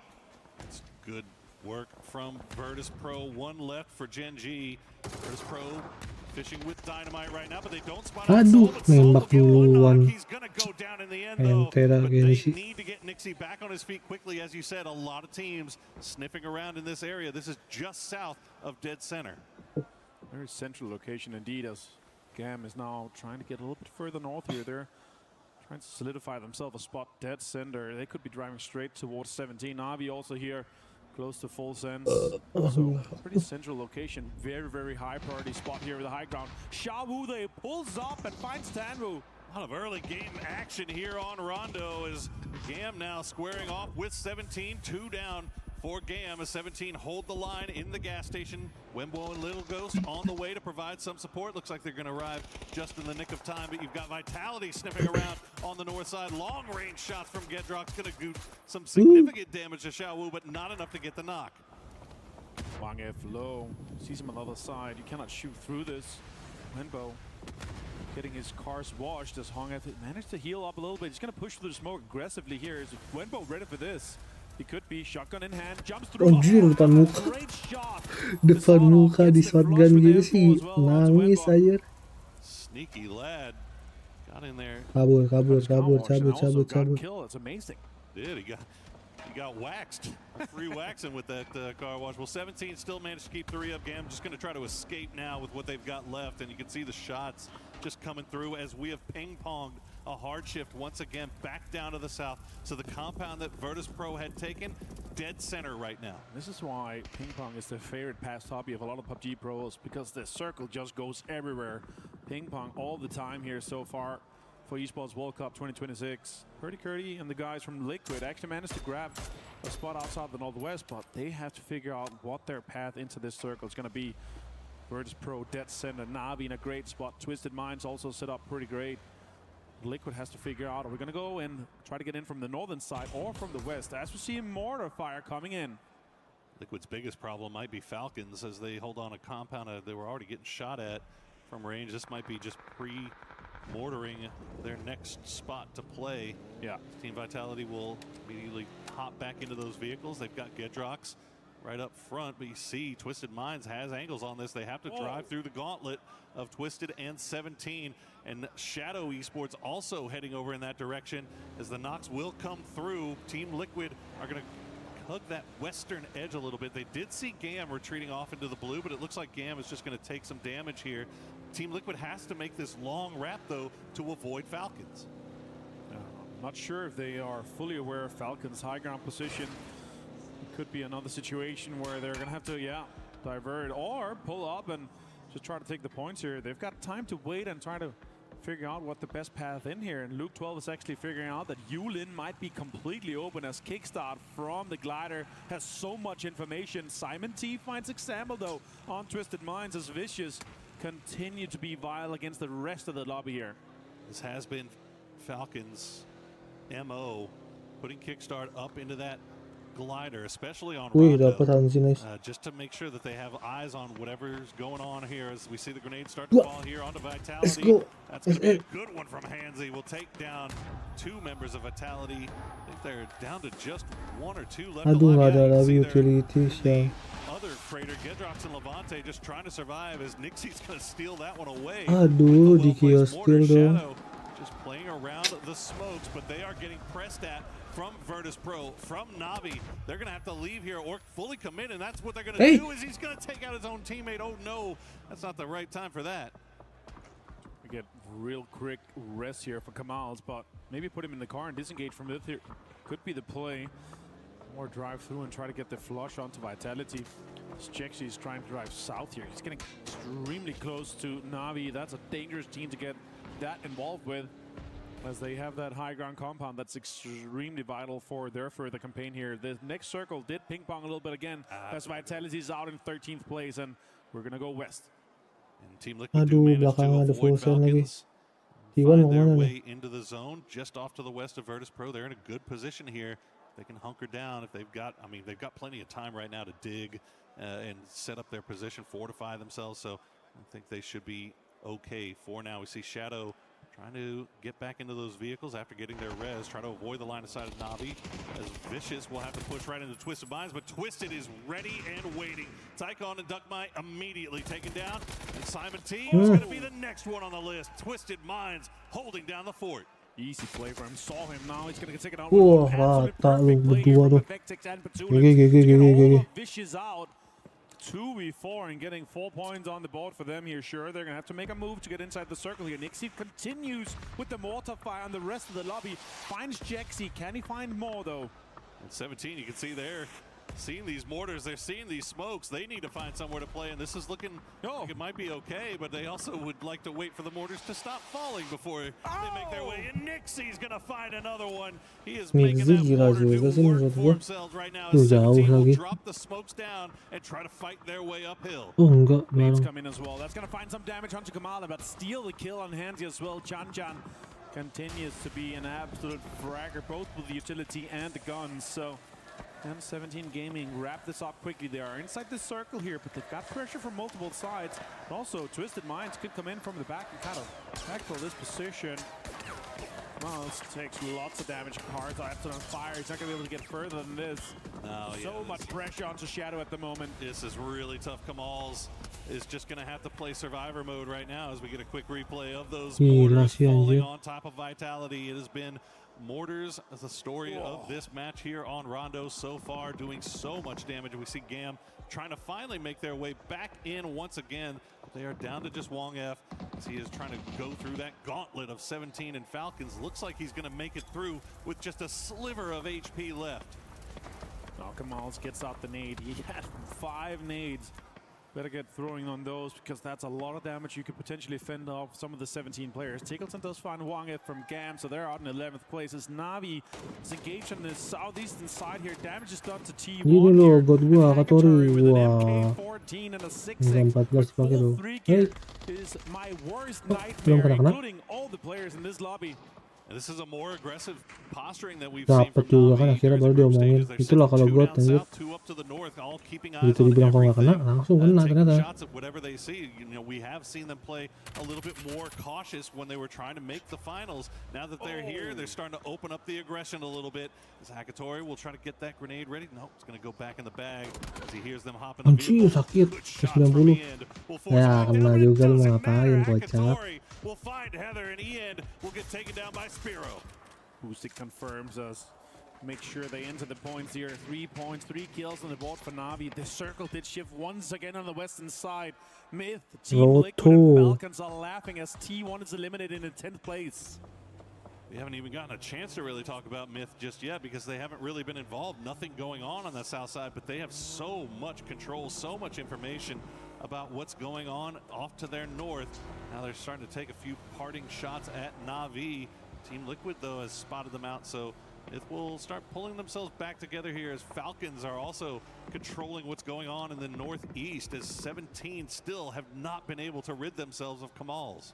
Especially with a back-to-back western shift, so many teams have to move from the same space on that eastern side, and there's just not enough time or space to try to rotate on the southern side or on the north without everyone is shooting at you. Myth defending the south, Falcons holding on to the north. Navi's gonna have to figure out what do they do here. Do they do a pull-up and try to third party the 17 fight? As Gustav finds no ghost, and they know there might be teams and players and kills available out here in the northeast. Mati dong Perfectix nih. Tough call for Navi, but they're just going to sit it right in. I don't know if you knew if Perfectix was right there. He'll get 1, he'll get 2. Can he get any more? Perfectix, he's going to wipe Navi all by himself. But back-to-back 1v4 as Gila Perfectix is the best anjir. Gold. Mines on a total of 9 kills in this game. Well played by them, and that's the worst nightmare for any team rotating, that you have a guy like that behind all the cars, behind all the cover. That's 17 is being absolutely demolished here by Gustav and Kamals. Look at you, Kamals. Masih bertahan, dapat 2 kill. Nice. Off of that. That's a heck of a salvage. Aduh, tapi harus maju lagi. Considering the position that they're belakangnya. Cek. Yeah, 17 got to be a little bit frustrated about that one. Twisted Minds does go down in the end, but not before Perfectix pulled off another jangan kasih kill dah, mati aja. Play for Twisted Minds as them. Susah maju juga, udah kebuka semua, bisa sih ke batu itu tuh. Jika alau tapi anjir. Probably dead to rights here as Falcons have taken complete control over the north right now. They are the defenders of the wall. Let's see where the next circle does go in here, though. As the game, the pace slows down, we have to figure out how we're gonna compose ourselves and how are we gonna enter this next circle. As VP is holding on to the east, Team Liquid dead center, Myth on the southern side, lots of control alongside the road, and Full Sense is trying to squeeze in. If this next circle does not come to them, they are the next victims of anyone that's going to have to make a move here. So Myth and Full Sense are going to have to make pushes, potentially into the same direction and same area as Team Liquid. They try to dig some foxholes and get some defense set up. It could be a push from Full Sense and Myth onto their location. Yeah, this is going to be really rough, right, for Team Liquid, Satu, especially because we know both Full Sense and Myth are going to avoid the compound as best they can as we get to replay of that nasty, disgusting play by Perfectix. 38 rounds left too. Not too shabby for that player here as we see Kiss. All they want is to get a single knock here. If they get a single knock on a Team Liquid, it opens up the smallest of doors. But now Falcons has come over here as well, and they're taking shots. So this game of chicken between Full Sense and Myth eventually is going to have to come to a head. PS7 udah hilang sini. The circle is that where Falcons is like a mini King of the Hill fight because it's slightly elevated. And they have that northern side control here, so ente. Okay, it's okay. It's okay. The IGL of Myth found some, but Kickstart finds Baron, and that's going to delay them so much. That could really tadi anjir. span in the works for their approach into this circle here. Now Jacob with a 3 gear on him without the helmet and an 8x. He could do some damage from this location, but Kickstart's set up perfectly behind some cover. with his car. As it's though, it is smoking. Well, Virtus Pro. Oh, if they can pop anything here, as Belmoth does get that knock on the Luke 12, so that might open up a little bit of a Buset di Gustav sakit will banget. force Beamy back in. Says you have the compound, you just stay in your compound for now. We don't want to have to deal with you just yet. Full Sense still hasn't made their way in.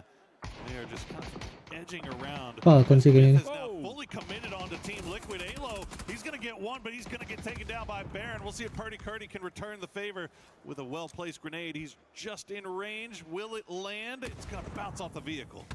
And now this is the cue for Full Sense to make something happen. Tigger gets a nade flush onto Luke 12, so well played and well thought of from Full Sense here, your PGC 2025 champions. Baron now, Scappy, so are they gonna be able to get this rest and get a full reset onto this, as Cowboy has been pulled up on by Full Sense. Ooh, gets the heal off just in time, but he is all by himself. Does he? Oh, he's gonna throw the grenade to start things off. See if he can maybe get someone down. Got some damage. Does find Tigger. He's gonna find Flash as well with the grenade. Cowboy trying to pull a kelihatan dia. no. He looks at the wrong direction. And Belmoth will survive for now, but Virtus Pro has left their compound. They're starting to come over here and see if they can get some points. Tapi kalau MDRILL bisa survive sih, bisa nih dapat. Cuman Falcon enak banget tuh. Buset. Kissnya. Oh my goodness, Myth, how on earth have they managed to keep all four alive here? As Falcons Momentum sih ini. keep an eye on everything from the north. Myth is able to just focus down, kickstart, get him knocked. Have not been able to get him flushed just yet, as the utility will continue to rain down around Full Sense. Virtus Pro, they send 3. They've left Corexi back in the compound. How much utility do they have left? How much utility do they want to devote to taking down Full Sense, as Flash has been brought back onto his feet? Yeah, well-placed grenade right now would get yourself some kills onto Full Sense, but Nixie continues this pressure. He has a stun grenade, some smokes, but no offensive utility at the moment. Stuns come in, defensive stuns come in, and this is going to delay them quite a bit. Nice peek around, but Lukarux finds Belmoth, finds another one. Nixie and Lukarux pushes Full Sense and get them down. So well played there by Nixie, taking that high ground on top of the rock. They don't even take a knock in the process, and that is huge for Virtus Pro as they immediately turn their attention over to Myth. Take down Scappy. Falcons able to reset, get Kickstart back on his feet. So they are back in control on that northern side. We'll see if Myth can return over to Scappy. He's a little bit separated from the rest of the team, and the terrain that they're working with over on that western side is a little bit more difficult to deal with.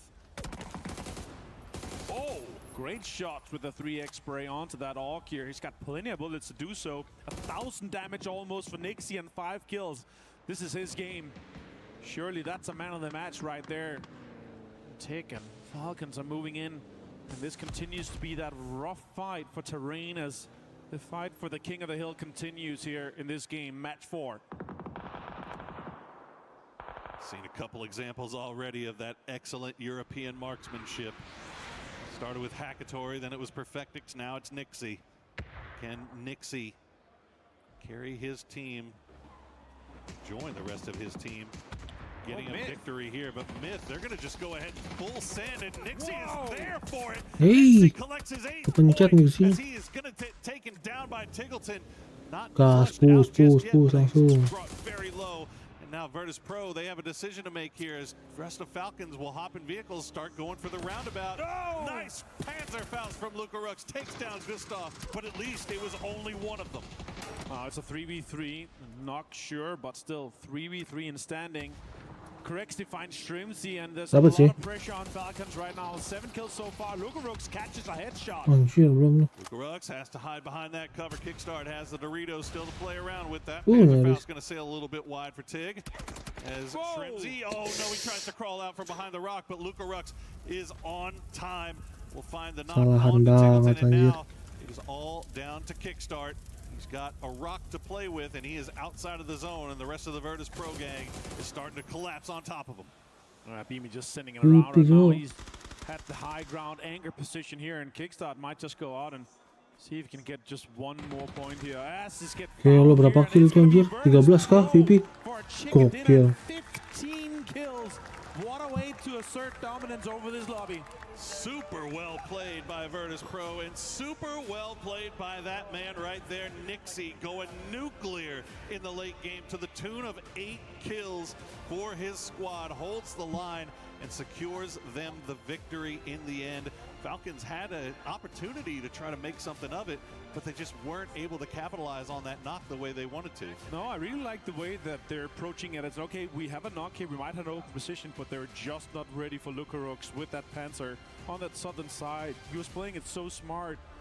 Obviously, sure, Ghillie suit is not going to help everything, but it's going to help a little bit, and that way that was going to be able to execute it here. And Nixie, man, what a way to get into this late game here. And remember, they did it by pulling up on a compound, third-partying 2 teams, and holding on to that throughout that game. 15 kills and a chicken dinner alongside their 34 points they already had. It's going to put them on 59 points after 4 games, Poro. That is some championship level performance. Things you love to see. Exactly orange. Yeah. Hey. He killed himself, so it's 14 kills. Nixie is so pumped about that one, though. He should be pumped. He should be feeling good about himself because he absolutely delivered for the boys there, and they capitalized on it as well as they could. But, you know, look, Falcons don't get the win there, but they still get a second place with a lot of kills again. Twisted Minds, they go out a little bit early, but Perfectix, man, he just solo wiping Na'Vi is not an easy thing to do, and he just made it look casual. Na'Vi being on the receiving end of a 1v4 was not on my bingo card for Esports World Cup 2026. I don't think it was on many people's bingo card. Absolutely not. I think talk to all the players, all the interviews, all the content we did, a lot of them are just talking about this Na'Vi/Hackatory/Ferris performance they've had for the last couple of months here. So there's no denying that. But again, we can continue talking about the quality of this lobby again and again. There's so many superstars throughout this entire lobby, and it's just insane to see how many teams and players are able to just capitalize on these situations that set them up. But that barrel spray and Perfectix, what a way to do it. Na'Vi were fracking out. They're playing extremely well on that other side. Yeah. If they didn't have to move, they had 2 hardships going away from them to the western side. It potentially could have been a completely different game. I mean, it almost feels like they just had no idea that Perfectix was there. Well, that is going to do it for us. We've got 2 more games left today, but before we come back to that, let's throw down to an interview. That's right, everybody. We've got demons crawling around the map. I've got one of them standing next to me right here, right now, from Team Falcons. It's Kickstart. Kickstart, dude, game 3. We've got to talk about that 1v4 against Na'Vi. A team that's obviously been putting points on the board, been pretty impressive. And you know what? You made it look like child's play. It looked easy, man. How was it for you? Felt pretty good. I didn't play amazing in group stage, and I'm playing without a monitor arm at this event, so it's been a little bit of a struggle individually for me, but that is a huge boost of confidence because Na'Vi is such a respected, mechanically gifted team, and it felt amazing after. Speaking about the kind of dynamics within this game, we've been mentioning quite a bit in the last few days, especially in the group stage, the sharing of the IGL role between you and Gustav. We're now starting to see it in action. It's starting to look a bit more comfortable, especially as you're getting reps on stage. How is it kind of internally between you guys as a team?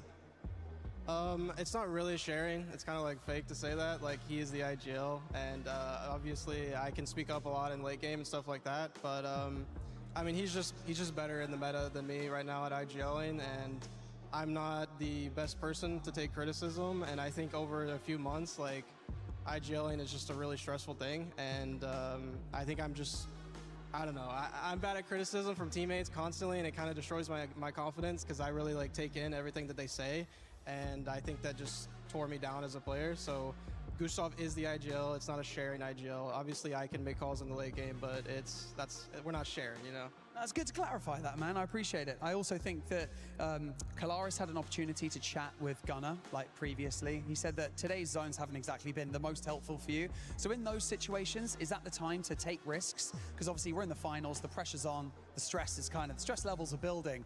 But because we're in the earlier days, obviously with it being day 1, is it time to take risks in those situations?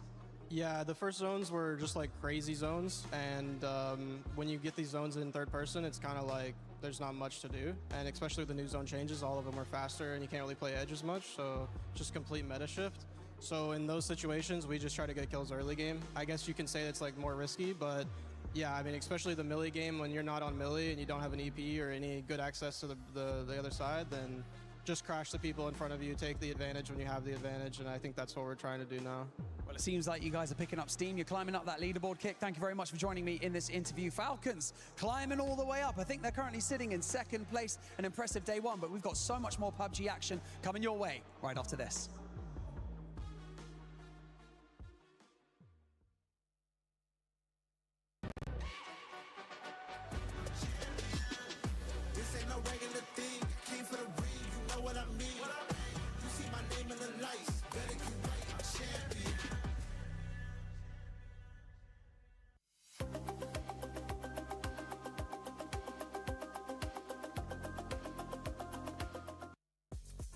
We've decided to pop on over to the Lenovo Legion Gauntlet to get a bit of a CC update here with Ton. So tell us a little bit about what's been going on in MLBB. I mean, you've came over at the right time. Vitality and Falcons actually taking each other on. Vitality just took map number 1.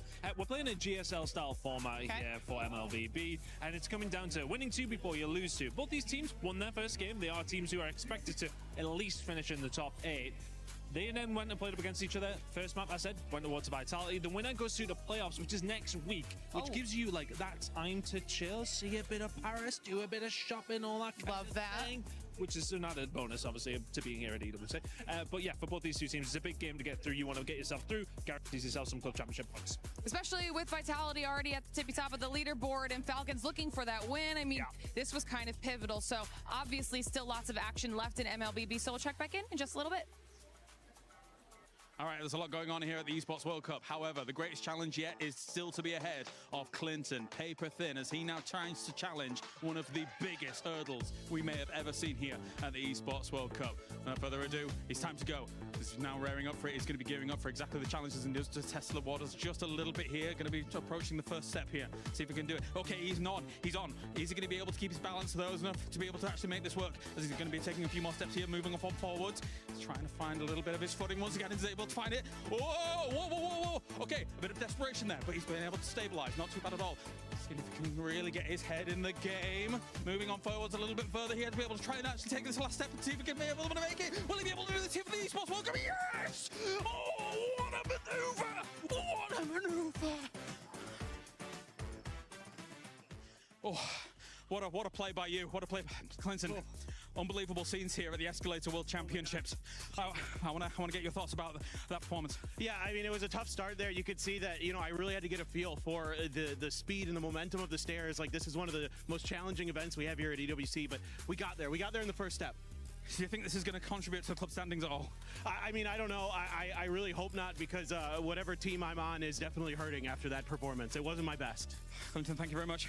We'll join you for the next event in just a few moments' time. Thank you.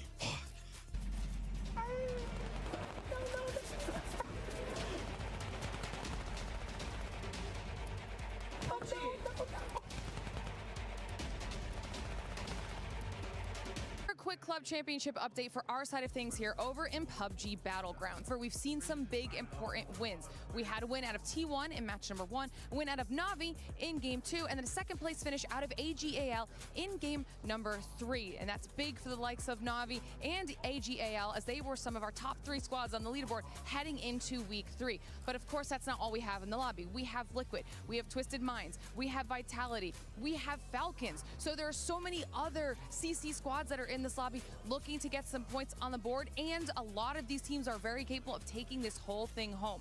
The real question is, will Myth be able to have the type of performance that we saw them have out of groups? Because if they do have the potential to take those 1,000 CC points away from the rest of our team. So it's going to be a very exciting finals for sure. You just have to keep up with all the action.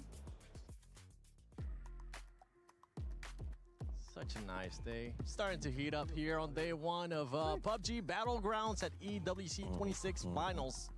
VP came off with the win on that one. And also Falcons with a back-to-back top 3. Listen, VP did very well, obviously. They've been killing it all day. We expected them to do this well. Falcons as well, staying consistent. And Myth, you know, we talked about it. Yeah, they had kind of dropped a donut, but that was very uncharacteristic, and that rotation was difficult. So, of course, Steve, they make it into the top 4. Yeah, I just got to say, VP is as hot as we are right now, man. Oh, yeah. These guys seem unstoppable. We talked about Kurexi and his power, and then that last game, Nixie was, what was that, an 8-bomb out of him? Like, those guys were crazy to watch, and it's one of those things like, man, VP starts strong. I love that we started the whole day with that skit about, like, well, do polar bears win everything? You're like, polar bear, maybe a hurricane beats a polar bear, but if the hurricane's named Hurricane Polar Bear, clearly they can't be stopped. VP is too good. Hurricane Polar Bear, huh? Yeah, it's like a Ditka reference. Ah, okay. Well, hey, now we know Polar Bear does beat a win because they were able to get a win. Because remember, at the start of the day, that squad was able to get back-to-back second-place finishes. Right. So it's good for them to be able to actually confirm that they can win here in the finals. But talking about some other squads, let's switch it up a little bit. We've been talking about those top dogs so much. I want to talk about those teams that are currently showing just absolutely no life. You got GAM, you got Gen G, and you got 17 that are currently just not doing anything, and they're just letting those hopes of becoming a champion slip away. Look, I'm going to be honest. I think Gen G qualified by sheer luck alone. I don't really feel like they had played so hard that they had kind of earned it. I mean, they were just on the cusp, barely qualifying, and I think that's, you know, that's kind of showing into the finals right now. And 17 is, I mean, 17 actually did play well in the group stages, though. That's what's confusing me. Yeah, exactly right. I don't know what it is. It's not like they're not. I mean, the circles have been a little bit south slidey, and maybe that's throwing them off in 4 games, but it's not an excuse, right? At this point, especially with these guys, this is honestly the team in the region that I feel like takes the game seriously and is still putting the work in and is still hustling. And to see them struggling right now is a shock. Like, as much as I kind of poke a little bit of fun at it because they had so much trouble, regional, you know, friends, and went home, this is not a joke. 17 should be doing significantly better. They know it. Their fans know it. We know it. I do think there's a chance they turn it around. 17 has done this in the past, and we're playing for 3 days, so it's only 4 down. Maybe they bounce back. But do you think it's too late? Like, I mean, if you essentially almost throw away an entire day in the finals, which they still have a few games, right? It's not over for 17. I'm not counting them out, but if they continue to have bad games like this, again, this is the other thing we really haven't been able to talk about today, is this lobby is so stacked, and that's why a lot of these teams cannot make the mistakes that they were making in the group stages and still getting away with points. And that's going to be a problem for the other teams, not just 17, like Gen G, that are struggling, as well as like teams like GAM that you mentioned. One of the problems that I'm having is AGIL right now, because not only are they a team that I thought might win this thing, you know, they had big expectations coming in, they're also in the Club Cup race, right? Their organizations are watching them with a fine microscope right now. And for them to end up here in this 11th place after 4 games, only 17 points, that's not the track they need. No. They are a team that plays better from the front. They're not a chase team. And so I'm starting to worry that if they don't catch a circle or two here in the last 2 games, I don't know where their bounce back comes. And the consistency that we're seeing out of VP is starting to become scary too, because now we're starting to see Falcons show up. I mean, the lead difference right now from first place to second place is 23 points. And it's starting to look like something that we might have seen in the past with PGS 6, but it was Myth that at the end on day 3, it was like, we can't really try to sell you a comeback because that first place team is being so consistent, and we're going to have Smash Rule on day 3. And Smash Rule makes it worse, right? Yes, it does, exactly. That lead of 24, if that continues or if that expands itself over the next 2 days, the rest of the teams are going to be demoralized. When they show up and they're like, oh, they only need 10 more points and I need 60 to potentially make this happen, and it could end in any game, like that is just really tough to deal with. No, I agree 100%. And VP, like, just watching that first game and their decision making alone makes me believe that no one is really going to be able to slow this squad down, and so far that seems to be the case, and honestly they deserve it if they're playing this damn good. And they better continue to play this good, because I know the other squads are going to be keeping a close eye on what's going on with that leaderboard as we head to the final 2 matches of day 1 finals here at PUBG Battlegrounds at EWC 26. Polaris, what you got to say so far, Dave, for us? We enjoyed the sun here, man. It's hot. Well, thank you, boys. There's some amazing running and gunning gameplay coming out so far here to get ourselves well underway for PUBG. In that last game especially. Oh, Twisted Minds, man. Watching Perfectix being able to clutch that out, that was lovely stuff in the 1v4. Dude, okay. We're seeing something really interesting going on. We saw frustration coming out from Twisted Minds, which Batulin's getting upset every once in a while isn't that big of a deal, but when it's consistently happening, it kind of throws off everybody's game. It should let you know what's going on, because we've got a very frag-heavy, chaotic start to these games that are going on right now, and if you're like a super diligent mind like Batulin's, that's going to throw it off. we were talking about this. Superstars, man. Superstars are rising right now just in this very kill-heavy, center-centric meta, and I think that finally we're starting to see Twisted kind of resurge back into that. I think they had some rough times at PGSs, right? I think that's fair to say. Definitely one of the names that you would always have on your lips to be a champion, but in some of those PGSs it looked a little rough. Here, though, I think maybe some of that EWC magic. I mean, they want that back-to-back. Well, look at the performances that we're seeing right now. The guys at the top of the leaderboard. We're seeing Heather popping off for T1, True, right? true. Nixie popping off for VP. Big Amazingly. ways. Clutches like you're talking about coming up from Twisted. Other side of that, we just saw Kickstart have a big clutch. Tiggleton finding stuff. And really a lot of very big mortar plays for Control. So it's all these guys that have done a lot of research on how to just really push kill counts. That's where we're seeing leads come into play. It's interesting to watch the fact that you've got a lot of the West fighting back against what Myth was able to put up in that group stage. They mentioned it on the desk here as well, and I think it's absolutely pertinent to kind of address here and see how it's going. Because the thing is that it just takes one moment for Kiss to have some Kiss magic, and then we're right back in. That's the thing, and we haven't seen that yet. Really, Myth, out of all of our superstar squads, is the one that's floundering, and it's like they're getting caught in this meat grinder where they used to just be able to shoot their way out of, but now that we've got all of the best together in one lobby, that's not working as much. They're getting pulled apart because we're seeing so many fourth and fifth parties, not just third parties. We're seeing squads crash, in circles 1 and 2 on top of each other going for kills. Really far outside the circle as well. Yes, yeah, with like that whole thing in game 1 where we saw, what was it, like Falcons and Team Liquid that were over there. Everybody's having to deal with really weird plane paths and circles and go, I'd rather get 4 points here than risk just dying getting to the circle. How have you enjoyed or how have you embraced the new circle changes so far? It's definitely thrown some spanners in the work already, even here in this final. You're talking to the wrong person on that. I'm the one that was rooting for Partona a second ago because I want the chaos. I want to see the best of the best have to fight through the worst situations so that way you guys can take it back to your game. All right, well, thank you very much, Matchman, for joining us here. It is time now to head on over to the commentators here for yet another game from EWC. Hello, friends. We are back. We have 2 more games remaining to play today, but so far it has been the Nixie show, the Virtus Pro show. They are in first place overall. Nixie with 15 kills on the day so far. An absolutely astounding total. Yeah, absolutely insane. And Lukaruk's having 9, Kickstart having 9, Heather having 9. Again, him being 6 kills ahead of second tied is insane, but the most insane to me is Kiss with 2 kills. This might be the reason why Myth is not up there mistling and rustling her feathers currently in the top 2 here. Sure, they're just a little bit behind, 6 points, 7 points to get into that second place, but wow, wow, wow. The Virtus Pro show has been going on all day. 2 second places and a win. Nixie getting 1,000+ damage, 8 kills in that last one here. We're gonna have 64 very excited faces. One of them is going to be Nixie. He's absolutely ecstatic to be here for our 5th and penultimate game of the day. Hey, Nixie's always happy, man. He's always smiling. It's a little bit easier to smile when you're sitting on 15 kills, though, isn't it?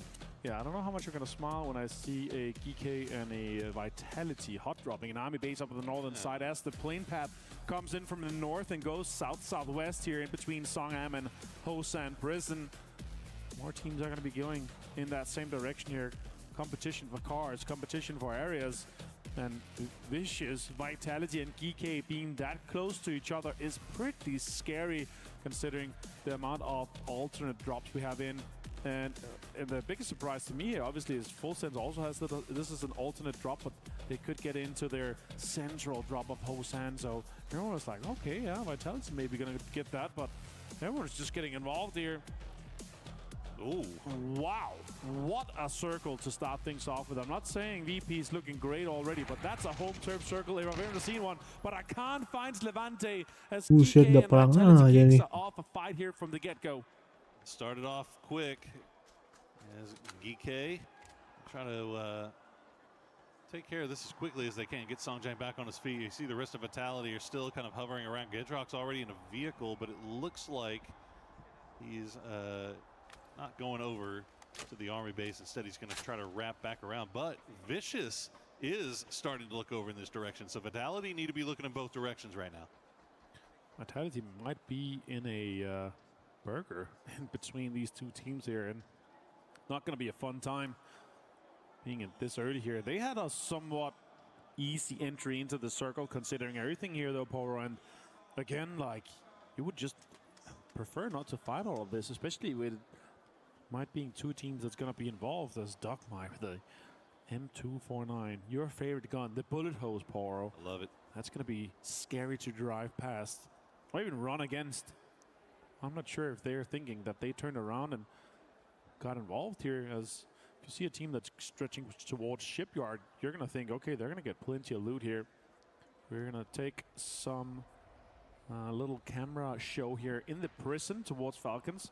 As you see what happened here, LEAVEN found Xiongjiang, obviously, but Khan did finish him off with the Saigas. So, again, him losing this is so unfortunate. Oh, that's an early E-pick up here from Team Liquid as they move out from Palace to get potentially on the northeast. When we had this western plane path, it makes Palace sense that you mah want to give up lootingan maybe kaya even anjir, those tinggal shipyards cabut to aja. get some of these cards. Udah And kelar then mah. enter from the other side that's not as occupied here, Pro. So that's going to be an interesting game for Team Liquid. Yeah, given the way that plane path was, it hugged a little bit farther to the west, so you kind of assume that all that area east of Shipyard probably pretty free, so your likelihood of getting a vehicle probably pretty high. So good thing about looting up Palace too is it's so quick to loot, isn't it? Top 3 favorite spot for me to loot. It's so good. It's open. There's just guns, attachments, everything you need to get things rolling here. And Vicious, they are going to be driving back into Shipyard. They realize, and that's also what I'm thinking, Vicious here, you actually have a top 3, top 4 position to get into a good circle entry here and get information. Sure, it's a difficult circle. We might end up with that kind of pizza slice north of Twisted Minds that we've seen so many games from before we had the meta shift update with the land ratio. But this could be a spicy circle, considering in phase 4 we're not going to see a shift away from water as Team Liquid drops in and potentially gets a hold on some of the vehicles and some of the stronger compound on the east side of that small river. We're going to jump over to Gen G and Bean. It's going to be mean to get a BRDM and drive into that circle here. This could be a good game for Gen G. Let's see how far they can take it in their campaign. And you know, coming back to Vicious, I actually like the fact that they pulled away, because look, you know how difficult it's going to be knowing that they had Vitality kind of where they had them and pinched down, and Vicious being in 12th place right now, those are looking like they might be easy points, right? Yeah. So I understand wanting to camp that, but also having that stopwatch in your head saying like, okay, let's not stick around here too long. We still have a great opportunity to get some more loot, get up here and get a good position for Circle 2. So, you know, pulling off of that, probably the smarter play, even though, you know, they really want to get those points. That's a great point. And now we jump over to Shadow Esports here as they are driving in with a, I would say, a quite surprising performance so far. And it's in the midst of multiple of the players that's able to perform. Obviously, don't think many had it on their bingo card for them to be top 6 already here.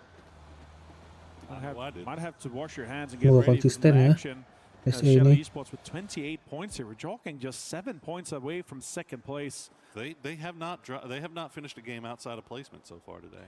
Their lowest finish so far is 7th. And this is, I would say, probably the hottest circle we've seen from them so far. So with them having a far rotation from the southern part, let's see how far they can take it and how they can further their campaign here in Esports World Cup 2026 as we are playing on the stage Qiddiya City Grid for PUBG Battlegrounds. AGL also a big contender, also in the club championship.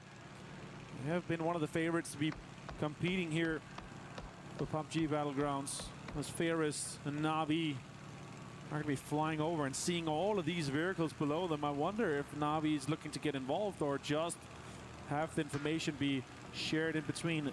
AGL actually turns away from that. They don't really want to get involved as they might know that their player in a glider is going to have a ton of information as Alo finds Simon and Vicious. Them investigating the Vitality situation, lost them out on time, and that might have cost them a player. AGL now drives on the other side here. Yeah, AGAL, I mean, they see the player in the glider and they hear somebody shooting at them, right? So that's already letting you know 2 teams right there in an area where we're hoping we could play pretty free and clear, but unfortunately for them, not going to be the case. But I will say this though, when it's a one player that's shooting towards them, that feels more like a peacock to get them away, more than someone setting up to get a kill on them, right? So that's more what I'm thinking. It's like, okay, if they see one player, that might be just one player sitting in a compound trying to get on the way. That's at least what I'm thinking. That's what the kind of point of view. And when you're a car caravan that's that close, that could just have been a pull-up. I understand it though. They don't know what side we're going to be ending up on, so they might want to set up for a information towards some of the bridges. They might want to be okay.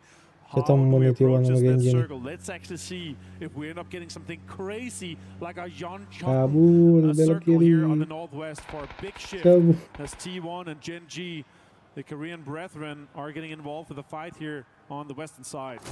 Now Gen G in a pretty wide split. They've still got 3 north of the river. They've sent Bean down to the south to keep an eye on the other side of the bridge. And I think he's going to be letting them know that, yeah, the bridge is clear right now. If you can get here, and if you can get here safely and quickly, now is the time, as you see Gen G just avoiding T1 for now. But that northern side right by that bridge is starting to get a little bit more hectic. You've got T1, Virtus Pro, Gen G, and all of a sudden now Geekay going to arrive. You see the situation east of Terminal. What AGAL is still driving around trying to find somewhere they're going to big hard shift down to the south. So that's going to be good news though for everybody, because now they know, okay, it is a 100% going to the mainland. But if you're one of these teams off to the north, you were hoping for the best and just got hit with the worst. There's 9 teams outside the circle or on the way to get in there, so 7 teams are going to have some sort of priority here as Shadow drives straight into Navi. Spyro finds one, Boostic finds Jexy, and Shadow Esports is falling apart here with this one. Setsuna, though, he does have a Panzerfaust. Kamal finds Ferris, and Navi's going to have a big fight here with Shadow Esports. Maul's not going to be able to get the reload done in time. Boostic will finish him off. They know exactly where Setsuna is. Grenade in hand, will send it. Navi will retreat as they are kind of, you can hear shots coming from in and around this compound. Setsuna trying to see if he can maybe dance around. Navi not going to give him the time to try to go for the res, but Ferris will get stolen away by Scappy Myth. Just with vision onto this, yeah, you can see the grenades just coming through for Setsuna, trying to slow him down, trying to stay alive as long as he can. And this is a messy fight, but it's a tough compound to be in. And there you go, finally, he will go down in the end. But he does lose Ferris in the process.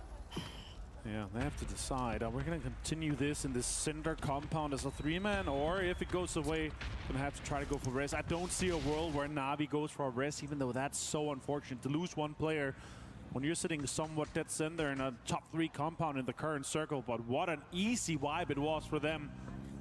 Navi is not about to have another game where they lose out quickly against a few players, as we've seen in the prior games. We see all the fans coming in here as well, showing support to all the guys and all the teams in this lobby. Guns up for GAM.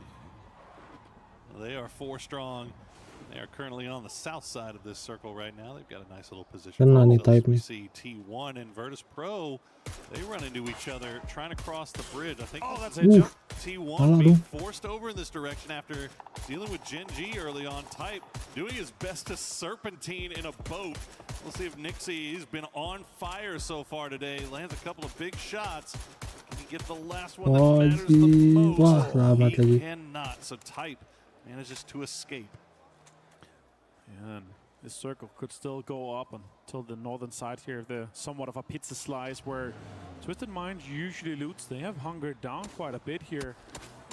Twisted Minds, especially being the defending champion of PUBG Battlegrounds of Esports World Cup, they're looking for a repeat. It's going to be difficult. This is the craziest back-to-back red zone in the same area I've ever seen. And oh my, I love that. I hope we end here, because that would be simply amazing. We are going to be ending up close to it, just south here where we saw Falcons, is all where the dips were. And Navi holding on to that center compound. Plenty of boxes to loot as well. Imagine how much utility is going to be available for a team like this. They're going to be able to fend off the breach quite easily. Look at Twisted Minds, they're sending it. They could be pulling up to an area just between or in between Myth and Navi. And we'll see where Twisted Minds decides to go. They were getting shot at from Myth, from that high ground, and they're going to continue wrapping around. They might push right into T1. In fact, they will. This example is going to see Type and Raining into the shack, and they'll immediately turn downhill and try to avoid this for now. But there's just not really much to play over here. There's 59 still left alive in such a small circle. as looks like Twisted Minds found one spot where they weren't getting shot at and decided that that is the place that they will be playing now. Yeah, amazing scenes here. Oh, this game here on Tego, the 5th match of our finals. And Raining gonna deploy some smokes here for T1. They are spread. They have maintained a good position inside this circle here with a good control of this kind of shelf that is just below where Myth is overlooking. They are putting on some pressure here, but if Myth eventually is going to have to push off from this, it's going to be against T1. A lot of the other teams are trying to get into this circle here from the southern side. There's not a lot of space left. Full sense, Falcons, GAM, they have a lot of control. And GK and Liquid is trying to get into this. Yeah, that's Virtus Pros on the north. Kind of looking at right now, Vicious, GK, and Team Liquid. Team Liquid and GK specifically on the south side because GAM, as you said, GAM, Falcons, Full Sense just kind of have that entire spot on lockdown, and it's kind of forcing Team Liquid to maybe push right into GAM right now. So we might see the kill feed lighting up here soon as Vicious do have a little bit of land that they can claim inside circle on the northeast. As we see Myth still holding on to that high ground. Now it's mortar time for the boys. And where is that going to go? Is that Twisted or is that T1? You got to imagine it's one of them. You can say what you want about this, but I love my Ooh, Scappy. Scappy finds a double onto T1. It's Ian and Heather. Two amazing players and two big names to take down. Raining and Ty. Vicious also sending it in. Are they going to try to capitalize on that double knock? Shot comes in. Raining finds one. Type finds Simon T. It's an absolute fiesta fight. Raining finds another one. Dogmai goes down. How is T1 surviving this? Vicious pulled up as a full squad, and they are just getting pulled apart. Pow! Now the last player left alive. T1 will try to escape to the hard ground, but they won't be able to get there in time. More mortars are being sent throughout the map as Himas will find the knock on the loop, but the kill feed is lighting up like a Christmas tree. Dimas dapat, Singleton dapat juga. Again, on time, they will manage to get over here. Third party collect. Dimas dapat lagi The nih. mortars are still falling.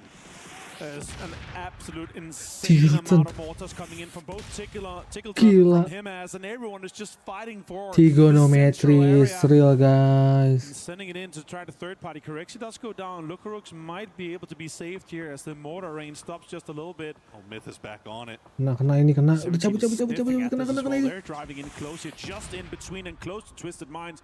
More damage, more mortar comes in, and it's getting close to all vehicles too. Wenboa gets found. Xiao Wu finds example. Panzerfaust on the lower fight as well. Xiao Wu finds the entirety of Twisted Minds as they go down in 13th place. Dapat lagi lu.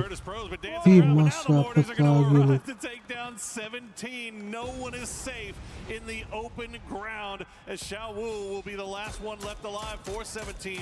Looks like Virtus Pro maybe we're trying to go for the reset, but Myth from that high ground position is now finally starting to get involved. The north side of this circle has been absolute bananas so far. We'll see who's left alive when all this is said and done. Virtus Pro somehow managing to stick it out.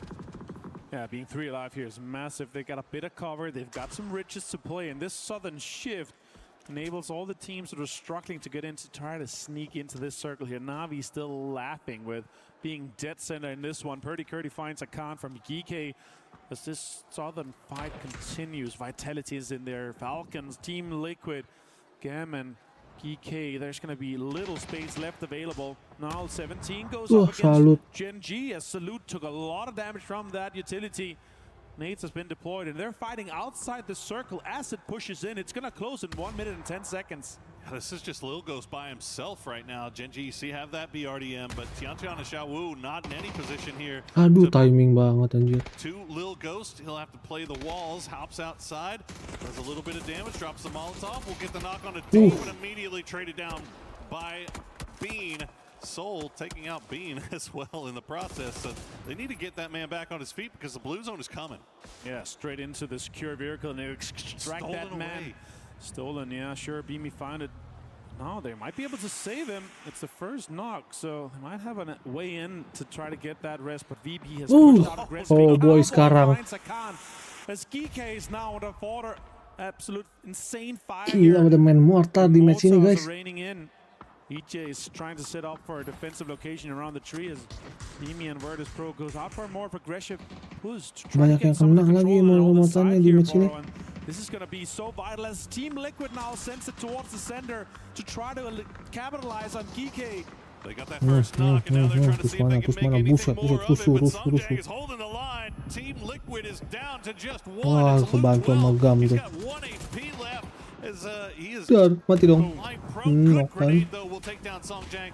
Oh, tapi nggak expect si AJ-nya. By the tree, look at 2 HP, hasn't even had time to go for a heal just yet. Luke, that crash did not go the way that Liquid would have liked, I don't imagine. Oh, 3-man pull up with them having all the Foxos available to them. EJ now try to go for a nade here towards Luke. It might connect a little bit with the 43 damage that is being applied here. Nixie finds him as the 2 Monster Kings. And Luke 12 gets found with a nade from Park Pro. Team Liquid out in 11th place. 17, wow. Absolute insanity. The skies are angry on Tego here today as borders just continue to fly. Virtus Pro takes down 2 more from AGAL. It's 1 more left alive. It's Delwyn, and he is nowhere near this. Virtus Pro are just on one today. Oh, what a nade. Lukaruk finds Chan Chan. And that is 17 Gaming out in 10th place. VP 6 kills. They're on an absolute tear. Look at this. Aggressive shots with the red dot from the AUG. He's going to try to go for a rest onto Nixie, though. He's still half HP. It's very possible. Could see it happening here quite easily for it. And then they could reset. Still, the circle went away from him. They have a big, long rotation to try to get into this circle here. Na'Vi still laughing. Vitality and Falcon still inside the circle as Myth tries to get into it. Belmont finds himself with a car, and that's a little bit unfortunate for Full Sense. Like that for Full Sense, but fortunately they're not being pressured right now. But Myth, they're in a lot of trouble. They're trying to send it from that high ground. They'll find some dips and craters. Lord knows there's enough of them on the map right now. They'll manage to stay alive for the time being, avoid the line of sight of Vitality, who have now turned their attention back over towards Full Sense. Oh, shit. Just instantly dropping those deployable covers. The Doritos give themselves a little bit more room to play with. They're dead center right now as Virtus Pro are now finally back on the move. Park Pro has been taken out. That's going to be EJ, the last player left alive for GK. Tickleton finds Park Pro as well as the BRDM is moving in, and VP is trying to involve themselves in this northwestern fight. Delvin is AGL is down and out in 9th place. And now it's about to try to get involved again here because they could get a little bit of a dip to play here if Nixie gets back into this BRDM. They have quite the line into this next circle here, but with the way that the roads work out, it's going to be difficult for them to have an entry against Na'Vi and Full Sense that is trying to lock this down. A repair kit gets deployed, and they get a little bit of a repair on this BRDM to survive for just a little bit longer. Smart play here from Virtus Pro to secure themselves both placement points and kills throughout this game. They just got to survive long enough to get past this compound from Na'Vi, with all of Na'Vi looking in their direction. They'll use the smokes, they'll use that repair kit, and they'll stay alive for a little bit longer, but they're going to be pushing right into Full Sense as we see the replay of that pull-up from AGAL. BRDM is just running over Full Sense right now. Shots coming through, third party from Vitality as well. They're going to have to hop out. The BRDM explodes, and Virtus Pro will go down in 8th place. We're talking about a Full Sense. We're holding all the control on the western side there. As we also check back in our replay at the same time, we did see how it evolved. The Full Sense losing a little bit. That means that Vitality is now going out for aggressive push, try to hold some space here as Falcons also developing their southern control here. All the other teams are going to have to try to cross the road just later on here as GAM tries to get involved with GK, and Na'Vi is going to have to figure their way out and into this circle here. They do have vehicles available to them, so let's see if it's a drive-by or a pull-up or just a sneaky entry into the zone here, as they do have some riches to play in this location, Poro. Do indeed. It's going to slow down here just a little bit as most of our teams are already in zone, already pretty entrenched. GAM trying to find somewhere to come in on this eastern side, but Falcons, Myth all taking shots over there. As you see, Tanvu will take a knock. Na'Vi looks like they've found a little bit of real estate to play here on the low side. They should be okay for the time being as Kedrox gets the knock on the Tiger. Full Sense fight in from that western side with Vitality holding the high ground. Shots come in and connect quite a little bit here. Full Sense, they're under quite the amount of pressure from both Vitality and now from Na'Vi as well. Are they going to be able to rest Wah, Falconnya sih. Ini masih ada MTH di kanan bawahnya. And we're down to 6 teams now as GK claimed 1 point for placement. Shit. He tried to cross the road without cover. That's going to cost immediately as Gedrox get him down and confirms it. And unfortunately for Full Sense, the Navi boys weren't there before, and they're there now as the res will come through. A lot of damage being dealt though by Levante. And Tanwu gonna find another mortar.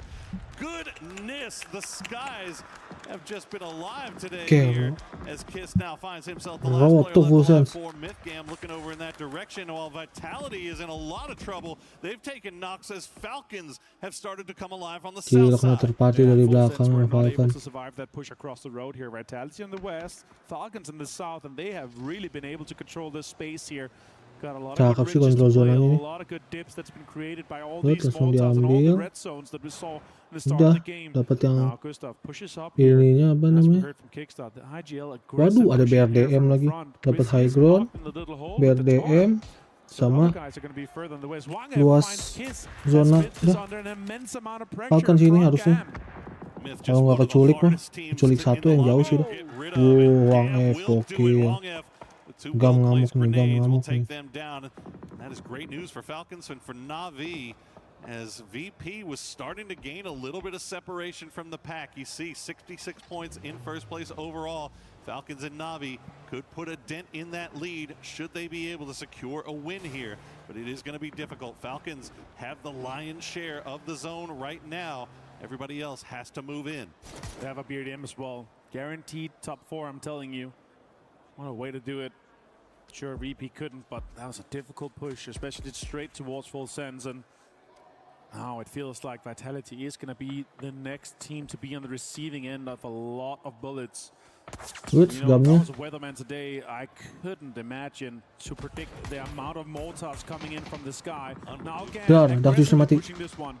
All right, Falcon still has utility left in the bag, and why not? They've been sitting in that compound for quite some time, but unfortunately these grenades going to sail a little bit too far.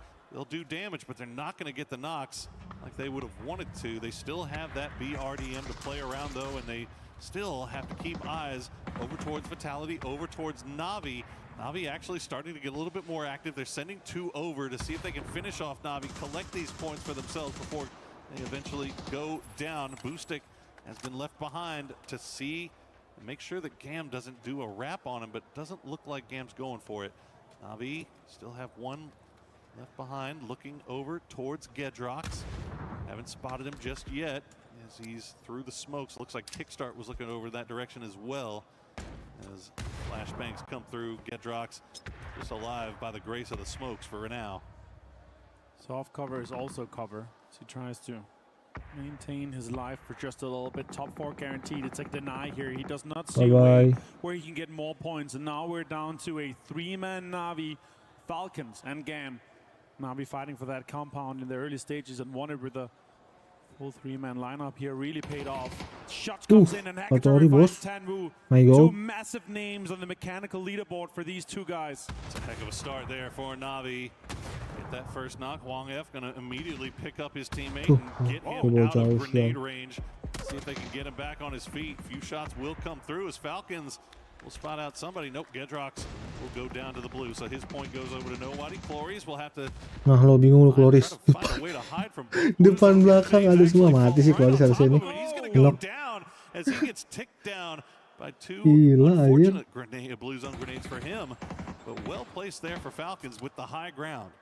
Dah Falcon ini mah anjir. Udah dikuasain zonanya, ini kontrol zonanya udah bagus banget. Have an impact for how Gam is going to be able to play this one here. And it's another game where we have a King of the Hill situation where Falcons is maintaining all the control of that southern side and they assert dominance over the rest. Now utility gets deployed here. Does it connect a little bit? Maybe it can connect to Shrimpsy, who is the front point man right now, but they've got so much cover, so much high ground to play around. And it's because of all of these mortars and red zone we saw in the earlier game. Could see a rest come off as Cam could get back to all 4, and they do, as Clarice does get rest by Wang F. It's just so tough for Falcons to hit these grenades on these hillsides. I mean, they just, with the mortars, the divots being the way they are, the hillside being the way they are, it's just, things just aren't bouncing their way. But they do still have this high side. GAM still only alive because of the smokes essentially right now. So Falcons, though, they have to be watching two different directions. So it's not by any means easy for Falcons here, despite their good position. Yeah, you got to start throwing curveballs instead of lob balls for sure if you want to hit those nades, or not cook them and hope they roll into the small dips that's available. Now shots come in and Boostic finds a nade and a knock onto Doc Juice and Wang F. That's a beautiful work by Boostic. The ones from the side, theirs are a little bit easier to hit as Falcons try to see if they can peek down there and maybe third party, but GAM not going to let him get away with it. Tanbu keeping eyes over towards Na'Vi boys. Na'Vi just continue to make their way through. Hackatoy's going to get another one as Tanbu, now the last player left alive for GAM. One, I think, who is that keeping eyes? Oh, good knock from Tanbu will slow things down, though. And this now opens the door for Falcons as they'll start coming down here. GAM will go down to the blue in the end, but it's down to Spiro and Boostic. It's a 4v2, Falcons for the victory. Shots come in, connects onto Tiggleton and gets him down to 62 with 64 HP here as the boost comes in and ticking here. Now utility is really low. There's only smokes available on Gustav. Boostic has nothing left but bullets. And it's not even a lot as the first aid comes off. And now it's going to be a 4v2 with Na'Vi. Second and third place here, fighting to get that second place locked down. You saw Gustav going for that low downhill flanking angle. He's not seeing anything just yet. Spiro is in the top of that hillside, just spraying the edges of the smoke just in case somebody's there. As Boostic creeps up a little bit closer, using that BRDM as cover to see if he can start figuring out where these Falcons guys are. But it's so tough to push up as Spiro will go down to the blue in the end, and Falcons know exactly where Boostic is, and they will collapse down and finish him off to get kata gua pasti Falcon udah. Palanya ngebentuk gitu aja. And all the fans in the arena are celebrating, of course. It's the defending club champions. They have won it before, and now they show that they're capable of doing it again. One chicken dinner here for Falcons, and great placement so far. Assert their dominance on the leaderboard. They finish on second place overall here, just behind Virtus Pro. We have one more game though, Poro. It's going to be an insane one.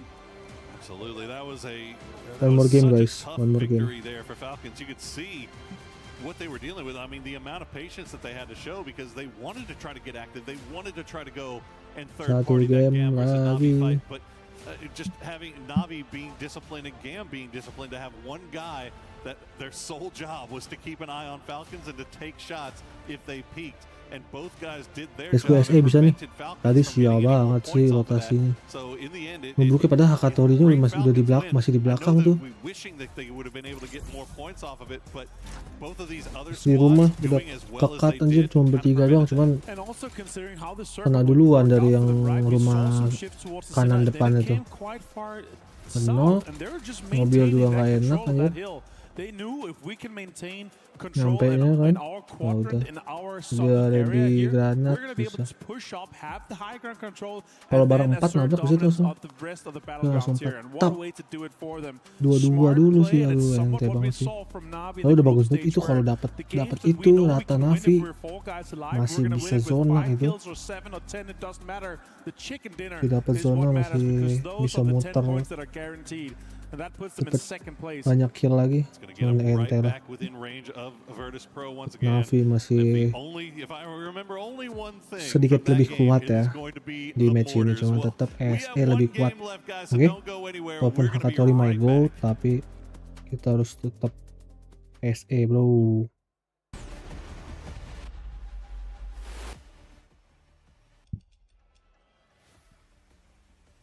SE for the win.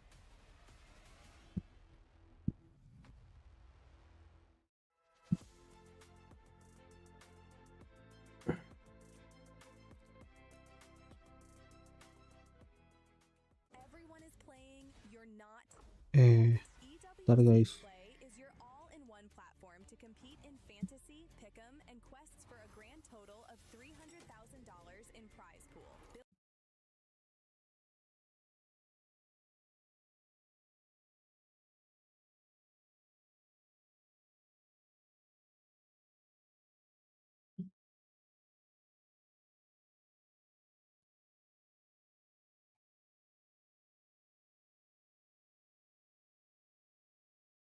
Itu gua nonton New Jeans dulu ya. Udah nih.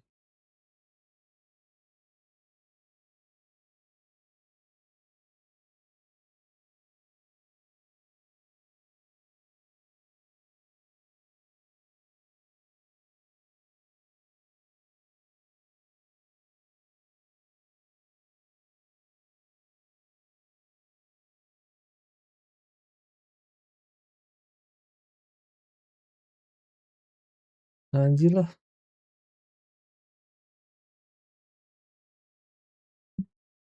Canggung banget.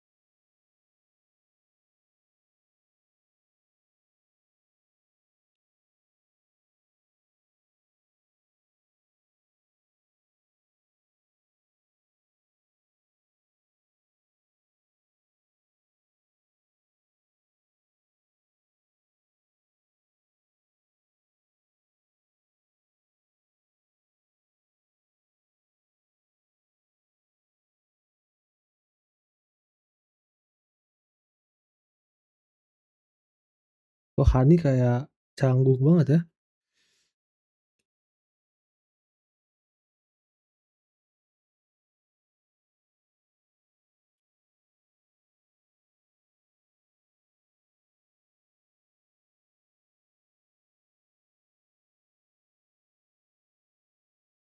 Short hair? Apakah Hani potong rambut? Rambut pendek?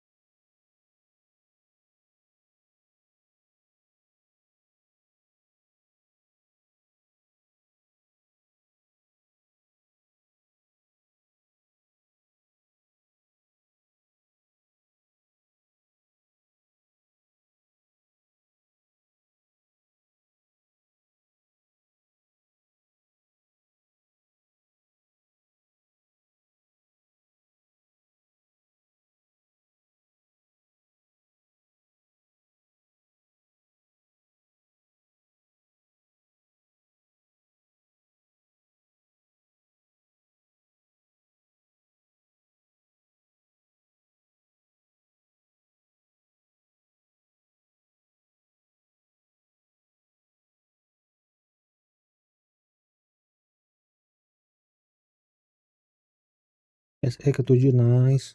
Oke lah, oke lah.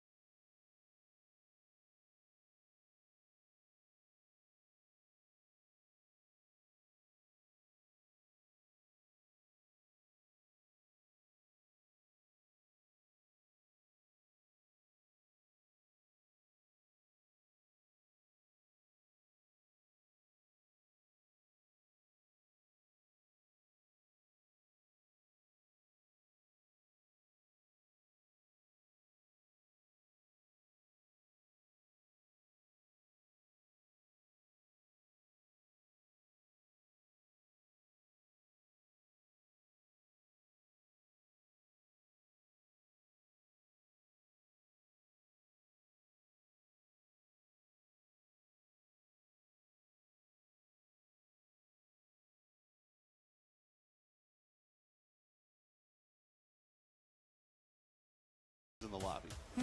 I wonder why. Maybe it's because they've been fragging out all day. And you know what? I hope that continues. We are over to Erangel on the Kadia City grid on the stage here for Esports World Cup 2026. And yeah, it's looking great for them. A 15-point lead after just 5 games is absolutely next level. Esports World Cup last year was won by Twisted Minds with 93 points. And they have one more game today here. That is just unheard of. I wonder how far they can push this.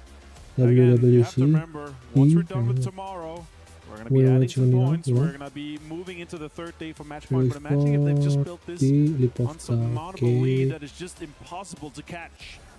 Fantes lalu Epic stuff from the ini Virtus Pro sendiri yang boys. 31-31 deh. It's a heck of a way to start off your tournament if you Itu have a dia. nice lead going at all. We were waiting to see if this was ever going to pop off today. There had been some rumors of DK versus AGAL.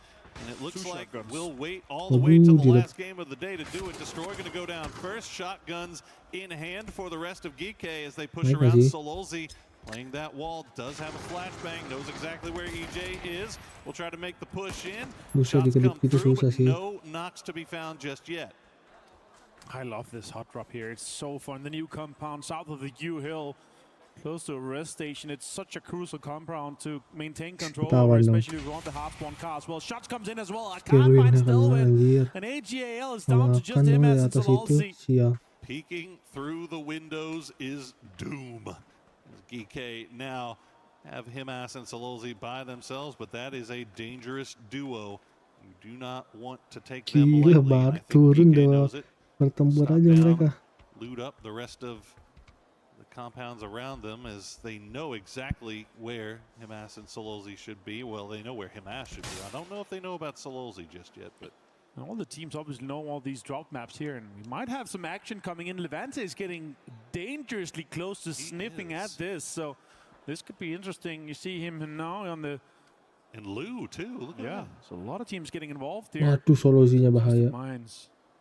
The knocks are destroys in the open. He could be spotted quite easily here, but Telvin's bleeding out quite quickly. Destroys. Oh, there's like 10, 12 seconds left on his knock here, so Destroy's just Levante juga datang. Navi also gets involved. Europeans, man. Yeah, they're sniffing out at easy points here, bro. That's what it is, and I get it. It's smart because all the teams, they know that in this area here, that could be the hot drop spot to be investigating.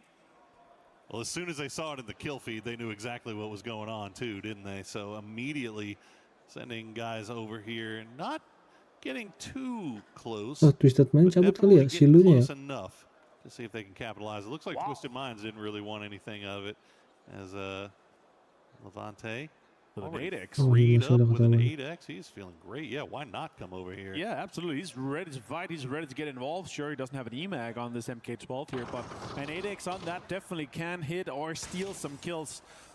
Most of the guys here are missing vests and helmets, as you see here in Songjang. Tommy gone with the holo on it. Just 2 smokes, 2 first states. 1 shot to the dome from the Manta would put him on his knees. I mean, the rest of Vitality has come over here to join him as well, but it looks like Navi also kind of moving over in this direction. But this is, while in circle, it's on the south side, so it could just be Navi just kind of breezing past and saying, if we see something, why maybe not? we'll shoot. But why not a red zone power? Yeah, why are we not spicing up even further? We've already had Anjir nyaris tadi di setup 3 aja. Twisted Mind, Navi sama Vitality cabut, tapi Twisted cabut duluan, habis itu Navi cabut. Bisa Vitality doang nih. Masih nahan nih. Dateng Skeppy. Masa enggak sih? Ya ampun, 1 hit lagi. Wah. Malah Levante-nya kena. Red zone is going to come in as well. Lah. This is going to be rough for Team Vitality to try to recoup from. Baron continues to lay down the hammer as Skeppy drives away with this 1 HP. Just insane scenes here. Yeah, why not throw some more 7.62 bullets at it as Kiss continues as well. Why not? You gotta kind of feel bad for Vitality there, right? Like they're doing what they should be doing. They're being smart. They're keeping eyes on the kill feed. They know the drop maps. They know what to expect. They go over there to try to third party. And why not a red zone drop on top of you? And why not have Myth just make their way right through the middle of your split? Just unfortunate timing for them, but it looks like they'll be able to get Levante back on his feet now that they've managed to retrieve him and get to the hard cover, and Myth is going to continue their journey off to the north while we see an E pickup has been fired, but it's only going to be Duckmai. He's going to be the lead scout here for Vicious as they make their way out of Novo. Well, that makes sense. I like this scout, especially on the eastern bridge. He's very campable, and if you're in Milta, you might not want to get deeper already. So I like the idea from Vicious here. It's going to get him a lot of information from the guys, and he's going to be able to spot some cars potentially to get some information. He sees that even the dirt road on the high ground and farm is unoccupied at the current time in the game, with 2 minutes and 20 seconds about to happen for the next circle pop here, and the circle closes in just shortly. It's very congested towards that central location south of the river, but we do have a red zone around the river area where Team Liquid is also going in towards here. We're going to be jumping over to Virtus Pro, our current leader in this lobby, with 15 points cushion, down to 2nd place. And it was only just because Falcons won that game, but they're able to try to catch up here. So big names in the top. Also, if you look at it from a club championship perspective, VP, Falcons, Navi, all high in the race. It's huge. Most of the teams have already gotten their 2 top 8s in the club championship, making them eligible. They just need a win to ensure that they could get it even further to take their lion's share of the total prize pool of $75 million here for Esports World Cup in Paris for 2026. Mana nih Gustav kemana sendiri dia kanan, ambil kanan nih. House in Paris, like the other guys said. Yeah. Oh, you know what? Talking about pocket change here, especially when we heard from Barney and Ludi. Barney asked him, what can you get in Paris with $75 million? And Ludi, he said something in French I couldn't exactly see, but what a guy. But you know what I figured out? I figured out, Ludi, what his name means. Okay. Means lunatic. Oh. He's crazy. I like it. Hey, you know what? If it works, it works, right? Oh, no, Nixie. Astaga. Hey. You know what? I'm putting that on Luka Rux. Kenapa sih ada masalah apa? Astaga. When you go from first knock, which is 100 seconds, to 2nd knock, it goes down to 30 seconds. So kacau deh. That's almost a just flush him and recall him immediately. You're just next to the recall box, just to get it back onto 100 seconds. Boy, that would be some next level stuff there, wouldn't it? I don't think we'll see Virtus Pro commit to that just I don't yet, think so either. But I just hate being on 2nd knock from something like that. Well, look at the worst part. No, yeah. So we saw Vicious Gaming. They sent Duckmai over in 1 E pickup to scout out the bridge and scout out farm, and they made a foothold, and now they've got a 2nd E pickup. Because why not? And their timing is actually pretty immaculate, because it's going to be just when the circle pops, so they can decide, are we going to stick to it or we're going to drive in from the circle. It really depends where this next circle pops here. Are we going to go north? That would be insane. Ooh. We do go central. We do have some river involved, but it's going to be quite central, quite with the donut on this game here, as we have Perfectix and the guys from Twisted Minds quite central around the school and apps area. Navi's locking down area 2 alongside Vitality, Gen G, and T1. Meanwhile, this standoff shotgun barrel measuring contest continues. And it's just on the edge of the news circle, so they're gonna have plenty of time to fight this out. Oh my, Poro. Why not? Why not? I mean, well, there's a lot of reasons why not, but why not stick around and see if you could at least finish them off? If nothing else, like this was something that we felt was coming at the beginning of the day. Is Twisted Minds will find Beamy wins it with 1 HP against Exempla. He's going to go down, and that's going to be Virtus Pro securing a foothold here in Twisted Minds territory. MS finds 2. Songjang finishes it up as AGL goes out. GK managed to wrap this one up, and Nixie flushes Example. That's very unfortunate for Twisted Minds, so it's going to be rough for them to try to defend this area here. They had to disengage from their split. They had a 1-1-2 split, but now all of them are involved for this fight here. Having lost Example is just super unfortunate, but VP with a full pull-up onto this, I would say the highest priority on the apps here. Oh my goodness. It's going to be crucial. And if you thought Geeke was out of the woods after finishing off AGAL there, well, you don't know our teams. Falcons wrapped down there, and wouldn't you know it, Vicious drop from their E pickup almost immediately upon hitting the circle, and they are looking down in this direction as well. So Geeke, while they do defeat AGAL in the end, they are still stuck in this compound. It's a full pull-up for Falcons. They know if you have 6, 7, 8 guys in one compound trying to loot, they're not going to have that much utility. You're not going to have that much loot. So I do like the pull-up and the third-party opportunity here from Falcons. Vicious, they have no idea about Vicious, so that is the third-party factor, and that's the scary factor that could be coming in this game here. And they are inside the circle. Falcons currently, not having conquered all of the compound, are not. Let's see how they are going to be approaching this fight, Poro, as try to get up onto the roofs of the USs and onto the buildings to try to put pressure onto Geeke, as Vicious has set up inside the circle. So either third party all wrap up the fight when it happens. Blue zones come out and utilities being deployed here, as we're just really going to quickly catch how Himas did some damage onto EJ. But they did end up getting killed in the end by Geeke. Why is EJ pushing in that solo like that? It's a little bit nutty, but yeah, I mean, goodness gracious, they almost win it. Good Lord. Well, Geeke do win it in the end, as Vicious still just hovering around here.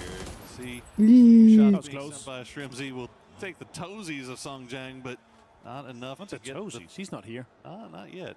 Not toesy. Come on, man. You're killing me. Songjang. Beamy finds perfect on the other side here as Twisted Minds and VP continues to fight here. Falcons trying to figure out, is this worth the investment? Is this worth the time? Rifqi also finds the Tulans, and there's just one player left on Twisted Minds. More utilities being deployed here. Twisted Minds out of 15th place as VP quickly conquered the apps. Boostic finds Ian as T1 and Navi continues to fight here. Panzer fouls on Gustav. This might be the opening that they needed. Are they going to clear it? There we go. Great reactions from Gustav. The IGL on Falcons. The Danish superstar. Now they try to get in and rush this last 3-star. He's blind. Oh, yeah. No, you clean stuff from Falcons, and that's 3 points picked up. And now Vicious starting to look over in that direction, but would you know it, Flash and the Full Sense boys are wrapping down in that direction now, so it might not be done. Navi, meanwhile, they get crashed on. Ferris, the last player left alive, and T1 is just raining down on their compound, while Gen G is looking at them from Volcano. Not getting involved just yet, but they could at any time. Oh my God, Ferris is on fire. Heather's pushing into this spot here. He's going to jump up there. Ferris did find raining. More utilities being deployed. He's going to throw a Molotov just in under. Remember, there's a desk in there, so you can jump up and not have your toes on fire. Ferris under tons of pressure. The last player here from Navi makes it difficult. Gen G with a pull-up third party, and T1 gets furtherly involved in this fight. We were waiting to see if they would get involved. They were hanging out on the top of Volcano, but it looks like it's going to be enough to get them at least to get into throwable range, start spamming utility. Meanwhile, on the south side, Falcons did disengage, but Full Sense and Vicious now scrapping. And look at Virtus Pro. They're going out in the blue to third party that fight, because why not? Just insane scenes here. Absolute cinema happening sama spiral-nya. on the last game of day 1 for the finals of PUBG Battlegrounds. Here at Esports World Cup, Pau finds Belma, then Flash, as Tanwu finds Falcons for their rotation on the eastern side. A little bit unfortunate as Gam, Myth, and Falcons on the eastern side is really getting deeply involved here. They find so many kills and knocks on the other side, another fight here, and Genji's now disengaging. Perang di mana itu Falconnya, weh? Liatin, weh. Setting up for some pressure onto Gam here, and the nade close to Tickleton's gonna do some damage. Kickstack knocked in the distance, so is Shrimsy. Gustav trying to get involved here, and finds Cloris. That's a huge name to take down on Gam, and Cloris found Tickleton with the nade that's been dropped earlier. Doc Juice, the last player now, tries to put more pressure onto Falcons as they have multiple knocks out here. Yeah, Duck Juice was just out in the middle of nowhere. He was north of Yesnaya when that happened, as it was just a unfortunate case of timing for both Falcons and Gam. As it looks like Myth is going to try to third party this. We'll see if they can get anything off of it. Meanwhile, you see in the picture-in-picture T1 now taking that fight to Navi. Gen G has disengaged. They pulled back up on the volcano. The circle going in their direction. They like their chances for endgame here. Virtus Pro, they're coming out of the blue after third partying the fight down to the south, and they're going to find Gen G waiting for them. Falcons now disengaging, maybe trying to get kickstart even here. There could be a possibility as Myth disengaged from this fight here. The circle doesn't start moving until 22nd. Levanda hits Get. Drax is a little bit unfortunate, but Shrimps, he's going to try to find can he find here? Tiggleton does have lots of time on the res. He could start engaging once again, but you have to get this res off before the circle starts moving so Tick can start healing immediately. Circle closing now, and they're going to have to get an entry into this circle. They got quite the space actually in between both Shadow Esports and Myth here, so they do have an entry into this. They're going to have to figure out if they're going to get involved with Doc Juice or if they're going to do a drive-by on him. It's a point. It's an absolute point, and they definitely want it, and they're going to come over here and see if they can find him. Duck Juice has the grenade prepped. We'll throw it down. We'll try to do some damage. We'll take at least one down. No, he's not even going to get the knock on a kickstart. Cleaned up by Falcons as they collect their 6th kill. They're coming in from that eastern side. It looks like, I mean, this is mostly by the grace of Myth, isn't it? Myth was in a perfect position to third party this, but they see the circle, they see themselves in a good position. Now they'll just wait for Falcons to push into them. And that's kind of been the story of Myth so far in the finals. They are prioritizing getting that positioning here. And then we have two teams in the very top that are playing a complete different meta. It's just a kill race for them to the top. They have built an absolute mountain of points and kills throughout this game so far, and I'm liking the difference. I'm just waiting for T1 to join that as well, because that's exactly what we saw from them in the group stage. As Heather here is trying to hold on to this spot here. Sparrow does have a Panzer. It's going to be a difficult fight to have, as there's a natural smoke coming through. Salute finds Lukarux, and it delays VP just a little bit. They're going to have to commit to this res here. So they're going to be all for akhirnya kena juga Spyro hitter gokil. Just non-stop action from the word go here in match number 6 on Erangel. Virtus Pro though, wouldn't you know it, still 4 alive, 6 kills in the bag, fighting their way in from the south. They've got room to play with as we wait and see where the next circle decides to take us. Team Liquid slowly coming in from the north. They're going to be our last ones to arrive. 34 players left alive, 10 teams in it. Who will get that circle favor here? Maju lagi ke depannya, harus mau masuk ke depan tuh. Ambil dulu sih langsung sini nih. MTH duluan kayaknya dah. Shadow, Myth, Virtus Pro, all of them will have to find a way to find some space in here to play. And with the amount of space that's been removed, that's kind of playable because it's not playable in the fields. Ini maju ke sini, ini maju ke sini. Mata gue gitu dua-duanya tuh. MTH tuh. Cakep sih. Their pull up onto T1. They know that it's probably just Heather from the information that they have available to them in the match log. So now Utility's being committed to clear out this compound. With this western shift here, it is by far the best and highest priority building. VP also continues their wrap, as you see in the minimap, just on the southern side here. They're going to have a fight with that. So Shadow, Falcons. Oh, Heather finds Soul, and Genji is going to try to clear this one out. And Soul is actually disengaged from the other guys as he tried to clear the other building.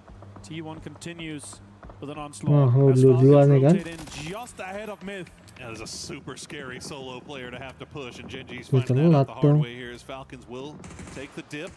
Myth, though, do have plenty of utility to send over in that direction. Scappy have Saya mau mana ini kayaknya tuh? sent it just yet, waiting for the rest of the team to arrive. Shadow also send it in, and it looks like they're going to find a spot. No, they're going to crash right on top of the Buset, itu masih dapat loh. as Heather finds another one. Heather's just insane. We saw it. Look around finds Anti now. And Myth is going to be involved with Falcons. We're going to have a lot of fights to try to follow here. And VP with the third party onto Shadow. It's completely falling apart. Gen G and VP is dismantling Shadow Esports as Corexy get the confirm onto Hansi. Virtus Pro just coming in at the perfect time to third party, fourth party, all of these fights. Now from the top of the hill, Shadow Esports does get eliminated almost instantly. Somehow Heather still alive. Gen G down to D and Soul as Heather has been holding the line. That is, we said he's a scary player to have to push solo, and that is why. Heather says no, nobody's gonna hold over this one. I'm gonna lock this down, and what a way to do it. 600 damage and 2 kills. It's just such a mechanically gifted player, the superstar out of Korea. Can T1 try to catch on to this lead that Falcons and VP have built? It's gonna be difficult with just one player in this game here, but he's gonna try to do it, try to make the most of it, as D with the shotgun is below him. They're gonna coexist in this compound here, as it is on the western side. VP maintains control of Volcano. Vitality is still inside the compound. And now 17 and Team Laker is going to have this big fight here as Mortar is also coming in from multiple sides. It's Tiggleton, of course. The trigonometry continues. Who else but Tiggleton as the mortars will land around Team Liquid. They try to pull up, and it's not going to happen. Another mortar will find its place. Trigonometry is real, guys. Ngeri. Falcons picks up all 3 because of Tiggleton's mortar work. 9 kills now for the team. Absolutely insane scenes coming out of this one. Now Falcons is going to have to defend. We have another Western shift. Myth is going to have to push. And we're going to see a standoff between VP and Vitality as well. A car move here. I really like that from Falcons. They didn't want to have the rain of utility coming in, so they're pushing further with more hard cover being inside this next circle here. Smart play from them. Are they going to be able to survive everything coming in from 17 and from T1 and Gen G? Digas dari banyak tempat anjir. Goes down and Kickstart gets knocked as well from 17. Oh my goodness, it's a shooting gallery right now. Virtus Pro just has so much control over everything from that high ground position. Vitality forced to go back into their compound, but they are going to have to leave it as a circle will be arriving soon. Myth also kind of in the same boat. They have to find a way in here, but I mean the best plot for them probably is looking like where Falcons is. 17 have to leave their compound. They're going to crash right on top of the compound of death, doom, and destruction, still occupied by Heather and D, and Soul is just off to their west. Gonna be a scary push now. Falcons survived quite a bit here, managed to hold on to 3 men alive as they have some hard cover. Links in hand, shots come in towards Ilgos. Cars are getting destroyed. When Bull finds Heather and T1 is eliminated, we're down to 6 bleed. 6 teams and 19 players. Tiggleton 4 kills, Gustav 3. And they are going to be able to survive for quite a bit longer here as they try to move the cars. A C4 is also in the pocket of Tiggleton alongside the 3 helmet and the Lynx. That's going to have some impact. Let's see how that follows on as we slow down just a little bit, but Vitality is going to have to make a push. Myth is going to have to make a push. And puts Tiggleton on fire as he's able to crawl into the smoke. That was the problem, wasn't it? Myth was able to get within utility range. They were able to get the throwables down onto him. Tiggleton will get knocked here. He's able to retreat to the smoke for now, but that's going to be a very difficult res to get as 17 has taken over Heather's building. D still in there, though, with that shotgun, so that he could be a third-party factor. As we see Myth just methodically making their way a little bit closer here towards Falcons. How much utility do they have left? You gotta imagine it's probably pretty limited. Soul from downtown gets the full wipe onto Myth. Gila. And this is exactly why you do not stack up too close when there's Mortar still inside this circle. Now Xiaowu opens it up onto Gustav. Yes, Falcon is on, more pressure. It opens up the door for 17. Tiggleton, though, says no to Nixie. You're not going to continue your fragging rage in this lobby. Vitalis is still alive, trying to get into the circle here, but it's absolutely impossible with VP, Falcons, and 17 staring at your direction. They are just one well-placed grenade away. That one was very close. As Corexi gets him low, Tickleton will go down. 17 getting active on that northern side. Luka Rux will get the knock on a Tiantian as Corexi is currently preoccupied with trying to take down the boys from Vitality. That grenade might be close enough. No, it's going to bounce out. More mortars God, I hear coming. another mortar. I'm scared. Mirrors, Corexi finds Gedrock to the headshot. The Dragon of Master, 4 bullets left though, 600 damage. D finds Wenbo. He's dismantling 17. They forgot about him. Gen G, after getting dismantled by Heather by themselves. Luka Rux, that's a P90 push if ever you've seen one. 13 kills now for Virtus Pro as they continue to separate themselves for the rest of the lobby. 84 points on the day as D finally gets spotted out and taken down by Xiaowu. Soul, the last player left alive for Gen G. Gila VP 13 kill aja. 17, but the story just still continues being it. VP is just fragging out. They've put 21 points ahead of second place now, and it looks like to be continuing. The damage leader in this game, 800 damage and 4 kills for Beamy. Can Soul have an impact onto 17 and make it even easier for VP, because it is looking inevitable for VP to not win this game. What a day. Oh, Soul! For VP, Soul will find Tiantian. At least get that one down as he continues to play from the side. Oh, taking shots in the back to Luka Rux. Fortunately, he's got the smoke there to retreat to. Panzerfaust, they come out at any time here for Lil Ghost. He knows exactly where Soul is now and will try to make that rap, but Soul smartly repositioning once again, playing the outside of the wall. Looks like Xiaowu may have heard the footsteps as Lil Ghost will pull that Panzer out once again. Waiting for him to reveal himself. There it is. He'll take him down in the end as 17 will be down to just Lil Ghost and Xiaowu, and now it's just all academic here for Virtus Pro. Finds one. They try to connect. Another win. Corexi finds Xiaowu. The last player left alive is going to be Lil Ghost, and this could be the cap, the exclamation point, the cherry on top of what has been an insane day for Virtus Pro. And remember, in 12 Gila, games 15 last year, Twisted Minds were able to win it.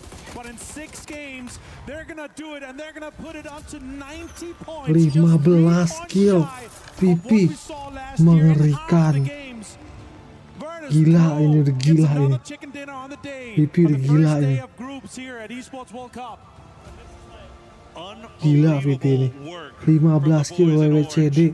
As they put the rest of the lobby on notice Sheesh. that they are here to win, and it is going to take a mountain of work to try to catch them. You just have to hope they slow themselves down in some way tomorrow, because we've seen some phenomenal performances from other teams. Falcons, Oh gila, hari pertama ngeri-ngeri banget ini. Seru parah anjir. Hari pertama gokil. Virtus Pro is damn near 30 points clear of them. That's just absolute insanity. These teams and these players obviously hoping to take one of the biggest trophies home and help their club towards that club championship. And Virtus Pro, they're looking too damn scary to play against when they're having this much fun, playing a complete different meta than the 14 other teams outside Falcons. It's a kill race for them. The wins are just the fun alongside of it. Look at that, the P90. Let's hear what they have to say for this win.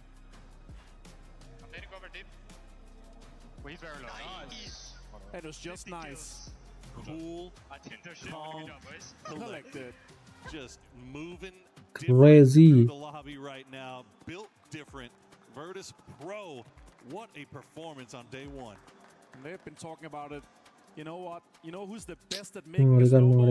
Who's that? Oke guys. It's a polar bear. Dapatnya it's time kita.